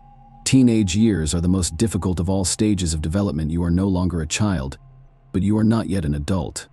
This time, the body experiences a massive hormonal overhaul. This transitional period is further complicated by the fact that yesterday's obedient child has become unstable and rebellious. A teenager's worldview is a picture of contrasts in black and white shades. The dominant color in teenagers' judgments and actions is heavily influenced by their surroundings. The story we're about to tell took place in Medicine Hat, in the southeast of Alberta, Canada. The Richardson family suffered unspeakable cruelty and betrayal, and their tragedy captured national attention. Once again, the Gothic subculture came under fire. In town, the Richardson family was regarded as exemplary. Deborah and Mark, along with their 2 children, Tyler, 8, and Jasmine, 12, lived in a beautiful and cozy home. They were very hospitable and sociable.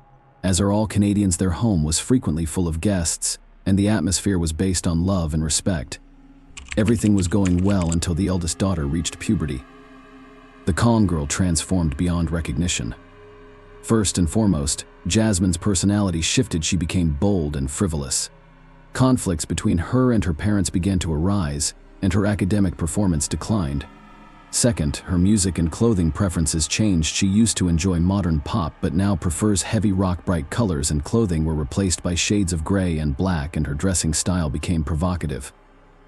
Jasmine wanted to appeal to boys, so she started emphasizing her rounded features. Her interactions with former friends declined noticeably. She began to spend more time alone in front of her computer screen, and the door to her room was frequently closed. With the advent of the internet at home, she became interested in gothic themes, dark poetry, criminal psychology, and human anatomy. Miss Richardson even identified as a witch and preached the Wiccan religion. For this purpose, she visited various similar websites and discovered a circle of friends who shared her interests. The greeting on her social media page read, "Welcome to my tragic world." It appeared to be a typical adolescence, complete with excessive dramaticism and mysticism. However, the girl's relationship with her family grew increasingly distant. In her profile, she used a fictitious name and stated her age as 15. She preferred older interlocutors and aspired to be like them. During this difficult time, her parents tried to support her by suggesting that they spend time together. They searched for common ground activities. However, she found this uninteresting. Jasmine thought her younger brother was an annoying nuisance. She spoke to him less and less, but she could spend hours on end on the computer talking to strangers. Deborah and Mark recognized that their current state was only temporary. She would grow up and gain wisdom. As a result, they were very accepting of her new hobbies. Jasmine one day expressed an interest in attending a punk rock concert. Her parents agreed. If only they knew what this excursion would lead to. Early 2006. Jasmine Richardson attended a local youth band concert, pursuing her own interests, knowing that he would be present. The boy who had been stirring her heart for months, Jeremy Allen Steinke, was also fascinated by Gothic culture. They met on a vampire enthusiast website and occasionally communicated. Jeremy portrayed himself as a 300-year-old werewolf looking for blood. To prove it, he wore a vial of blood around his neck, but it was unclear whether the fluid was human or animal in origin. Nonetheless, the boy clearly considered himself unique, which Jasmine found appealing. The young people's feelings for each other grew stronger after meeting at the concert. Steinke eventually asked her out, and she happily agreed that everything would be fine, except that Jeremy was 23 years old. The couple knew her parents would not approve of their relationship, so they kept it a secret. Furthermore, his troubled past will not endear him to them. The young man was poor, living in a trailer with his mother and sister. His relationship with his mother was strained due to her heavy drinking. Jeremy had to deal with her constant stream of volatile partners, many of whom beat him in drunken rages. As a result, by the age of 13, he was struggling academically and had a fragile mental health. Steinke was tempted to commit suicide when he couldn't bear such a life, but he was saved just in time. Later, doctors diagnosed him with depression and hyperactivity. He dropped out of school after being bullied. Over time, Jeremy imagined himself immortal and began visiting websites with similar themes. His online profile included topics such as pain, self-harm, blood, and razor blades. Except for their friends, no one knew about the couple's forbidden relationship, which they found strange. Their communication would have remained private had the Richardsons not begun monitoring their daughter's excessive internet usage. Deborah and Mark discovered Jasmine was communicating with strangers, which alarmed them as any parent would. They therefore decided to remove the computer from the girl's reach. Furthermore, they were surprised to learn that she had fallen for an adult man with questionable interests. His nickname, Soul Eater, spoke volumes. As a result, Jasmine and Jeremy's relationship was forbidden in order to help their daughter break free from this toxic relationship. Deborah and Mark saw two psychologists and sincerely believed that counseling would improve their parent-child relationship. It worked out well for them. Jasmine demonstrated compliance and appeared to be returning to normal life, as if everything was behind her. She received her computer back. This became Richardson's final fateful decision, resulting in their demise. Saturday, April 22, 2006. Mrs. Richardson was getting ready for bed when she heard a noise in the basement. Rats again, she thought. As she descended, she turned on the light and noticed someone wearing a ski mask. He stood opposite her and looked at her. She screamed out, startled. The stranger rushed towards her, covering her mouth. His efforts were vain. Deborah struggled and screamed louder. He stepped back, drew his knife, and stabbed her in the chest, then again and again. When Mark heard his wife scream, he dashed down and grabbed the first thing he could find, a screwdriver. He had been fixing an outlet that day and, by chance, had left the tool out. When he entered the basement, he was confronted with a horrifying scene: his wife lying in a pool of blood with someone standing beside her. Mark immediately attacked the intruder, but was stabbed in the stomach, followed by more stabs as the agonizing pain subsided and his eyes closed. "Mr. Richardson asked quietly, "Why? Because your daughter wanted it." The attacker responded. Upstairs, Tyler was the only one remaining. The boy sat on his bed wearing his pajamas, too afraid to move. The approaching footsteps became louder, and the bedroom door opened. Several days before the murder, Jasmine was overjoyed. Her parents believed in her remorse, which allowed them to communicate again. Mobile phones were just becoming popular at the time, so the computer was the only way to communicate. When Miss Richardson regained internet access, she immediately wrote to Jeremy, "It all begins with them disappearing and ends with us remaining together," she told him. During her visits to the psychologist, the young lady devised a terrible plan. It solidified after several days of punishment. Surprisingly, Steinke Co. found it enticing, but emphasized the importance of being creative and paying attention to detail. The couple knew they couldn't be together as long as the Richardsons were alive. Later, Jasmine's friends recalled how frequently she mentioned her parents, particularly how much she disliked them. Therefore, she wanted to end their lives. However, nobody took Jasmine's words seriously. Saturday, April 22, 2006. Garrett walked across the street to his friend Tyler's house. The boy wanted to play. Despite the cold weather, it was pleasant outside. This was the spring of that year. Garrett approached the house and noticed that the blinds were still closed. Nobody answered his knock at the door. Strangely, he assumed the Richardsons would be home. Their car was parked in the driveway. The child looked into the living room window, hoping to see someone, but there was no one there. Garrett then decided to walk around to the back of the basement, where he frequently plays with Tyler, while peeking through the window, and he noticed something strange on the floor. It appeared as two silhouettes in a pool of blood. The boy informed his mother, who was skeptical, so she decided to check on the family across the street. They approached the house together. Garrett pointed to the window he'd looked through earlier. The woman looked inside and recoiled in horror. She immediately contacted emergency services. Something happened at the Richardsons. They appeared to be lying on the basement floor, covered in blood. A neighbor reported. The police arrived promptly. They broke down the front door and descended to the location where Garrett and his mother had seen something. When the officers entered the dark basement, they had difficulty recognizing the people lying on the ground. Their bodies were mutilated and bleeding. However, there was no doubt. It was Mark and Deborah Richardson, and they had died. Blood was all over the floor, walls, and ceiling, a bloody mess. There was no other way to describe what lay before them. Later, the police searched the house. In the upstairs children's room, they discovered a small child. The boy lay in bed among toys covered in blood and visible knife wounds. The child's throat was severely cut. Medicine had never witnessed such horror. One officer said, "It would take me decades to forget what I witnessed today." After searching the house, police discovered that one family member was missing. Richardson's eldest daughter was gone. Officers are concerned she may be in danger. Everything indicated that the attack took place in the basement and child's room. The rest of the house was undisturbed, and at first glance, nothing was amiss. The state of the body suggested that the crime had occurred the night before. Apparently, the perpetrator broke into the house and assaulted the boy and his parents. So what happened to Jasmine? And where was she? The police began to develop theories about what had occurred. Perhaps by chance the girl was safe outside the house, or the perpetrator had abducted her and was now harming her, or a ransom demand from relatives would arrive in due course. However, as time passed, there were no obvious answers.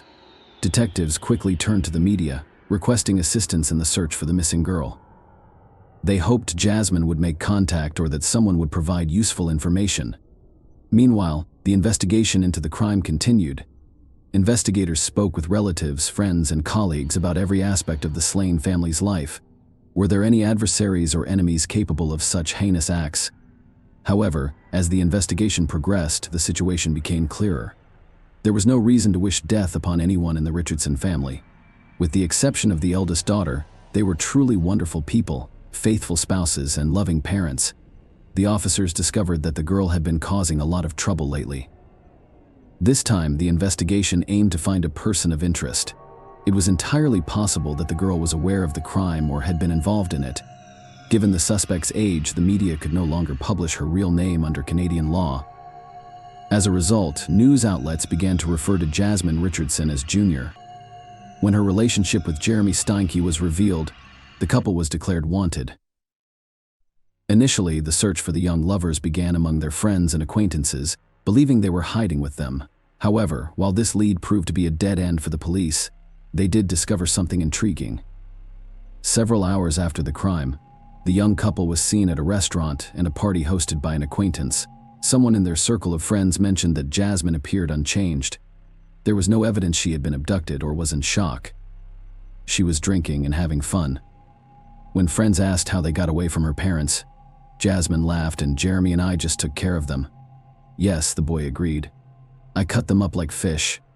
The party guests laughed, believing it was a cruel joke, not realizing that the statement was true. A comic found in Jasmine's school locker confirmed her involvement in the crime, as it detailed how she would deal with each of her family members, with her boyfriend acting as her accomplice. Photographs of the suspects were widely distributed. It was only a matter of time before a citizen came forward with information on their whereabouts. Soon enough, information arrived. A couple was spotted in the community of Leader, Saskatchewan, about 130 kilometers from Medicine Hat. They got caught off guard. Jasmine Richardson and Jeremy Steinke were discovered sleeping peacefully inside a pickup truck. They were escorted to the police station without resistance. Naturally, the couple was interrogated separately, beginning with Jasmine. She revealed that she was deeply in love with Steinke, and he reciprocated her feelings. However, their age and social status differences served as a barrier. Jasmine believes the Richardsons would never have accepted their relationship. As a result, Jeremy committed the ultimate act of love. He ended her parents' lives, giving them the opportunity to be together. When detectives asked if Jasmine was involved in the crime, she replied, "I wasn't home when it happened. I wasn't sure what had happened. When I found out, I accepted it. I loved Jeremy so much that I ran away with him." Detectives needed to figure out who was the main instigator because breaking the suspects proved difficult. The investigation employed a cunning strategy. They placed an informant in the cell with Jeremy, and he skillfully extracted details that contradicted Jasmine's statements. Jeremy admitted to the informant that the plan to end her parents' lives was Jasmine's idea. He wasn't initially supportive, but he agreed after they discovered the forbidden love and took her computer. I cared for Deborah and Mark Richardson, while Jasmine looked after her younger brother on her own. She begged me to leave Tyler for her. I was pleased to settle scores with all of them. Jeremy made a cruel revelation. Following the confession, investigators confronted Miss Richardson with the recording. She had no choice but to confess everything, admitting that she stabbed her younger brother out of mercy, not wanting to leave him as an orphan. Later, the couple shared their social media profiles and passwords with the investigators, who began looking into their correspondence. They exchanged thousands of messages confirming Jeremy's statements. Jasmine devised the plan on her own. Steinke claimed that Jasmine was the only person who understood and approved of his tastes. He feared losing her as he replaced the society from which he felt alienated.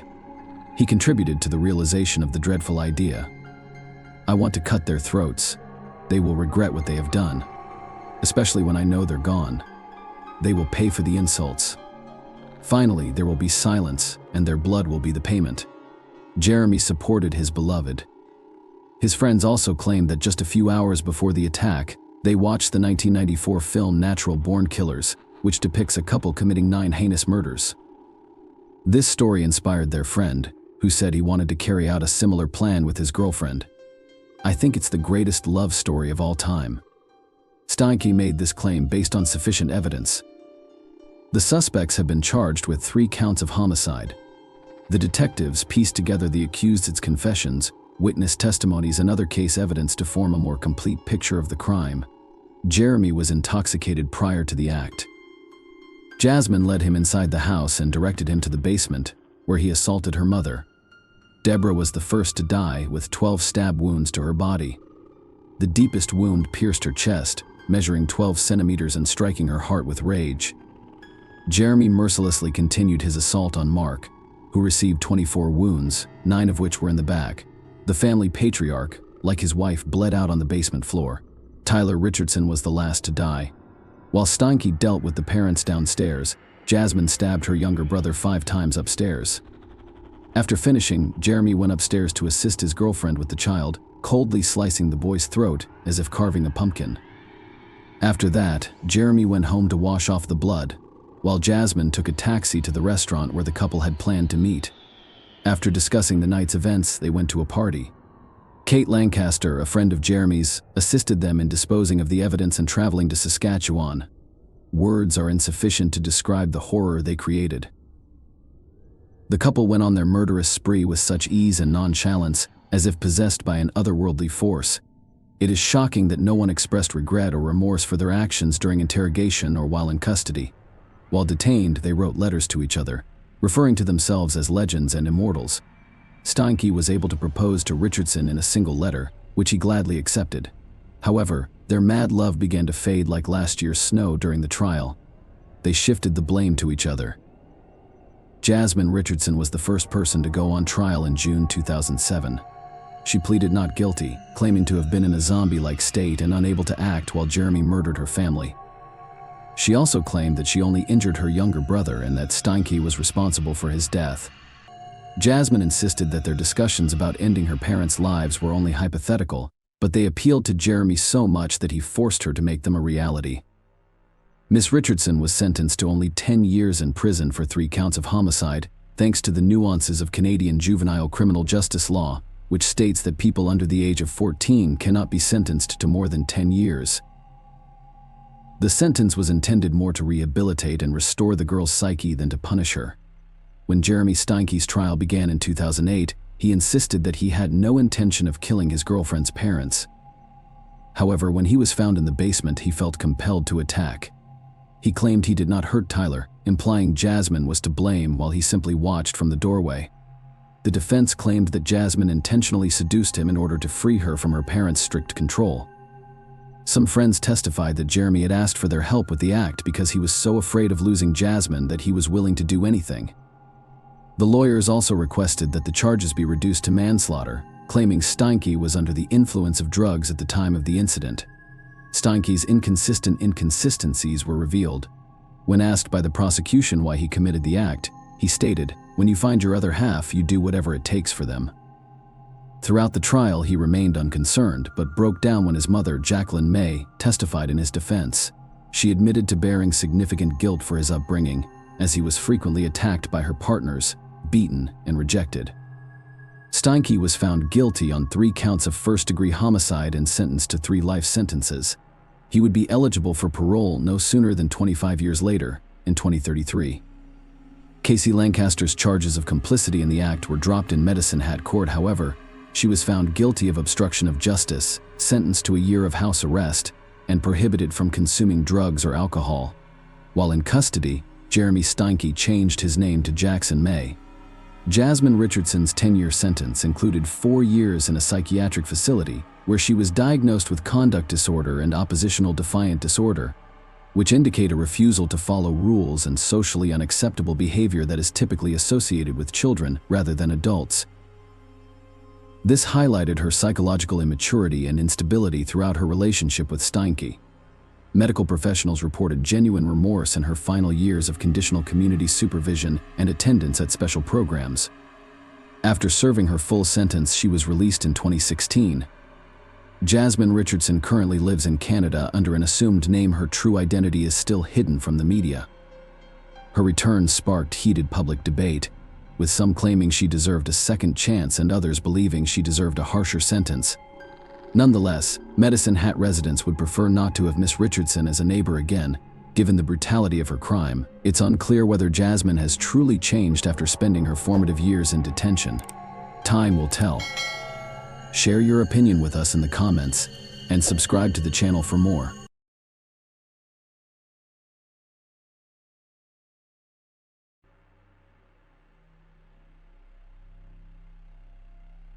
Hey guys, welcome to my channel, and today we're going to take a look at another horrible case with you. In this video, we will talk about what happened in Windsor, Canada in 2018. Autumn Taggart, 31, lived on the 3rd floor of this building with her son, Gavin. On June 10, the boy awoke and went into his mother's room. Her room was completely disorganized. He tried to wake up his mother, but Autumn lay motionless. The Autumn Taggart case received widespread attention, and Canadian police enlisted the assistance of their American counterparts to locate and apprehend the suspect. Autumn Taggart was a single mom in 2018. Her son Gavin was 9 years old, and they lived in Windsor, about a mile from the border between Michigan and the United States and Ontario, Canada. On Saturday, June 9, 2018, Autumn and Gavin spent the afternoon with the child's father, Chris Sherwin. Autumn maintained friendly relations with him after their breakup. They both did their best to ensure that the breakup did not have a significant negative impact on Gavin.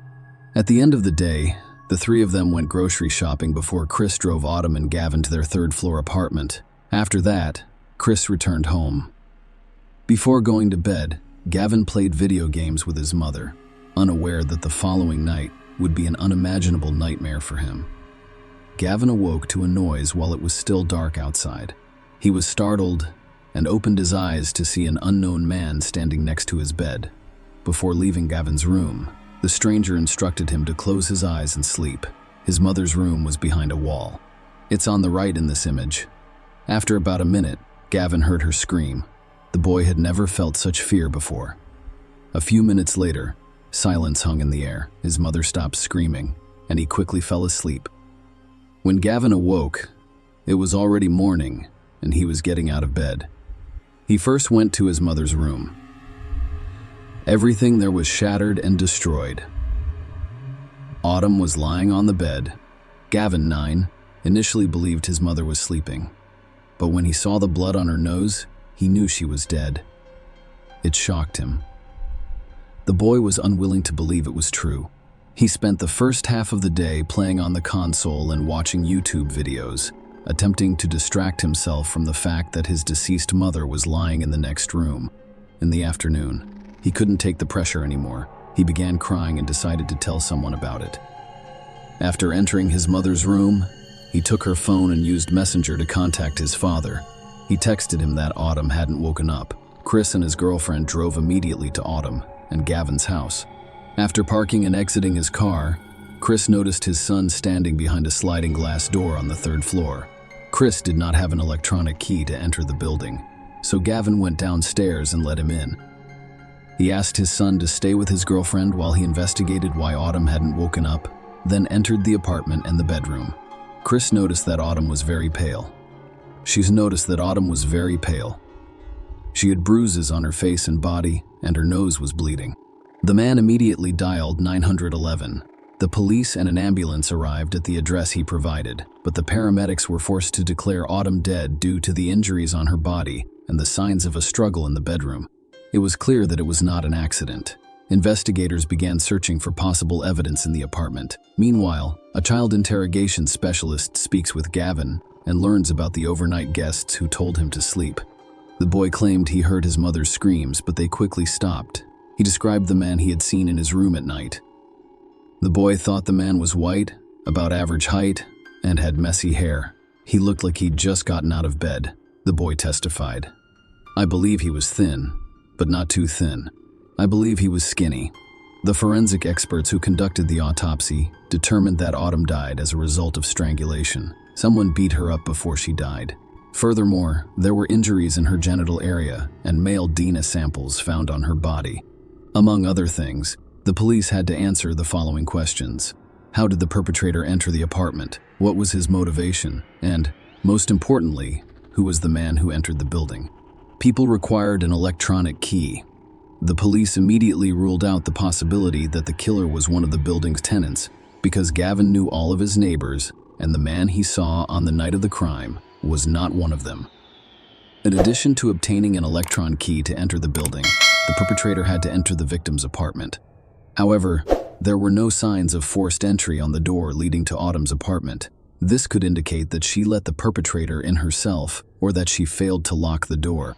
Eventually, the police will discard both of these assumptions after discovering evidence that the perpetrator climbed to the third floor. He began by ascending to the second-floor balcony and then to the third. The door was open, and he entered the apartment without difficulty. In addition to the DNA sample, the police discovered fingerprints whose owner they were attempting to locate. Only 12 days after the body was discovered, did the police release the victim's identity in the hopes of receiving tips from the public. Authorities have urged anyone with information that could aid the investigation to contact detectives. On the night of the crime, someone noticed a new black SUV, possibly a Honda Pilot, in the parking lot next to the building. It was there until around 6 a.m. Detectives suspected that the owner of the SUV was involved in Autumn's death. They believed he first climbed onto his car's roof and then went higher from there. The building's corners have repetitive, decorative protrusions that could have served as steps for the criminal as he climbed from the second to the third floor. The crime happened at night, so investigators began looking into the activity of mobile phones in the area where Autumn lived. In this case, the fact that the crime occurred at night simplified the task because most people are asleep at that time. There were few phone numbers that were active near the crime scene. During the investigation, the detectives learned that one of the phone numbers belonged to Autumn's neighbor, despite living in the same building as Autumn. She stated during the police interview that she knew nothing. However, she was not only talking on the phone in her apartment, she had moved around the city several times and turned off the phone around the same time that someone had killed her. She was either in her apartment or close to it at the time. It was impossible to say for certain because there is always an error rate when determining the phone's location, but there was no doubt that this woman was concealing information from the detectives investigating the case. So they went to speak with her again. Her name was Michelle, and she insisted that she didn't know or hear anything. But the police warned her that if she withheld critical information for the investigation, she could become an accomplice to the crime. She therefore began to speak. She said that around 2 a.m. that night, a man they knew as Jay contacted her boyfriend, who was looking to buy an illegal substance and hire an escort girl. All three drove to the ATM, where Jay took out cash. They then gave Jay some of the substance. Michelle admitted that she and her boyfriend were dealing with the issues themselves. Jay eventually asked them to sell him more. Then, according to Michelle, she directed Jay to the parking lot near her building. The woman admitted that she and her boyfriend intended to rob Jay.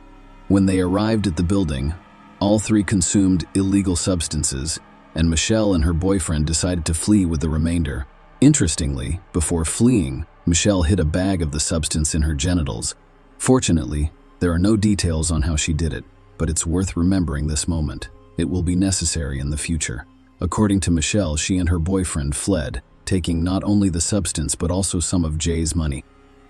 They dashed to the building's entrance and then went upstairs to their apartment, where they locked themselves in, sat quietly, and did not turn on the lights. Jay was unable to enter the building because he did not have an electronic key. He couldn't shout or honk because someone would have called the cops. Furthermore, according to Michelle, when they looked out the window, they noticed shoe marks on Jay's car roof. The man drove away around 6 a.m., and investigators assumed Jay climbed into the building to find the people who stole the substance and money from him, but he had no idea where Michelle lived. So he probably entered Autumn's apartment by mistake. The police now had the suspect's phone number and photo. These images are from a camera at the bank's entrance, where he was withdrawing cash to buy the substance, as well as an ATM camera. After checking the phone number, investigators discovered that his name was not Jay. The man's real name was Jitesh Bogle, and he was a 27-year-old Canadian citizen living and working as a car development engineer in Warren, Michigan. He also owned a black Honda Pilot SUV and used to visit Canada almost every day. To get to Windsor, he only needed to cross the river via bridge or tunnel. Authorities were able to track his movements and discovered that he had left Canada on the morning of June 10. The day Autumn died, he left the country and has not returned since. Jitesh sold his car after the police released details about the black SUV incident at the victim's home. The Canadian police contacted their American counterparts and asked for assistance. They learned that Jitesh was planning to relocate from Michigan to Washington State. His parents lived in Kent. After leaving a good job for unknown reasons, he returned to his parents' home. The fact that he decided to relocate, get rid of his car, and stop visiting Canada was very suspicious. However, the police required irrefutable evidence to arrest and extradite him to Canada. The Windsor police asked the U.S. National Security Agency to assist with the investigation and track the suspect's movements. The male DNA discovered on Autumn's body most likely belongs to Jitesh. To prove it, they needed to collect a sample of his DNA for comparison. Agents from the United States tracked the suspect's movements. They were aware that he was planning to relocate to Washington State and were concerned that he might leave for a third country. Jitesh also tried to change his appearance by removing his beard and wearing blue contact lenses. Fortunately, Jitesh was not particularly cautious. One day, he went to one of Warren's bars and drank. When he finished his last glass and left the bar, the agent seized the glass, obtaining a sample of his DNA. It took some time to compare it to the sample on Autumn's body, but the results were not unexpected. The victim's body contained male DNA that matched Jitesh Bogle. On August 17, 2018, more than 2 months after Autumn Taggart's death, Jitesh was arrested at his parents' home in Kent, Washington. The arrest surprised him. The man appeared to believe that the police would not track him down. The U.S. authorities have begun the extradition process to his homeland. In the extradition documents, the prosecutor stated that Jitesh was a threat to society, posing a flight risk and being unpredictable. Shortly after, Canadian police charged him with the murder of Autumn Taggart. The trial was postponed for an extended period of time due to country-imposed restrictions. It started in November 2021. There were 3 separate courtrooms, allowing for social distance. The main courtroom housed the judge, the prosecutor, the jury, and the defendant, along with his defense. The other 2 courtrooms featured large screens that showed the trial to Autumn's relatives and others. Jitesh Bogle pleaded not guilty to first-degree homicide, claiming that he accidentally killed Autumn. He described how some dealers stole money and an illegal substance from his car. It upset him, so he got out of the car to find them. He didn't remember much of what happened that night because he had consumed so much alcohol and other substances. He remembered climbing onto the balcony before entering the apartment. Autumn was asleep in her bed when he mistook her for Michelle, the woman who had robbed him. When Autumn awoke, she began screaming. He told her to stop making noise, but Autumn did not listen. He put his hand over her mouth, causing her to suffocate. According to the man, he realized he had accidentally killed Autumn after the scream stopped. He then performed CPR on her, but it didn't work. Jitesh couldn't remember how the genital injuries appeared on Autumn's body, or how he left her apartment. Jitesh and his attorneys asked the prosecution to dismiss the first-degree life deprivation charges because they believed it was an unintentional crime. According to them, Jitesh was unaware of his actions due to the large quantity of substances he consumed. The hand over the mouth indicates that they want to be quiet, not that they want to die. Bogle lacked the ability to form intent or understand the consequences of his actions. According to defense attorney Peter Thorning, there is only one explanation for his behavior: intoxication. It is true that terrible things can happen without our knowledge. That is what happened here. This death was unintentional. He was intoxicated or didn't realize that his actions would not result in death. He added, his lawyers also claimed that there was no evidence that the defendant had intercourse with the victim. This is an important consideration because it will have an impact on Jitesh's sentence. Yes, Autumn's body contained Bogle's DNA, but it was not seminal fluid. The lawyers believe it could have been caused by cross-contamination or DNA transfer from one surface to another. For instance, through a forensic expert's gloves. Bogle's lawyers attempted to persuade the jury that John Lasorda, who worked in the forensic unit during the investigation, performed his duties incorrectly by transferring their client's DNA to Autumn Taggart's body. Lasorda's role was to photograph the scene and collect any evidence that came into direct contact with the victim.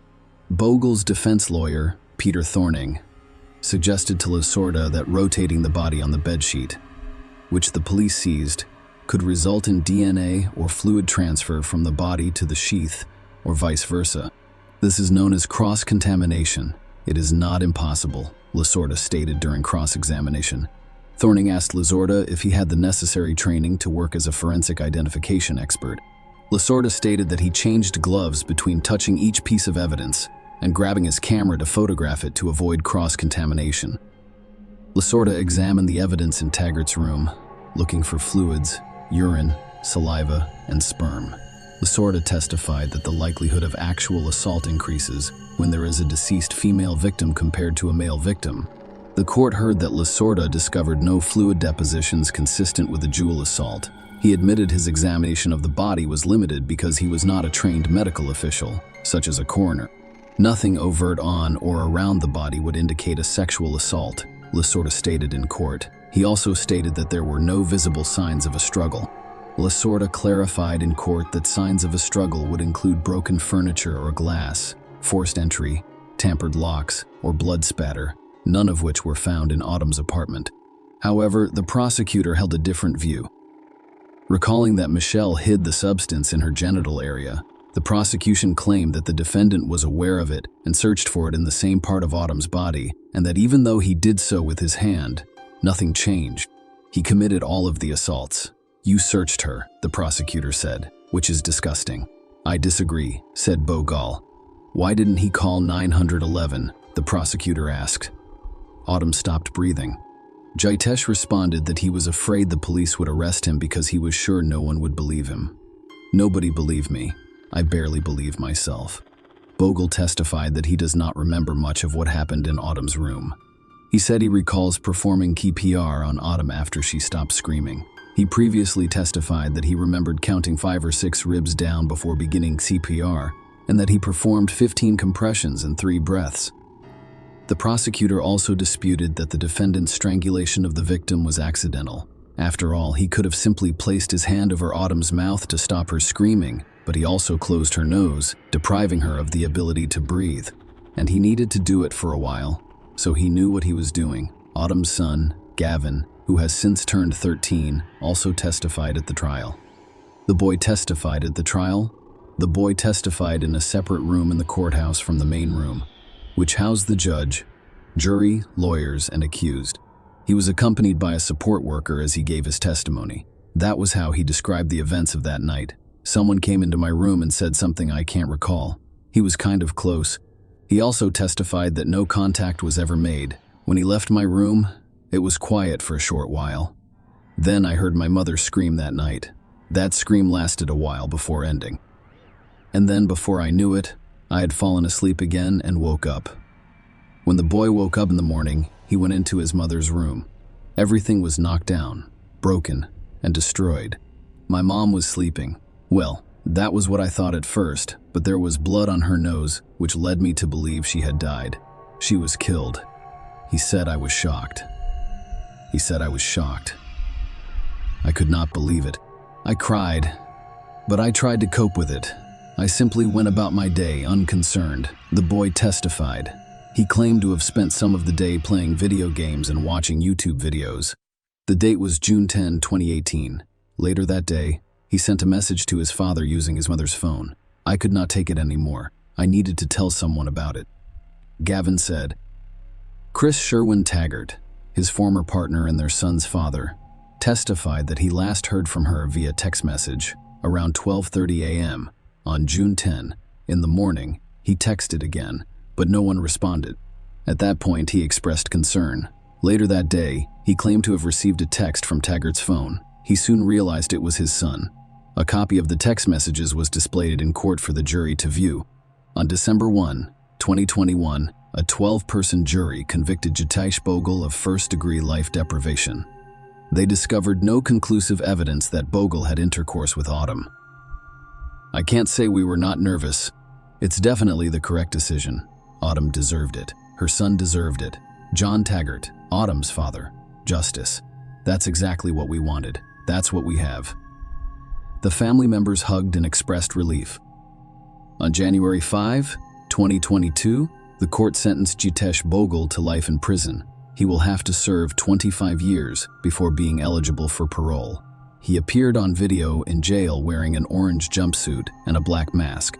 He sat against a wall away from the camera while listening to the victim's impact statements. Finally, the judge asked if he had anything to say. "It's difficult to express my sorrow and remorse, but I'm glad for the family that they have a sense of justice and can move forward. That day, a part of my soul also died."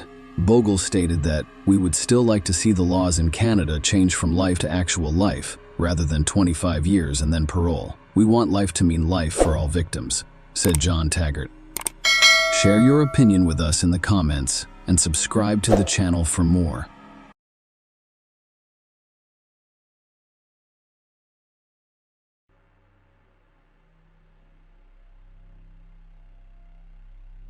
Hey guys, welcome to my channel, and today we're going to take a look at another horrible case with you. Today's story is a retelling of the biblical story of the first crime on earth. as recorded in the book of Genesis, in which Cain rose up against his brother Abel and murdered him.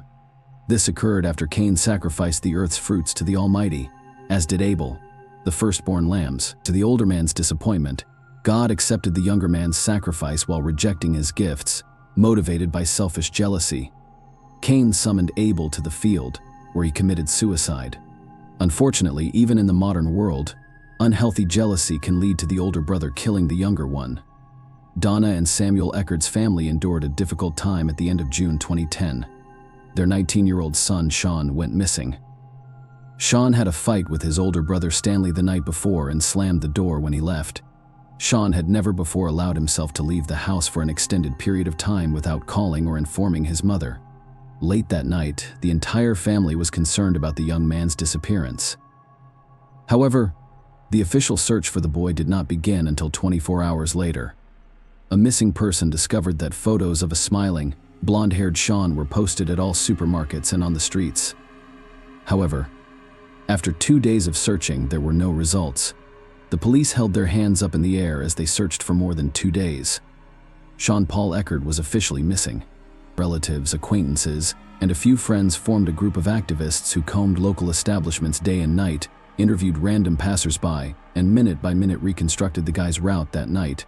Without pausing the search, the police began to delve deeper into the Eckerd family's habits and rhythms in order to piece together the events leading up to Sean's disappearance. Donna and Sam Eckerd, married with a history of familial relationships. They had 6 adult children from their previous marriages, following difficulties and setbacks in their early unions. They found comfort in each other's company and settled in San Diego, California. They rented a large family home and went to the local church every weekend. The family was devout and led a quiet, unsociable life. A few years after moving in, the family welcomed a son, Stanley, and 2 years later, a second son, Sean. They both attended a good local school, and every weekend the entire family participated in church activities. The oldest children, having reached adulthood, flew away from their parents' nests across the continent to start their own families. But the Eckerds were friendly. They kept in touch, called each other frequently, and spent all family holidays together. Sean was a simple, fun-loving boy.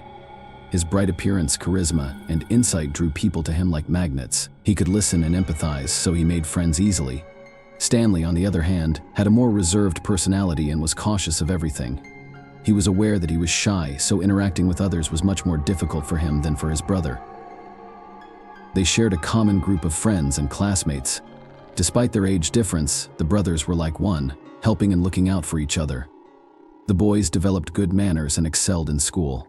They were always trusting and friendly with one another. Their parents laughed when they made jokes about each other. The family valued respect above all else. Donna and Samuel raised their children with a strong faith in God, and according to God's laws, the Eckerd family's life unfolded in its own unique way.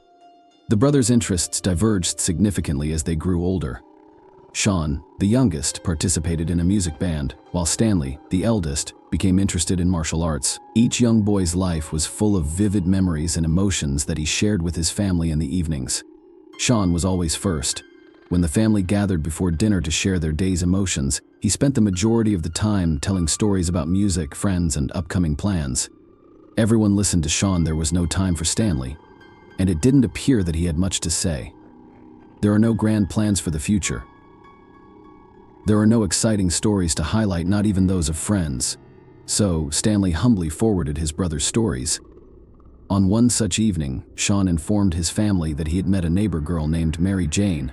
A fragile young girl with bright brown eyes and long blonde hair put Sean in a trance.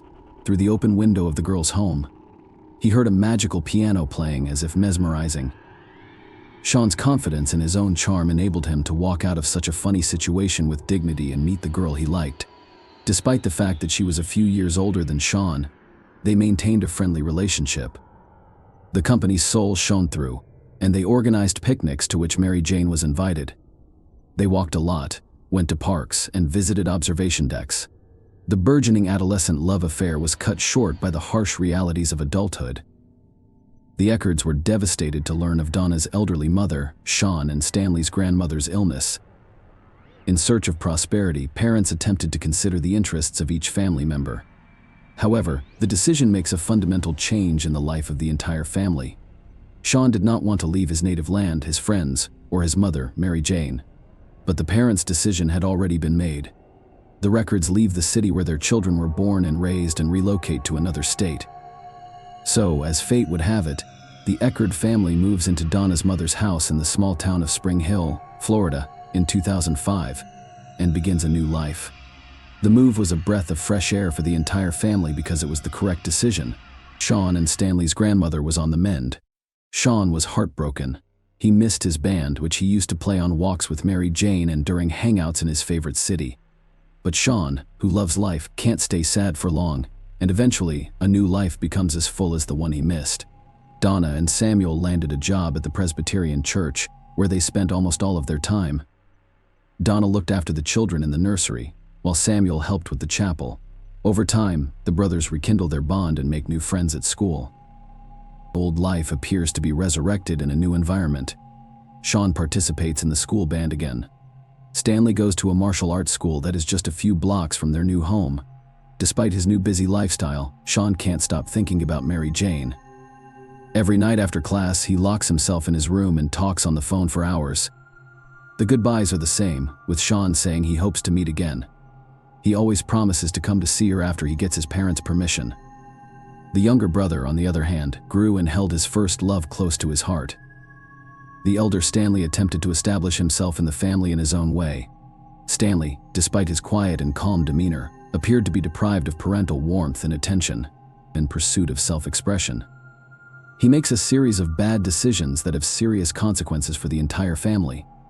In May 2006, he tells his parents that he plans to drop out of school and devote his life to studying martial arts and starting a martial arts club. However, youthful maximalism leads the guy into bad company, where he begins to engage in petty fraud and experiment with illegal drugs. In 2007, Stanley's arrest resulted from dysfunctional connections. He was caught stealing and charged with felony fraud offenses. Donna suffers her first major setback when she learns of her elder son's antics. She ends up in the hospital with a heart attack, but the situation is quickly resolved thanks to the services of a lawyer hired by Jennifer's sister. He skillfully defends Stanley, demonstrating the lack of direct evidence, allowing the man to go free with only a suspended sentence. This episode terrified Stanley. He feels guilty and isolates himself in the hopes of being understood and accepted by his family. Sean does not discuss his decisions with his parents after surviving the frightening events that occurred to Stanley. During his summer vacation, he works as a waiter. "I've saved up some money." He only leaves a note for his mother, telling her to go to California for Mary Jane. The 2-day bus ride to his beloved felt like an eternity. The scenery changed outside the window. Tonight, the day changed. Sean imagined seeing Mary Jane at the final station. When the driver announced the final stop, the bus came to a stop. Sean was ready to run to her, because he'd seen her happy face through the window and her long hair, which she was tucking behind her ears with her fingers. They had shared some of their happiest days together. They'd had picnics, just as they had in his best high school years. Sean had confessed his desire to marry for the first time, and the feeling was mutual. After another walk, the youth sat down on a bench. Sean felt faint. His eyes turned black. Sean was admitted to the hospital after falling unconscious. The young boy was fading like a match in a matter of days. Mary Jane contacted Sean's sister, and Jennifer flew to California, where doctors determined what was causing a strong and sturdy man to fade so quickly.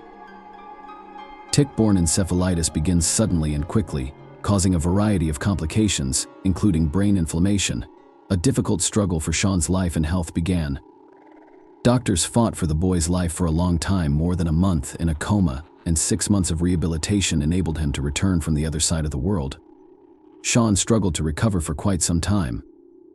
An ordinary tick bite on a summer walk resulted in a serious injury for him.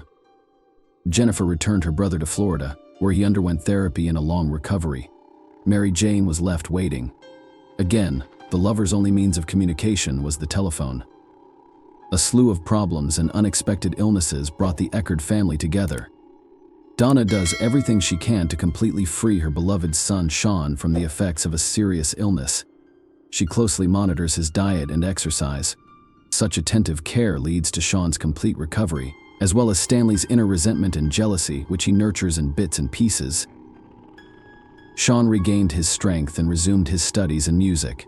In 2009, he completes his studies and dreams of returning with his mother, Mary Jane, to introduce her to his parents as his favorite. However, Sean's plans are unlikely to come true. Stanley introduces his brother to Samantha Rowe, his dream girl. Samantha, a Florida native, quickly discovered a common language with the two brothers. Stanley adored and sympathized with her, but the girl was taken with Sean's cheerful and sociable personality. For a while, Stanley actively courted Samantha, and she accepted his advances. Many romantic encounters conclude with a passionate kiss. Stanley is extremely happy.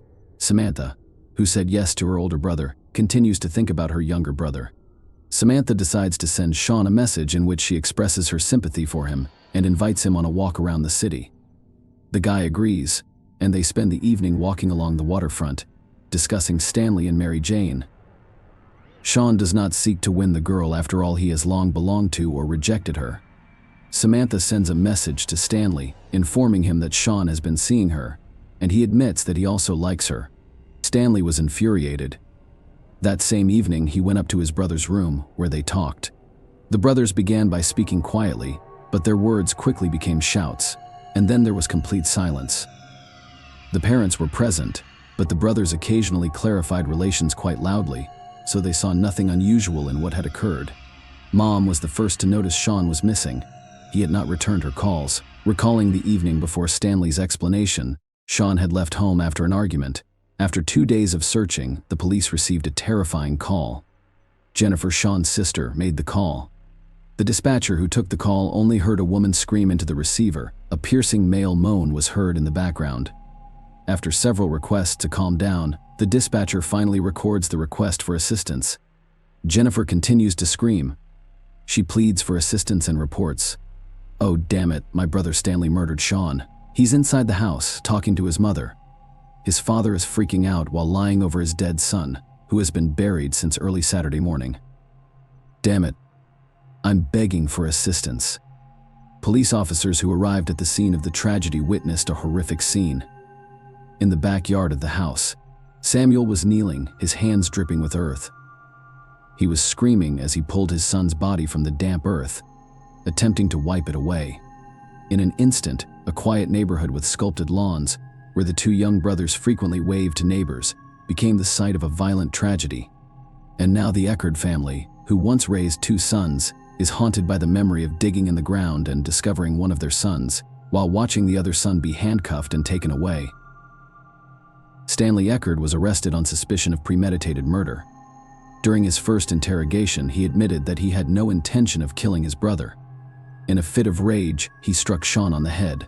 Sean fell as a result of his injuries. Stanley checked his pulse. When he realized his younger brother had died, he tied up the body and carried it out the window to be buried on the lawn behind the house. Stanley said at the inquest, "I buried him after all. That's what you do with the dead." These words sound like the cold-blooded calculations of a serial killer rather than a loving brother. In his defense, Stanley Eckerd stated that he did it for his mother. He wanted to shield her from any shock she might have felt at the news. After that, Stanley planned to relocate his brother's body and rebury it once his parents were gone. Stanley's behavior during the interrogation varied. He cried and confessed what he had done, clearly apologizing and presenting it as an accident, or he blamed Sean with hatred in his eyes. Stanley spoke harshly and unpleasantly about his younger brother. He blamed him for all of his problems and admitted that he had won the battle for his mother's and Samantha's affection. Stanley was charged with second-degree murder and arrested without bail the same day. 2 days later, Dr. Barbara Wolf conducted an autopsy on Sean's body. She presented the court with the results of the forensic examination, which revealed that the victim's neck had bruising under the skin and rope marks, indicating that the neck had been compressed to make breathing difficult. The examination determined that the death was caused by an inflicted head injury and asphyxiation. Assistant State Attorney Pete Marino investigated the case. The first hearing began on February 25, 2011, and was presided over by District Judge Stephen.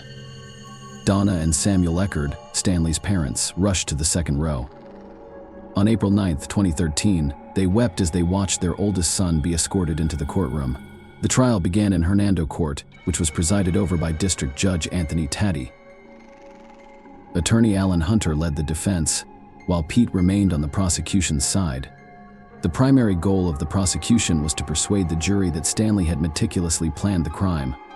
According to defense attorney Allen, the tragic outcome stemmed from a spontaneous fight. In conclusion, Allen urged the jury to take note of Stanley's attempt to conceal the crime in the name of good intentions. Stanley Eckert was charged with first-degree premeditated murder, which carries a mandatory life sentence if convicted. Sentencing was scheduled for May 13th. Stanley's fate lay in the hands of District Judge Anthony Taddy, who presided over the 5-day trial. Second-degree murder carries a maximum sentence of life imprisonment. Stanley Elias Eckert always claimed that he had no intention of killing his brother 3 years ago, before burying him in the front yard of the house. Before trial, Eckert turned down prosecutors' offer to plead guilty to second-degree murder in exchange for a 20-year prison sentence.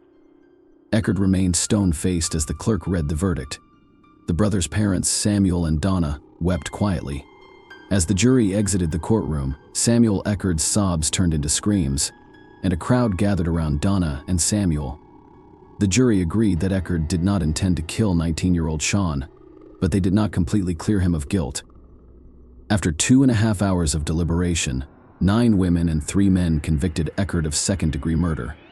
All the while, according to the record, they believed Stanley's account of what happened early on June 19, 2010, and criticized the state attorney's office for filing the charges. Later Friday, Samuel Eckert stated that Chief Assistant Public Defender Alan Lanter did an excellent job. The family questions whether the sentence is appropriate. They filed an appeal against the verdict but were denied. I don't understand how the jury returned a verdict of second-degree murder, and after about 2 hours, Samuel Eckert stated that our faith had not been shaken. He stated that one fact was not disputed during the trial. After his brother died, Stanley removed his body from Sean's bedroom window and buried it in a shallow grave in the family's Spring Hill backyard. Samuel Eckert discovered Sean's body 2 days later. During his closing arguments at trial, Assistant State's Attorney Pete Marino showed jurors photos of Sean's dirt-covered body lying in a fetal position. This isn't a detective novel case, but Marino said. He stated that when detectives questioned Stanley on the day his brother's body was discovered, he changed his testimony. 6 times he claimed he had no knowledge of Sean's death until 2 days after his brother's funeral.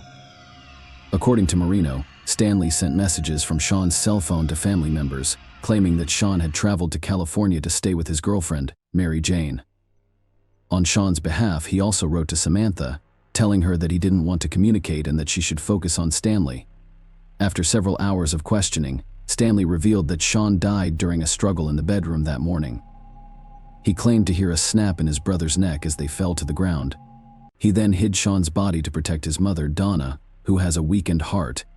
He stated that he planned to tell his father after his mother left on a trip. The defendant's hand injuries constitute murder, according to Magazzino, who also cited testimony and Stanley's statements to detectives about rising tensions over Samantha Rowe. He also brought up testimony about a conversation Stanley had with his brother and a friend about revenge in the weeks leading up to Sean's death. During that conversation, the friend testified that Stanley stated that if he was going to kill someone, he would hit them in the back of the head and bury the body in the backyard. That evidence was shaky at best and could not dispel reasonable doubts. Alan Lanter told the jury that a crime is an act with an intended outcome. Lanter replied, "Yes, I was involved in my brother's death, but he did not kill his brother." Lanter cited testimony from a forensic pathologist, who stated that the blow to the head was combined with other factors. Sean's death was most likely caused by high blood alcohol levels and possible lingering brain swelling from encephalitis. The pathologist also testified that hitting his head on the bedroom nightstand when the 2 men fell could have been enough to kill Sean Lantar, which reminded the jury of Donna Eckert's testimony that Sean suffered from severe mood swings after contracting encephalitis. In her testimony, Donna Eckert referred to Sean's death as an accident. The jury could have also convicted Stanley Eckert of third-degree murder or manslaughter. In the case of pardonable homicide, Lanter urged jurors not to be distracted by gruesome photos of Sean's body or Stanley's poor decision to bury him in the yard. Stanley Eckert did something horrible after Sean died, according to Lanter, but he is not a murderer. During the final sentencing, The record parents were filled with excitement. Judge Anthony sentenced the defendant to 50 years in prison without the possibility of parole. The parents were broken. One miserable day, they lost both of their sons at the same time. The cold-blooded murder of an innocent man, including a brother, is clearly beyond the scope of appropriate human response. In the Bible story, Cain, the brother killer, was banished from paradise as punishment. However, he approached the problem differently, eliminating the source of his remorse. Share your opinion with us in the comments and subscribe to the channel for more.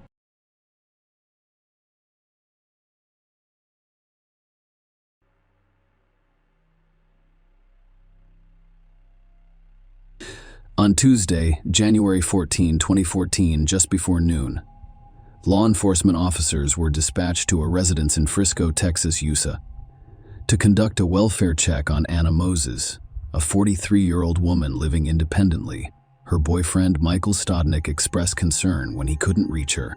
They were scheduled to meet for a date the night before, but when Michael arrived at Anna's house at 7:30 p.m., it was dark, or the lights were turned off, and her car was not in the driveway. This was unusual because Anna usually left her car in the driveway except for inclement weather when she parked it in the garage. Michael rang the doorbell, called, and texted, but received no response. Following his initial attempt to contact Anna, Michael drove to a nearby Starbucks and waited 15 minutes. He returned to Anna's house and found no apparent change, so he decided to go home. The next morning, Michael tried again to reach Anna via text messages and phone calls, but received no response. Concerned, he contacted some of her friends, who also reported not hearing from her at 9 a.m. On the morning of January 14, Michael returned to Anna's house and discovered that her trash bins were still at the front, and packages remained unopened on her doorstep. Despite having a house key, Michael refrained from entering because he was unfamiliar with the alarm code. The situation indicated that Anna had not returned home from work on the 13th. Michael contacted the police and requested a welfare check after becoming concerned about Anna's well-being. The police advised him to contact the University of Texas at Dallas Police, which was Anna's last known location. Anna worked as a statistical analyst in the UDA's strategy department and had worked all day on January 13th. Michael went to the campus and spoke with the police, but they did not appear concerned. They only took Anna's disappearance seriously after her boss reported her missing. His boss also informed them that she had not been at work on the morning of January 14. Following this report, a 911 call was placed, prompting the police to arrive, but as residents, nothing seemed out of place. There was no evidence of forced entry. They contacted Anna's son, Igor, who had a key and met them at the house. The alarm was disarmed at 12 or 5 p.m. According to the alarm log, for the first time since January 13 morning, the question remained, where was Anna? The police searched several rooms and found Anna's lifeless body in the garage, where she had been fatally shot. Despite her death, she remained dressed in her coat and scarf. Surprisingly, nothing seemed to be missing other than her car. Her purse containing money was discovered next to her, and mail was scattered around her. Notably, an empty Taco Bell sack with a quesadilla wrapper was on the ground nearby. Anna had 7 gunshot wounds distributed as follows: 1 in the neck, 2 in the chest, 3 in the back, and 1 that did not break the skin, with the bullet lodged in her clothing. She also had abrasions on her left hand and a minor abrasion on her right hand, which could be the result of a fall or defensive wounds. Surprisingly, the police discovered 11 cartridge cases in the garage, which contradicted the initial count of 7. Interestingly, there were no bullet holes in the garage. This led the police to suspect that the crime scene had been staged to give the appearance of a robbery. Notably, no fingerprints were found on the patio door or the interior garage door. The police believe Anna was murdered on the evening of January 13 as she returned home from her job at the University of Texas at Dallas. The crucial question remains: who is responsible for Anna's murder? The investigation into Anna's death generated more questions than answers. Originally from Russia, she moved to the United States after meeting Robert Moses. Their union led to marriage, and Robert was formally adopted by his son Igor. Initially, the family appeared close-knit, with Robert and Igor having a strong bond. However, as the years passed and Anna gained confidence in her new American life, she began to engage in activities separate from Robert, causing strains in their relationship, and his interactions with other men contributed to the breakdown of her marriage. One of these connections was with Dr. John Wheeler-Kowski, a colleague who would generously provide her with financial assistance when necessary. Anna also spent time with Jerry Casper, a man who shared her passion for opera and musicals. Jerry was so taken with Anna that he dedicated books of poetry to her. Despite this, he claimed there was nothing romantic between him and Anna because he was married. During their investigation, the police spoke with one of Anna's friends, Dr. Jacques, a Christian who worked at the University of Texas at Dallas. Dr. Christian described an incident that occurred on December 15, 2012, between Anna and her ex-husband Robert. According to Dr. Christian, Anna was in great distress and contacted her, claiming that she was trapped inside a closet with her 2 dogs. The police were called, but the incident was reported as an error. Dr. Christian stated that Anna appeared genuinely afraid of Robert, recalling an encounter in which Anna was visibly shaken and expressed concern that he would kill me tonight. Anna and Robert finalized their divorce in March 2013. Despite the separation, Robert remained in the house while Robert moved to a home shared with 3 other divorced men, most notably their son Igor, who maintained close ties with both parents and paid frequent visits to them. Despite their divorce, Robert continued to assist Anna with household repairs as needed. Surprisingly, Anna did not tell any friends or family about her lingering fears about Robert following the divorce. In fact, she appeared content and happy, having found companionship through online dating. Anna had been in a year-long relationship with Michael, whom she met through Match.com. When questioned by the police, Robert gave his version of events on January 13. He claimed to have spent the day watching football at home before visiting Twin Peaks Bar. Surveillance footage confirmed his timeline, with him entering the bar at 7:06 p.m. and leaving at 7:57 p.m. During the questioning, the police discovered a small cut on Robert's right hand, just above the knuckle of his ring finger, with blood seeping through the bandage.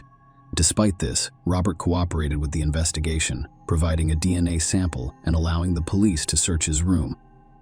During the search of Robert's belongings, several firearms were discovered, including a Ruger long rifle, a black pocket pistol, and a black Browning buckmark target pistol. However, extensive testing eliminated these firearms as the murder weapon. The day after Anna's body was discovered, her car was found a few blocks away from her home. Upon inspection, the police discovered blood on the driver's seat, as well as muddy footprints on the car's hood and on top of the vehicle. Inside the car, a Red Bull can on the backseat passenger side and a cigarette butt on the floorboard raised suspicions because Anna was not known to smoke or drink energy drinks. The police believed that the blood found in the car was consistent with the type of injury on Robert's right hand. Subsequent DNA testing revealed that the blood in Anna's car matched Robert's DNA sample. When asked about the blood, Robert initially claimed ignorance, saying he couldn't think of a reason for its presence. He later admitted to being in Anna's car on January 28, 2015, explaining that he was fixing a broken water pipe in the garage at the time. Following these findings, Robert was charged with murder. The prosecution built its case on the assertion that Robert was the only person with the motive, means, and opportunity to commit Anna's murder, claiming that everything pointed to him. It points to nowhere else. Their disagreements revolved around the belief that Robert murdered Anna for personal financial gain. The court learned of this on January 13. Anna left for work at 8:23 a.m., as she usually does, and setting the house alarm before she leaves. She spent the day at work, with a tea break around 2 p.m. Alongside Dr. Wheeler-Kowski, Anna finished her workday at 5 p.m., her usual departure time. At 5:02 p.m., video surveillance captured her walking into the parking garage at work. At 5:07 p.m., Anna drove away from the garage, stopping at a Taco Bell drive-thru to buy a chicken quesadilla. Crucially, surveillance near an elementary school near Anna's house captured a car resembling Anna's passing by at 5:44 p.m. This begs the question, if Anna drove home, was someone waiting for her inside the garage? The prosecution's case was heavily based on establishing the timing of Anna's death, which the police claimed occurred between 5:50 p.m. and 5:50 p.m. and 5:55 p.m. Testimonies in court included statements from people who live on the street where Anna's car was discovered. Stephen Brockway testified that on January 14, around 1 p.m., at 1:40 p.m., he and a friend were moving a trailer and there were no cars parked nearby. He returned around 3 p.m. and noticed an SUV parked there. Another neighbor reported seeing a blue Chevrolet truck on the street around 5 p.m. and 6 p.m. Based on this information, the police concluded that Anna's car was most likely left there after 6 p.m. On January 14, it was revealed in court that the police had interviewed the other men in Anna's life. Specifically, Michael and Jerry. Both men willingly provided DNA samples for investigation, but Michael denied possessing any firearms. Jerry, on the other hand, admitted to owning a 9mm Glock and a 2-point target pistol. Although the police did not recover these weapons, the court learned from toll records that Jerry left his Arlington workplace around 5:18 p.m. on January 13 and exited the Renner Road toll booth at 6 p.m. This information, when combined with the police's belief about Anna's death time, suggested that Jerry was not in a position to be responsible for the crime at the time it occurred. These details were presented to the court in order to rule out any other possible suspects. The court was informed that Dr. Wheelerkowski had been excluded as a suspect based on toll records confirming he was in Garland Robert on his way home at 5:47 p.m. Furthermore, the type of firearm he owned, a .40 caliber Glock, did not match the gun used to kill Anna. DNA testing of the Red Bull can and cigarette butt found in Anna's car revealed that the DNA belonged to an unknown male. Despite entering the profile into the combined DNA index system, there were no matches. The prosecution emphasized the financial motive, claiming that Robert stood to benefit financially from Anna's death. A review of his financial records revealed that several credit cards were nearly maxed out. During police interviews, Robert allegedly expressed a strong interest in Anna's finances.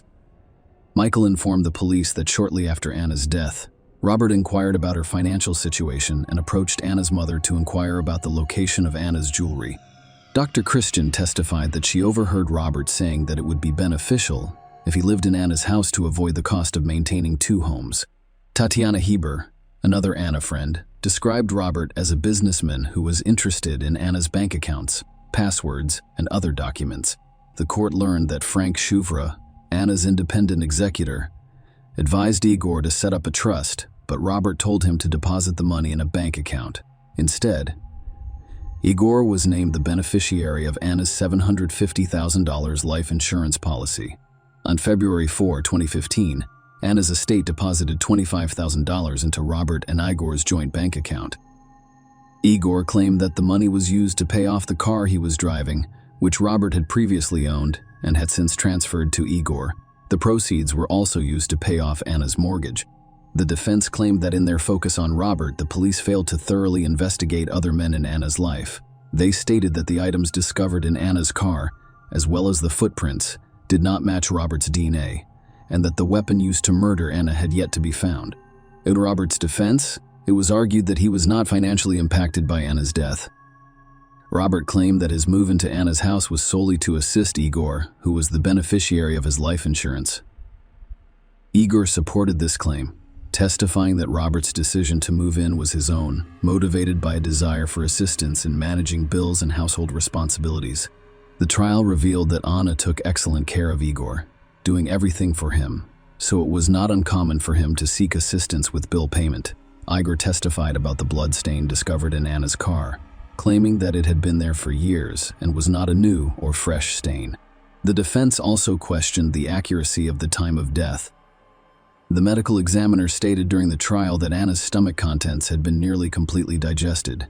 The defense argued that if she had eaten the quesadilla and died before 6 p.m., there would have been more identifiable food remnants in her stomach. This raises the possibility that she was murdered later, providing an alibi for Robert and some of Anna's other male acquaintances. Despite the defense's arguments, a Collin County jury found Robert Arthur Moses guilty of first-degree murder of his ex-wife Anna over finances and their relationship in late 2016, sentencing him to life in prison after more than 8 hours of deliberation. In court, prosecutors referred to the then 64-year-old as a calculating killer, claiming that Anna, 43, was targeted and ambushed at the time she died. She was shot in her prime, and no one should ever fear him again. Following his conviction, he filed an appeal to challenge the court's decision. Robert's appeal focused on a lack of evidence, claiming that the conviction was based solely on conjecture and speculation. The appeal centered on specific pieces of evidence, including the chicken quesadilla from Taco Bell and the unexplained large sum of money in Anna's savings account at the time of her death. Concerning the chicken quest idea, the appeal focused on Dr. Williams' testimony, which challenged the established time of Anna's death. Dr. Rohor acknowledged that if Anna had eaten a chicken quesadilla on her way home at 5:45 p.m., it is reasonable to expect the stomach contents to be partially digested after being shot 10 minutes later. However, he testified that he could not recognize any type of food in Anna's stomach contents, casting doubt on the timeline's accuracy. The appeal argued that the uncertainty about the digestion of the chicken quesadilla calls into question the accuracy of Anna's time of death, implying that she was killed after 7 p.m. Is true, this assertion would provide an alibi for Robert, who was reportedly at the Twin Peaks bar at the time. Furthermore, the appeal highlighted Anna's substantial savings account, emphasizing the significant increase in funds over a 23-month period, despite the fact that her spending records showed she spent the majority of her income. The appeal faulted the police for failing to investigate the source of the funds. However, the state appeals court rejected Robert's arguments regarding the quesadilla. The court stated that no one knew what happened to it, or if Anna consumed it. Regarding Anna's savings, the court noted that prosecutors brought it up during the trial, claiming that some of the money came from a former romantic interest who wanted to help Anna. Despite the appeal, the court upheld Robert's conviction, and he is still incarcerated. The rejection of the appeal upholds the previous judgment and preserves the trial outcome. Share your opinion with us in the comments and subscribe to the channel for more.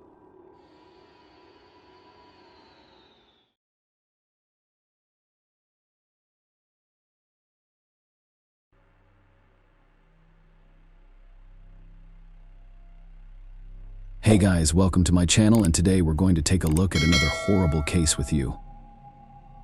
The Jared Bridegan case, from love to the end of life. No matter how long a couple has been together or how happy their marriage was, divorces frequently result in the breakdown of amicable, or at least respectful, relationships. However, former husbands and wives may part ways as true adversaries. Close partners intentionally make each other's lives miserable, inflict harm, or wish for the other's death. In rare cases, it goes beyond mere wishes and escalates into actual physical confrontations. Today, we'll look at such a case.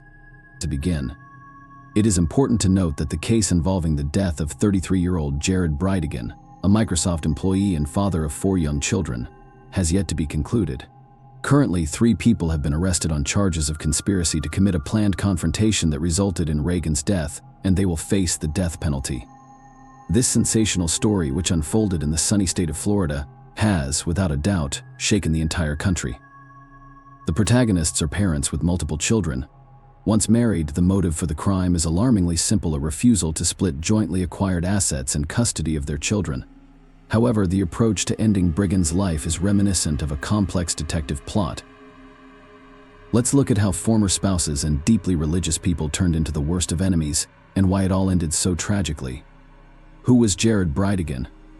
Jared J. Bridegan was born in 1989 in Florida into a modest family as the second of 2 sons. He grew up with his older brother Adam, with whom he was practically inseparable since childhood. The brother's parents were devout followers of the Church of Jesus Christ of Latter-day Saints.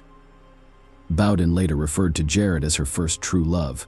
However, their relationship did not lead to marriage because cohabitation was frowned upon in their religious community. As a result, when Jared graduated from Florida Arts High School in 2007 and decided to continue his education in another state, they parted ways. Jared moved to Utah, where he attended college and met his future first wife. At a friend's birthday party in 2009, Jared Bridegan, then 20, met Shanna Gardner.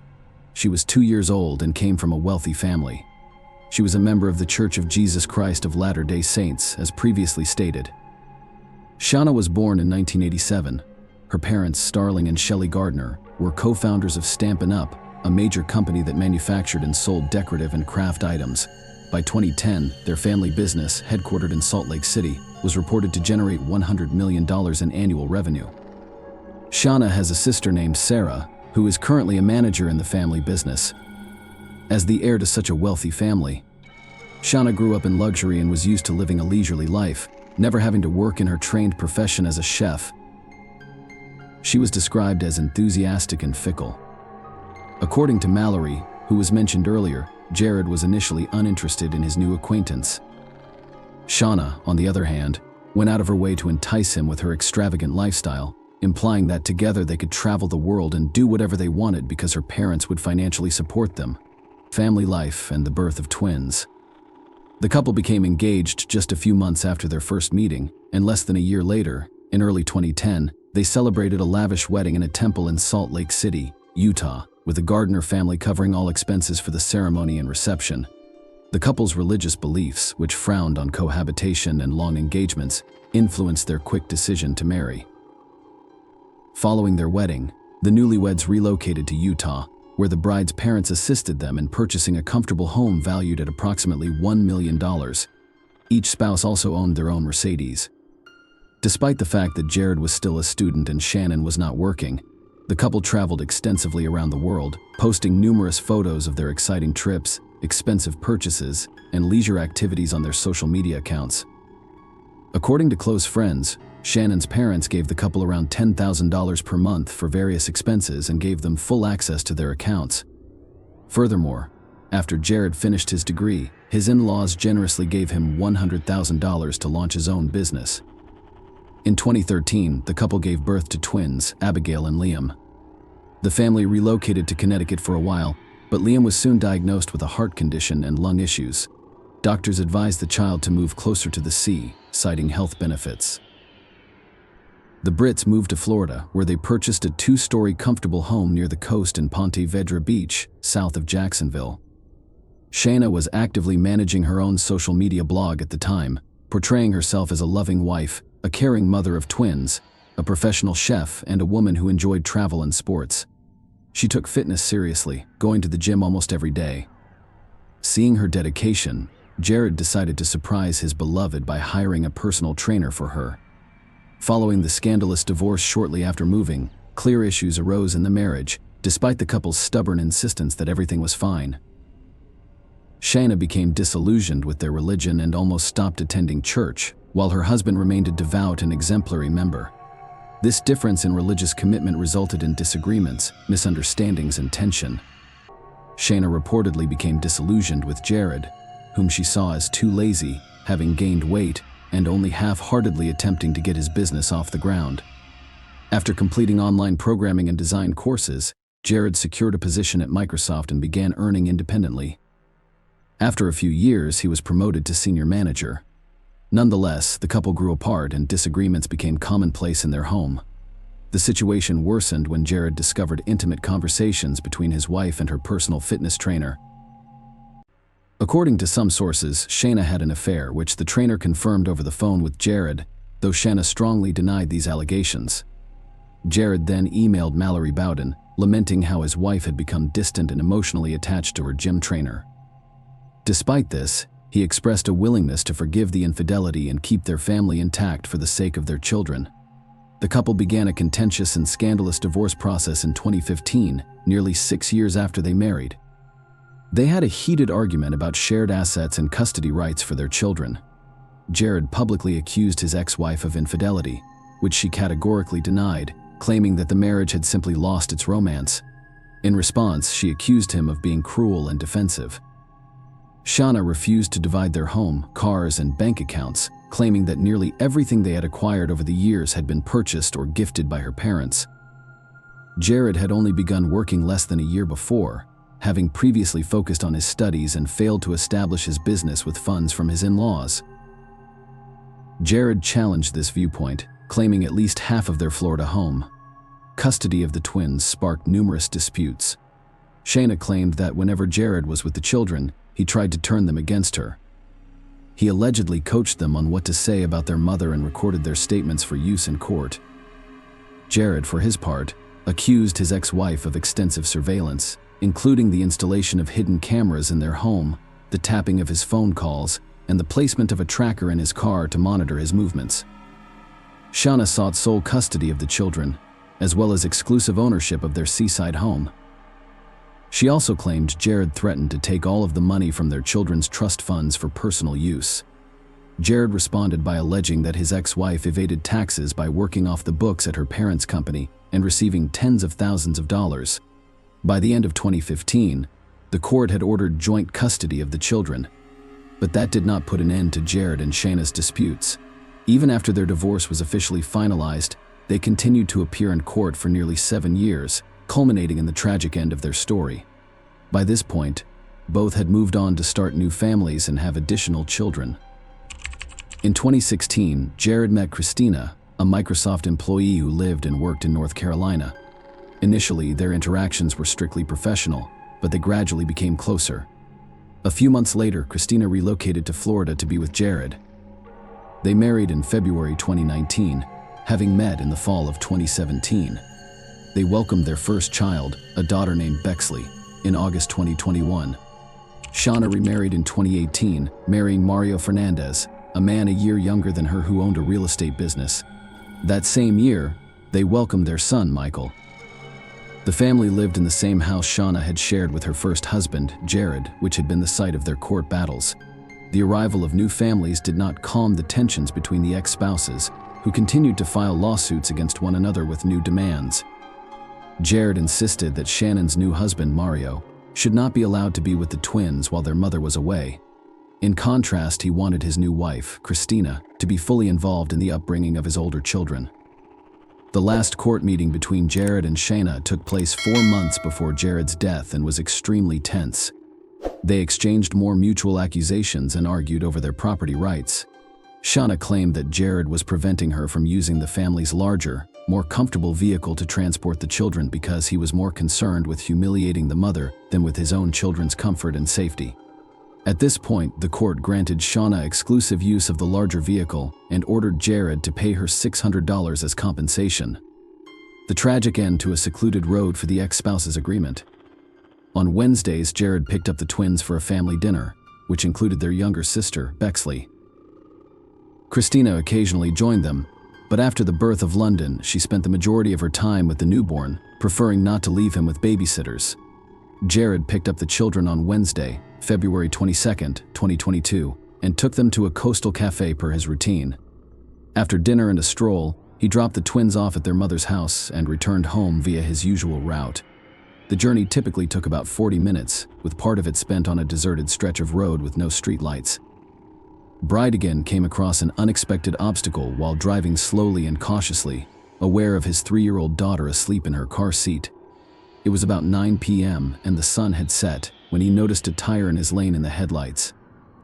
He came to a stop, turned on his hazard lights, and got out to move the tire to the side of the road. That's when the shots went off. Jared had no chance of escaping. The perpetrator, acting with deadly precision, fired several close-range shots before fleeing the scene. The child sleeping in the car was unharmed. A passerby heard the shots and approached cautiously, discovering Jared lying in a pool of blood. He immediately contacted the police and paramedics. Unfortunately, it was too late to save the victim.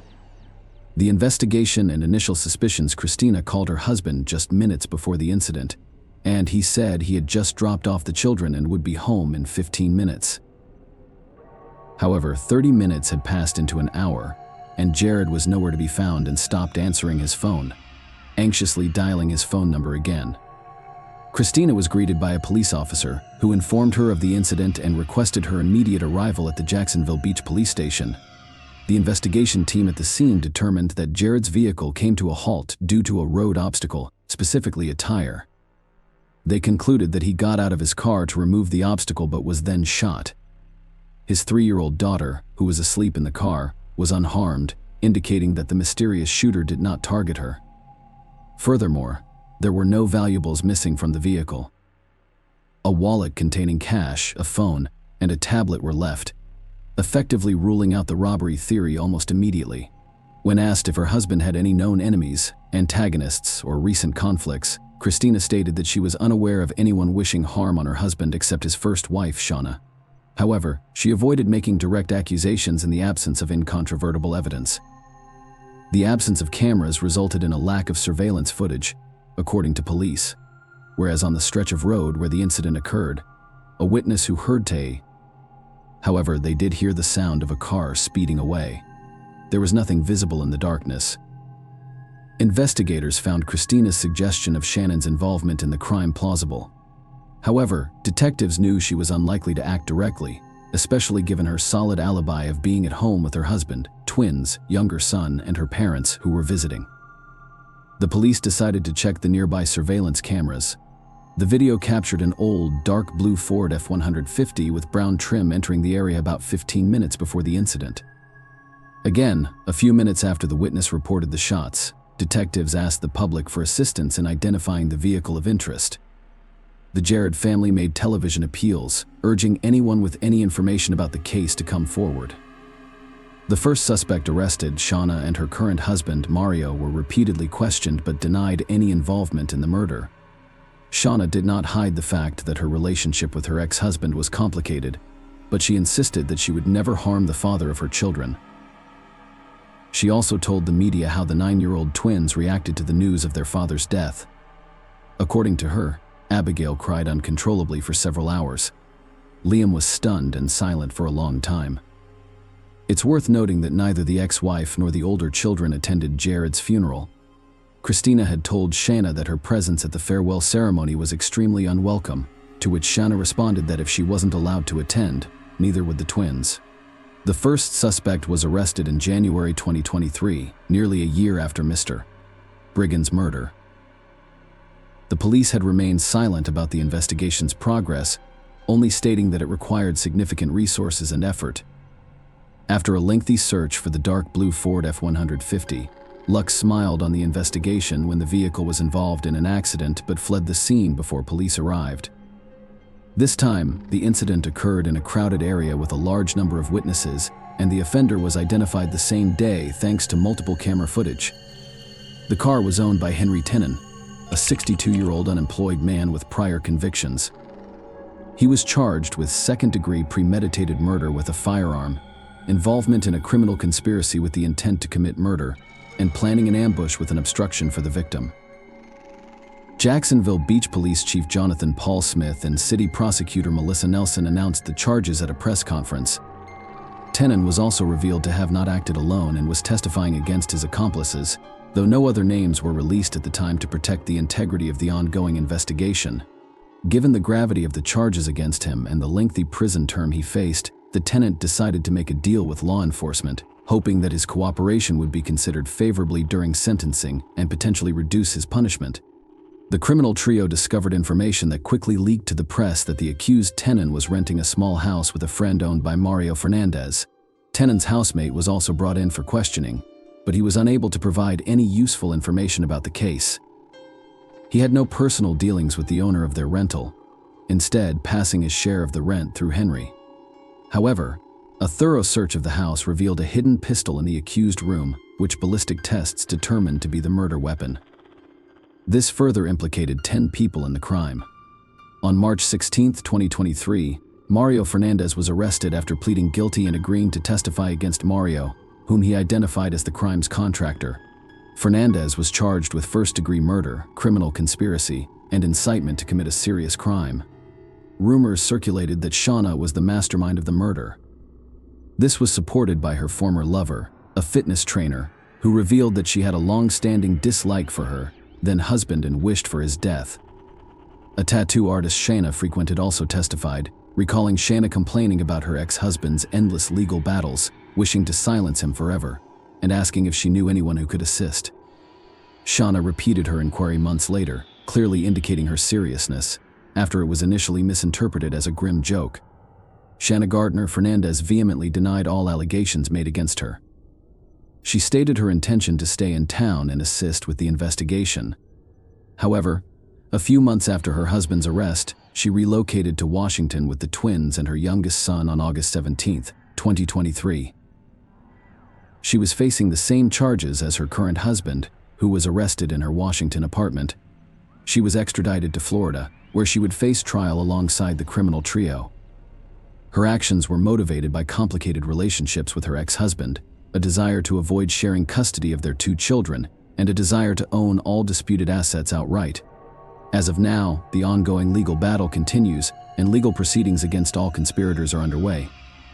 Tenen has pleaded guilty to all charges, is fully cooperating with the investigation and is hoping for leniency. According to reports, he faces at least 15 years in prison, which is a long time for someone his age and could be equivalent to a life sentence. Mario Fernandez has only partially admitted his guilt and, exercising his legal rights, has declined to testify against his wife.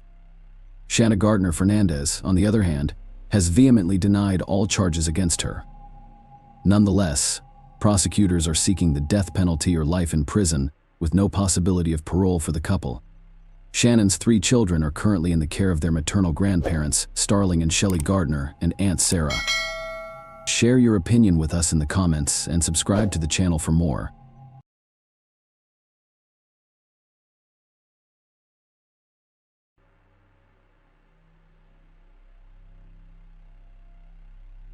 Hey guys, welcome to my channel, and today we're going to take a look at another horrible case with you. This story revolves around a monstrous tragedy that led to the death of an elderly couple right in the backyard of their own home, becoming one of the most sensational incidents ever to occur in Palm Beach County, Florida. The public and media were deeply stirred by what had happened when the police arrived at the crime scene. They were shocked by what they saw, and although the perpetrator was caught red-handed, they still haven't faced appropriate punishment. Austin Haroff was born on December 21, 1996, into a family of medical professionals. His father was a dentist and his mother was a pharmacist. They lived in their own house in a prestigious area in Palm Beach County, Florida. In 2010, when Austin was 13 years old, his parents divorced, and soon after each of them found a new partner. Austin and his sister Haley, who was a year younger, stayed with their mother and her new husband while their father moved nearby with his new partner. Despite the divorce, the families maintained an amicable relationship, and the children quickly adapted to the new circumstances. At school, Austin performed well academically, excelling in all subjects, and he was involved in wrestling given his robust build and tall stature. He also played American football for the school team, despite participating in such intense sports that required roughness and aggression. Austin was a very kind and empathetic guy, earning him the nickname Happy Boy. His coaches even tried to rile him up a bit to channel his energy on the football field in his senior years. Austin received an invitation to a 4-year premed program at a university because he wanted to pursue a career in Medici, following in the footsteps his parents. In his first year, everything seemed to be going more than well for Austin. He excelled in his studies, worked as a dental assistant, started bodybuilding, and began dating a girl. However, despite his successes, he encountered serious psychological difficulties that became increasingly challenging for him to handle. Austin felt that due to his shyness and lack of self-assurance, his peers didn't take him seriously. He began experiencing more frequent bouts of depression, noticing confusion in his thoughts, and experiencing sleep disturbances. Sleeping only 2 hours a night and seeing images of monsters and demon-like figures upon waking up, he also developed a fear of darkness. Austin started believing that he was chosen by higher powers to fight evil. Superpowers at times. He even felt he was half human and half animal. Due to constant stress, Austin began abusing alcohol and illicit substances, becoming nervous, irritable, and plagued by intrusive thoughts. At this time, his internet searches included queries such as how to tell if you're going crazy and think you're going crazy. A beginner's guide to psychosis. When Austin came home to Florida for vacation, his close relatives immediately noticed something was off with him. He moved from his room to the garage, explaining that he was scared to sleep in the house, claiming it was inhabited by evil forces and ghosts. Instead of sleeping, he patrolled the house at night, checking rooms, and every 2 hours he loudly knocked on family members' bedroom doors, proclaiming he was protecting them from demons in the house. His parents were genuinely concerned about his condition, but instead of seeking medical help, they simply locked themselves inside at night to prevent Austin from entering their rooms. His behavior became increasingly bizarre. His mood swung sharply. Sometimes he was kind and sweet, then suddenly turned angry and aggressive. He would wear warm clothes in the heat, refusing to take them off all day, engaged in strange conversations with friends about his immortality, and once, to prove this, he dashed onto a busy highway during a walk. His sister miraculously pulled him back onto the sidewalk. Just in time, his mother started suspecting him of taking illegal substances, and when she directly confronted him about it, he denied everything, insisting he led a healthy lifestyle. On the evening of August 15, 2016, Austin, his sister, and Her friend were having dinner at a restaurant with their father and his spouse around 7:45 p.m. Austin began behaving very strangely. He would abruptly get up from the table and walk outside, only to return almost immediately. This happened several times until after some time he got up again and left without saying a word to anyone. Eventually, Austin returned to the restaurant and sat back at the table with the same group. At some point, an argument broke out between the father and son and forcefully pushing his father away, Austin abruptly stood up and headed for the exit. His sister and her friend tried to catch up with Austin, but when they followed him outside, they couldn't find him. Austin's father called the police, explained the situation, and asked for their help in finding him. That same evening, a call for help was made to the 911 service by Jeff Pfizer, reporting an attack by an unknown young man on him and his neighbors Michelle Mishkin and John Stevens. The police arrived at the scene within minutes, their sirens blaring as they pulled up close to the cars parked at the Stevens home. Officer Kristen was the first to step out of the car and circle around them, freezing in shock. Sheriff's Deputy Dan attempted to approach the cars from another angle but found it impossible due to the ground being covered in blood. Following Kristen around the cars and coming up close to her, he saw a person lying on the ground with arms split out, eyes open and softly pleading for help. That person was John Stevens, and on top of him, gripping him in a deadly hold, lay the young man who was attempting to bite his victim's face. It was clear that the attacker's actions were threatening and immediate action was necessary to free the victim. However, Kristen couldn't use her weapon for fear of hitting John Stevens, who was beneath the assailant. Therefore, the officer used a stun gun on the young man, but it proved ineffective as the attacker seemed oblivious and continued tearing flesh from the victim's body. Police officers attempted to pry Austin off John, striking him on the torso, yet he was unresponsive and continued to grip the victim's body tightly. Soon a group of officers with service dogs arrived. One of the dogs lunged at the attacker, seizing his right arm, but the young man, seemingly impervious to pain, wrenched it free, sustaining a deep laceration in the process. It was only on the third attempt that the dog managed to pull the assailant away from the victim, and the officer flipped him onto his back. Subsequently, it took the assistance of 2 more officers to handcuff him. After this, the police began examining the crime scene and discovered Michelle, who had already passed away. Apart from John Stevens, who was still alive at the time they found her deceased, having succumbed to injuries inflicted by a blunt object. Later, John was transported to the hospital where he passed away. He had numerous stab wounds, but the primary cause of blood loss was from facial injuries. The police began investigating the circumstances leading to the tragedy. They examined the crime scene, and before taking the injured Jeff Fisher, who had called the police and was also the victim of the attack, to the hospital, they interviewed him. Jeff recounted that it was late in the evening, and he was preparing to go to bed when he heard strange noises coming from the lawn of his neighbors across the street. Through an open window, he heard a woman's heart-wrenching scream, got dressed, and rushed outside. Shortly before this, 53-year-old Michelle Mishkin was sitting on her open terrace facing the street watching TV, while her 59-year-old husband John Stevens was out walking the dog. As Jeff dashed out of his house, he headed straight for the neighbor's house. Approaching closer, he saw a fairly large-built young man banging on the door of a car parked on the driveway. On the open terrace, the neighbor witnessed Michelle standing opposite the assailant, frozen in horror. At that moment, the young man grabbed the woman, threw her to the ground, and began kicking her. Jeff ran up close to the attacker, attempting to push him away from the woman, but at the last moment, the assailant evaded the attempt and struck Jeff in the face. Despite this, Jeff managed to stay on his feet and struck the attacker, causing him to fall to the ground, injuring his face and drawing blood.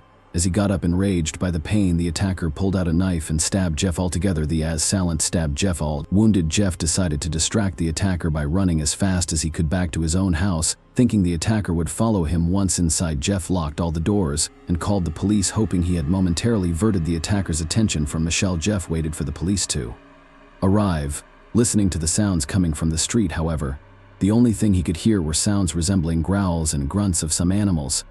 Soon, the police identified him as none other than 19-year-old Austin Harov. After leaving the restaurant, he walked about 4 miles and attacked Michelle Mishkin, who was at that moment on the open terrace of her house. Detectives speculated that at the moment when the neighbor ran to call the police, Michelle's husband John Stevens returned from walking the dog, and upon seeing the attacker, tried to save his wife but became a victim himself. After the police subdued Austin, he suddenly lost consciousness and was rushed to the hospital, where he slipped into a coma for 11 days. Doctors suspected he might have ingested certain chemicals affecting his body, but toxicology tests on his blood found nothing 2 months later, he was discharged from the hospital and placed in custody pending investigation. During questioning, Austin's statements were incoherent. He sometimes claimed he couldn't remember anything from that night, while at other times he rambled about seeing zombies on the road and using a knife in self-defense. He mentioned constant hallucinations of ghosts, demons, and voices in his head. A psychiatric evaluation determined that Austin was in a severe psychotic state during and after the attack. Forensic psychiatrist Dr. Philip Resnick at the University Hospitals of Cleveland and Ohio confirmed that Austin Heroux suffers from bipolar disorder, acute manic episodes with psychotic symptoms, and clinical manifestations of lycanthropy, also known as werewolf syndrome, while in prison. Austin gave an interview to TV host Phil McGraw, better known as Dr. Phil, expressing deep remorse for the incident. He cried and expressed regret for taking the lives of 2 innocent people, hoping the victims' families could forgive him. Austin faced charges of first-degree murder in the deaths of Michelle Mishkin and John Stevens, as well as attempted first-degree murder for the attack on Jeff Fisher. A trial was anticipated, but a judge decided to place him in a psychiatric facility until medical professionals determined he was no longer a threat to society. The decision shocked the public and the victims' families, as they hoped Austin Heroux would soon face legal accountability. Yet the judge's ruling delayed the judicial process until it was determined that Austin was not a danger to society only 3 years after the incident on November 6, 2019. A hearing in the case of the murders of Michelle Mishkin and John Stevens took place. Austin Harov, who had been under forced treatment for schizophrenia, appeared. Surprisingly, the court couldn't reach a final decision on his guilt, and he remains in prison awaiting the next hearing. Austin's father, Wade Heroux, shared that a few days before the incident, his son had been behaving strangely and talking about being pursued by demons. Wade concluded that his son likely suffered from an inherited mental illness, as they had relatives who struggled with schizophrenia. Perhaps, if the family had sought qualified medical help in time, such a heinous crime might not have occurred. Share your opinion with us in the comments and subscribe to the channel for more.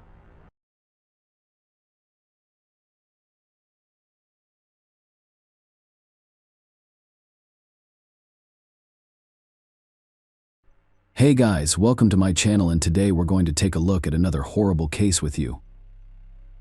The Amato family case illustrates how obsession can transform a quiet person into a monster. Like many serious addictions, which can be compared to severe illnesses with psychological, biological, or social underpinnings, this case involves a destructive habit, such as an urge for alcohol, prohibited substances, gambling, or an obsessive need for a specific activity or interaction with a specific person or group. It is tragic when addiction affects not only the individual but also their loved ones who sincerely want to help. The once prosperous and happy Amato family faced a dilemma head-on. Because all of the family members were healthcare professionals, they felt confident that they could handle the situation on their own. It was too late for them to realize how serious the situation was. This isn't a story about addiction, but of a young man's intense obsession with a woman he'd never met. His addiction to illegal substances, combined with a pathological proclivity for theft, exacerbated the situation. The situation devolved into a horrific outcome. Let's look into this case to see if there was a way to change the course of events and avoid the tragedy. On January 25, 2019, a concerned man called Seminole County Police in Florida. He reported that his close friend and colleague, Nurse Cody Amato, failed to show up for his shift at the hospital, which was highly unusual for him. The day before, Cody had left work about 15 minutes early due to urgent family matters at home, leaving so quickly that he forgot to collect his pay for the day. Attempts to reach Cody, 31, by phone were unsuccessful. He was simply not responding. Cody's girlfriend, with whom he had recently lived, stated that he went to his parents' house the day before at his father's request but never returned to her place, and she, too, was unable to contact him. All of these signs triggered alarming thoughts, prompting the dispatch of police officers to the specified address. The Amato family home, located in a suburb of Orlando, had a large adjoining area with a stable and a horse walking area. Cody's car was parked in the driveway, and lights were turned on in several rooms of the home. At first glance, everything appeared normal. There were no signs of forced entry or struggle, and the doors and windows were intact. When the sheriff's deputy knocked, there was no answer, and calls to the landline went unanswered. The police then requested permission to enter and, once granted, cautiously unlocked the back door with a knife to slide the bolt. Inside, an eerie silence filled the lit room, implying that someone was present. Indeed, the homeowners were present. The officers found the lifeless body of 59-year-old family patriarch Chad Amato on the kitchen floor in a pool of his own blood, with close-range gunshot wounds to the chest. Cody was then found curled up on the staircase opposite the main entrance, dead in a large pool of blood. Finally, they discovered 61-year-old Margaret Amato sitting at her computer in the home office. At first glance, she appeared to be sleeping with her head resting on her arm, if not for the blood splatters on the monitor and the large spreading stain beneath her head. The murder weapon, an Iowa Jericho 941 pistol discovered next to Cody's body, were later determined by forensic experts to have his fingerprints, with no signs of breaking or external presence, and no items missing from the home. Cody appeared to have ended their lives and then shot himself in the chest, possibly as a result of a family dispute.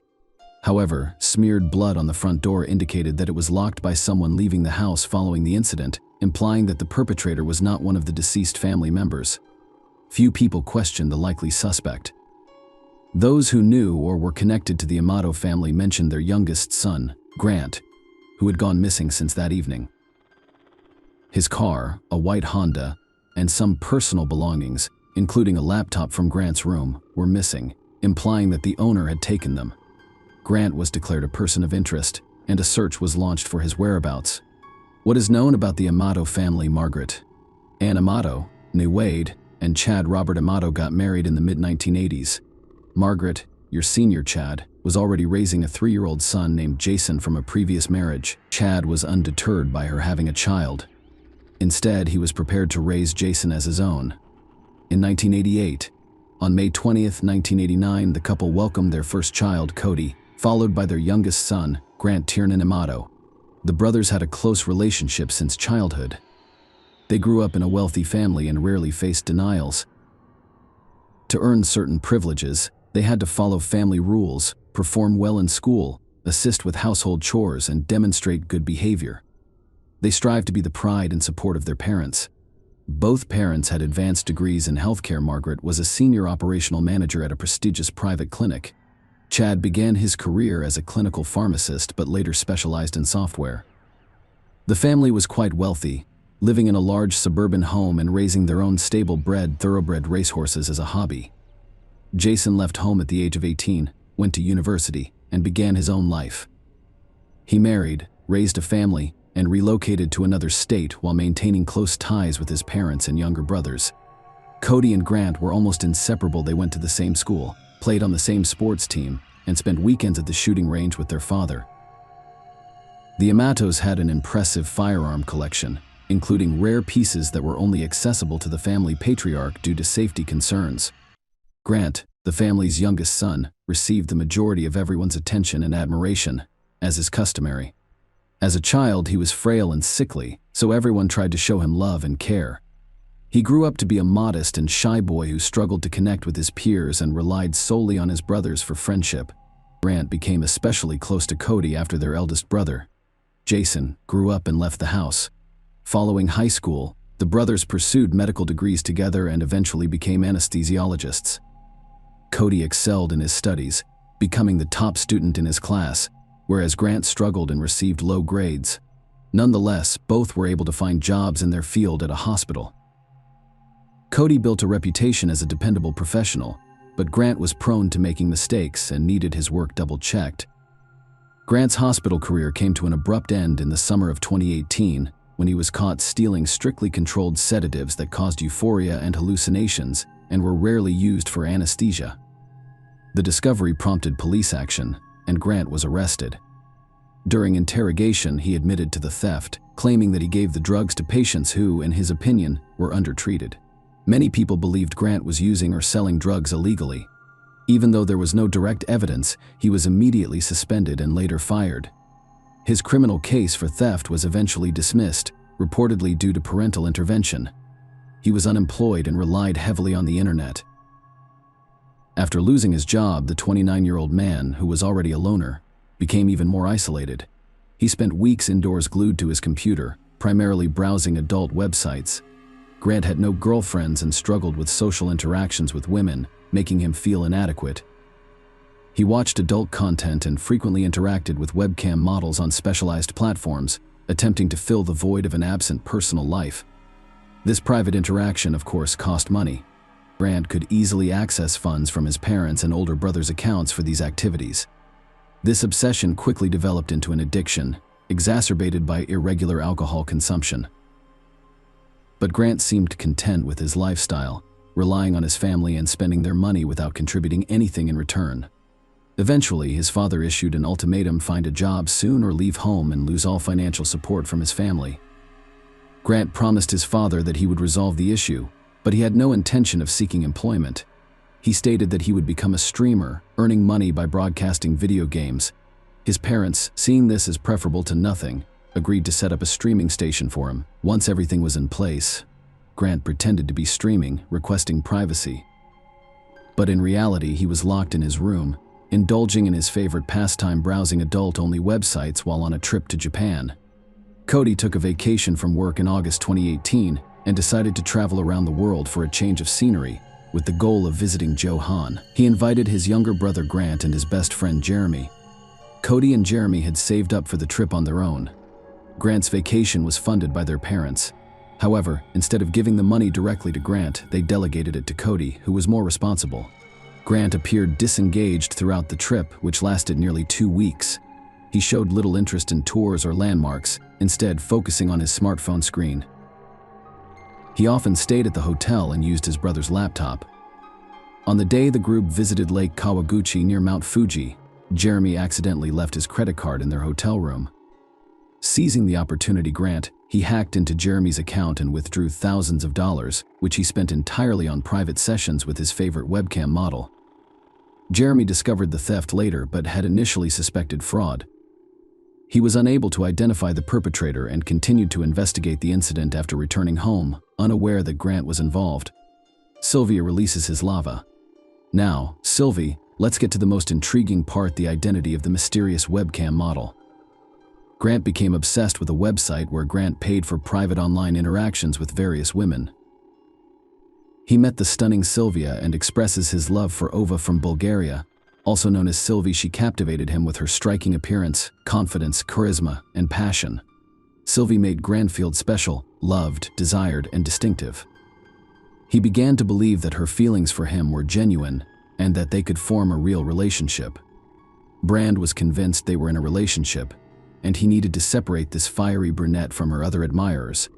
He spent hours and thousands of dollars every day to make sure she didn't have time for other men.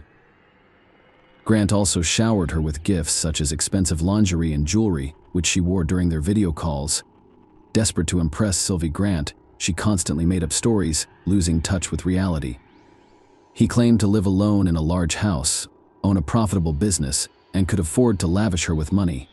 He supported his claims with money transfers, initially sending a couple of $1,000, $10,000, and even $100,000 as birthday gifts.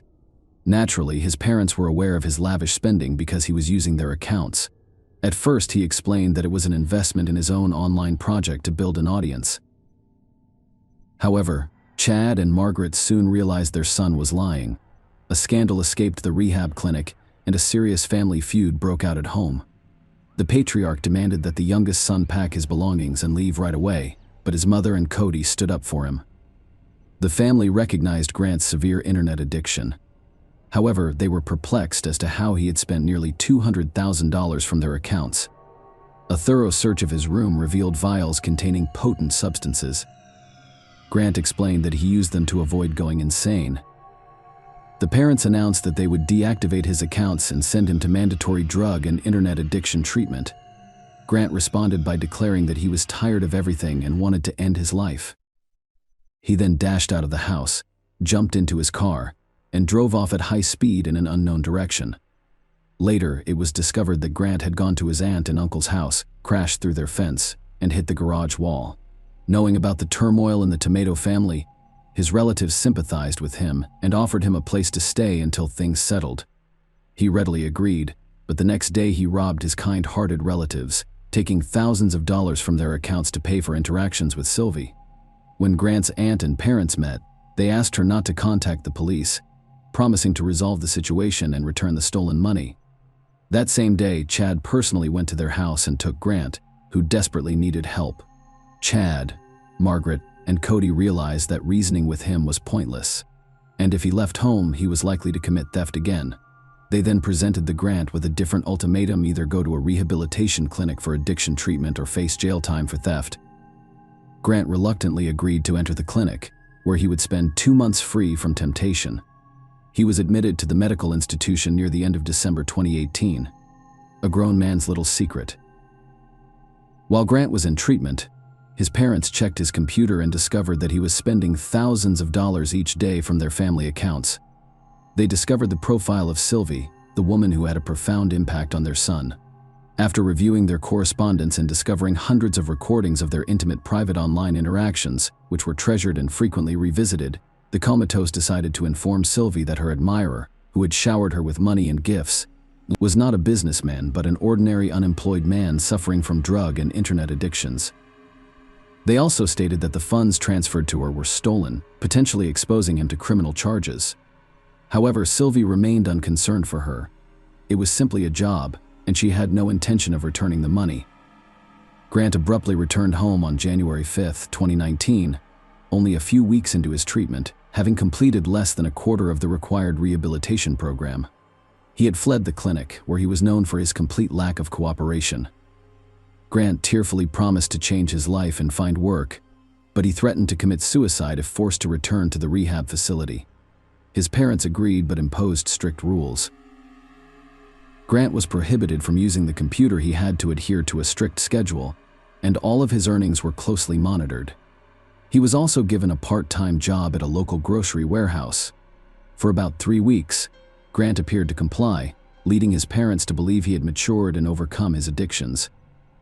However, everything changed on Thursday, January 24, 2019, when Grant persuaded his mother to let him use the laptop briefly to check his email and post his resume on the internet.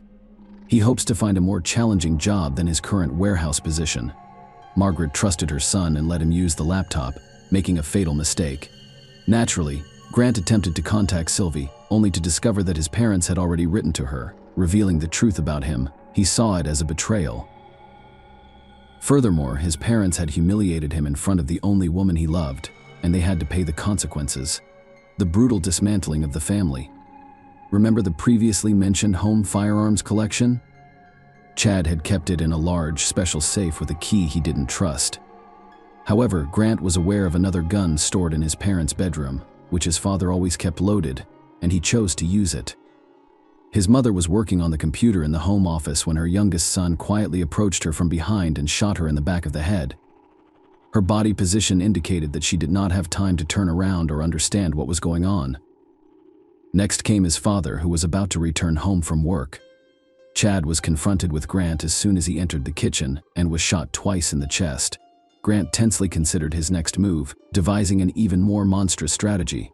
He decided to frame his own brother Cody, the only person who had ever defended him, assisted him, and been his best friend. Cody had already moved out of the family home and was living separately with his girlfriend. To bring Cody home, Grant used his now deceased father's phone to send several messages requesting that he return immediately, because something terrible had occurred. He didn't elaborate, knowing that this information would be enough to make his brother rush home from work. The Grant calculation was correct, and Cody did arrive, even leaving work early. When he entered the house, he only made it to the bottom of the second-floor staircase before being shot and collapsing. Cody did not die instantly. He had time to recognize the horror of the situation but was powerless to change it. After killing his family, Grant wiped his fingerprints off the pistol, placed it in his brother's hand to leave his prints, and then left it next to the body, making it appear as if Cody had shot their parents and then himself. The killer spent the rest of the evening calmly packing his belongings, downloading video files of his conversations with Sylvie from the computer, and even texting her. After completing his tasks, he loaded his belongings into the car and drove away. Arrest and trial. It took police just over a day to find and arrest Grant, who was hiding in a small roadside motel in Orange County. He was not surprised, rather disappointed that he had been discovered so quickly, but he vehemently denied any guilt. During his interrogation at the station, he told unbelievable stories about his father's extreme cruelty, alleging mistreatment of his mother and brother. Grant also discussed his father's attempts to separate him from his beloved girlfriend Sylvie, with whom he claimed to share true and pure love, following the events at their family home on the evening of January 24, 2019. His account was unclear and inconsistent. He suggested that his father and brother got into a fight. Cody grabbed a gun and killed Chad, with Margaret being an unintentional victim. Grant claimed he could only guess the chronology of these horrific events because he was not a witness, and that he spent the night in his car with his belongings after his father kicked him out. In the morning, he claimed he simply drove away, unaware of the tragedy that had occurred at home. His story seemed disjointed and unbelievable, and the evidence indirectly pointed to him as the sole perpetrator. As a result, Grant was arrested as the prime suspect in his family's triple homicide. He was held on a $750,000 bond and was unable to post it, so he remained in custody awaiting trial. The trial began on July 15, 2019. Notably, almost all of the witnesses in court testified against Grant, including his older brother Jason, relatives, and Cody's friend Jeremy, from whom Grant stole money during their trip to Japan. Those who knew the defendant personally described him as a pathological thief, a liar, and someone who struggled with addictions. The main evidence against Grant was a large bank transfer from Chad's account to his younger sons. This transaction took place late at night, when all family members had already died. To confirm the transaction, the defendant used his deceased father's finger as identification. The prosecution advocated for the death penalty, while Grant's defense claimed that he was ill and needed treatment. The final verdict was issued on August 12, 2019. Amato, 30, was convicted of first-degree triple homicide and sentenced to life in prison without parole. Share your opinion with us in the comments, and subscribe to the channel for more.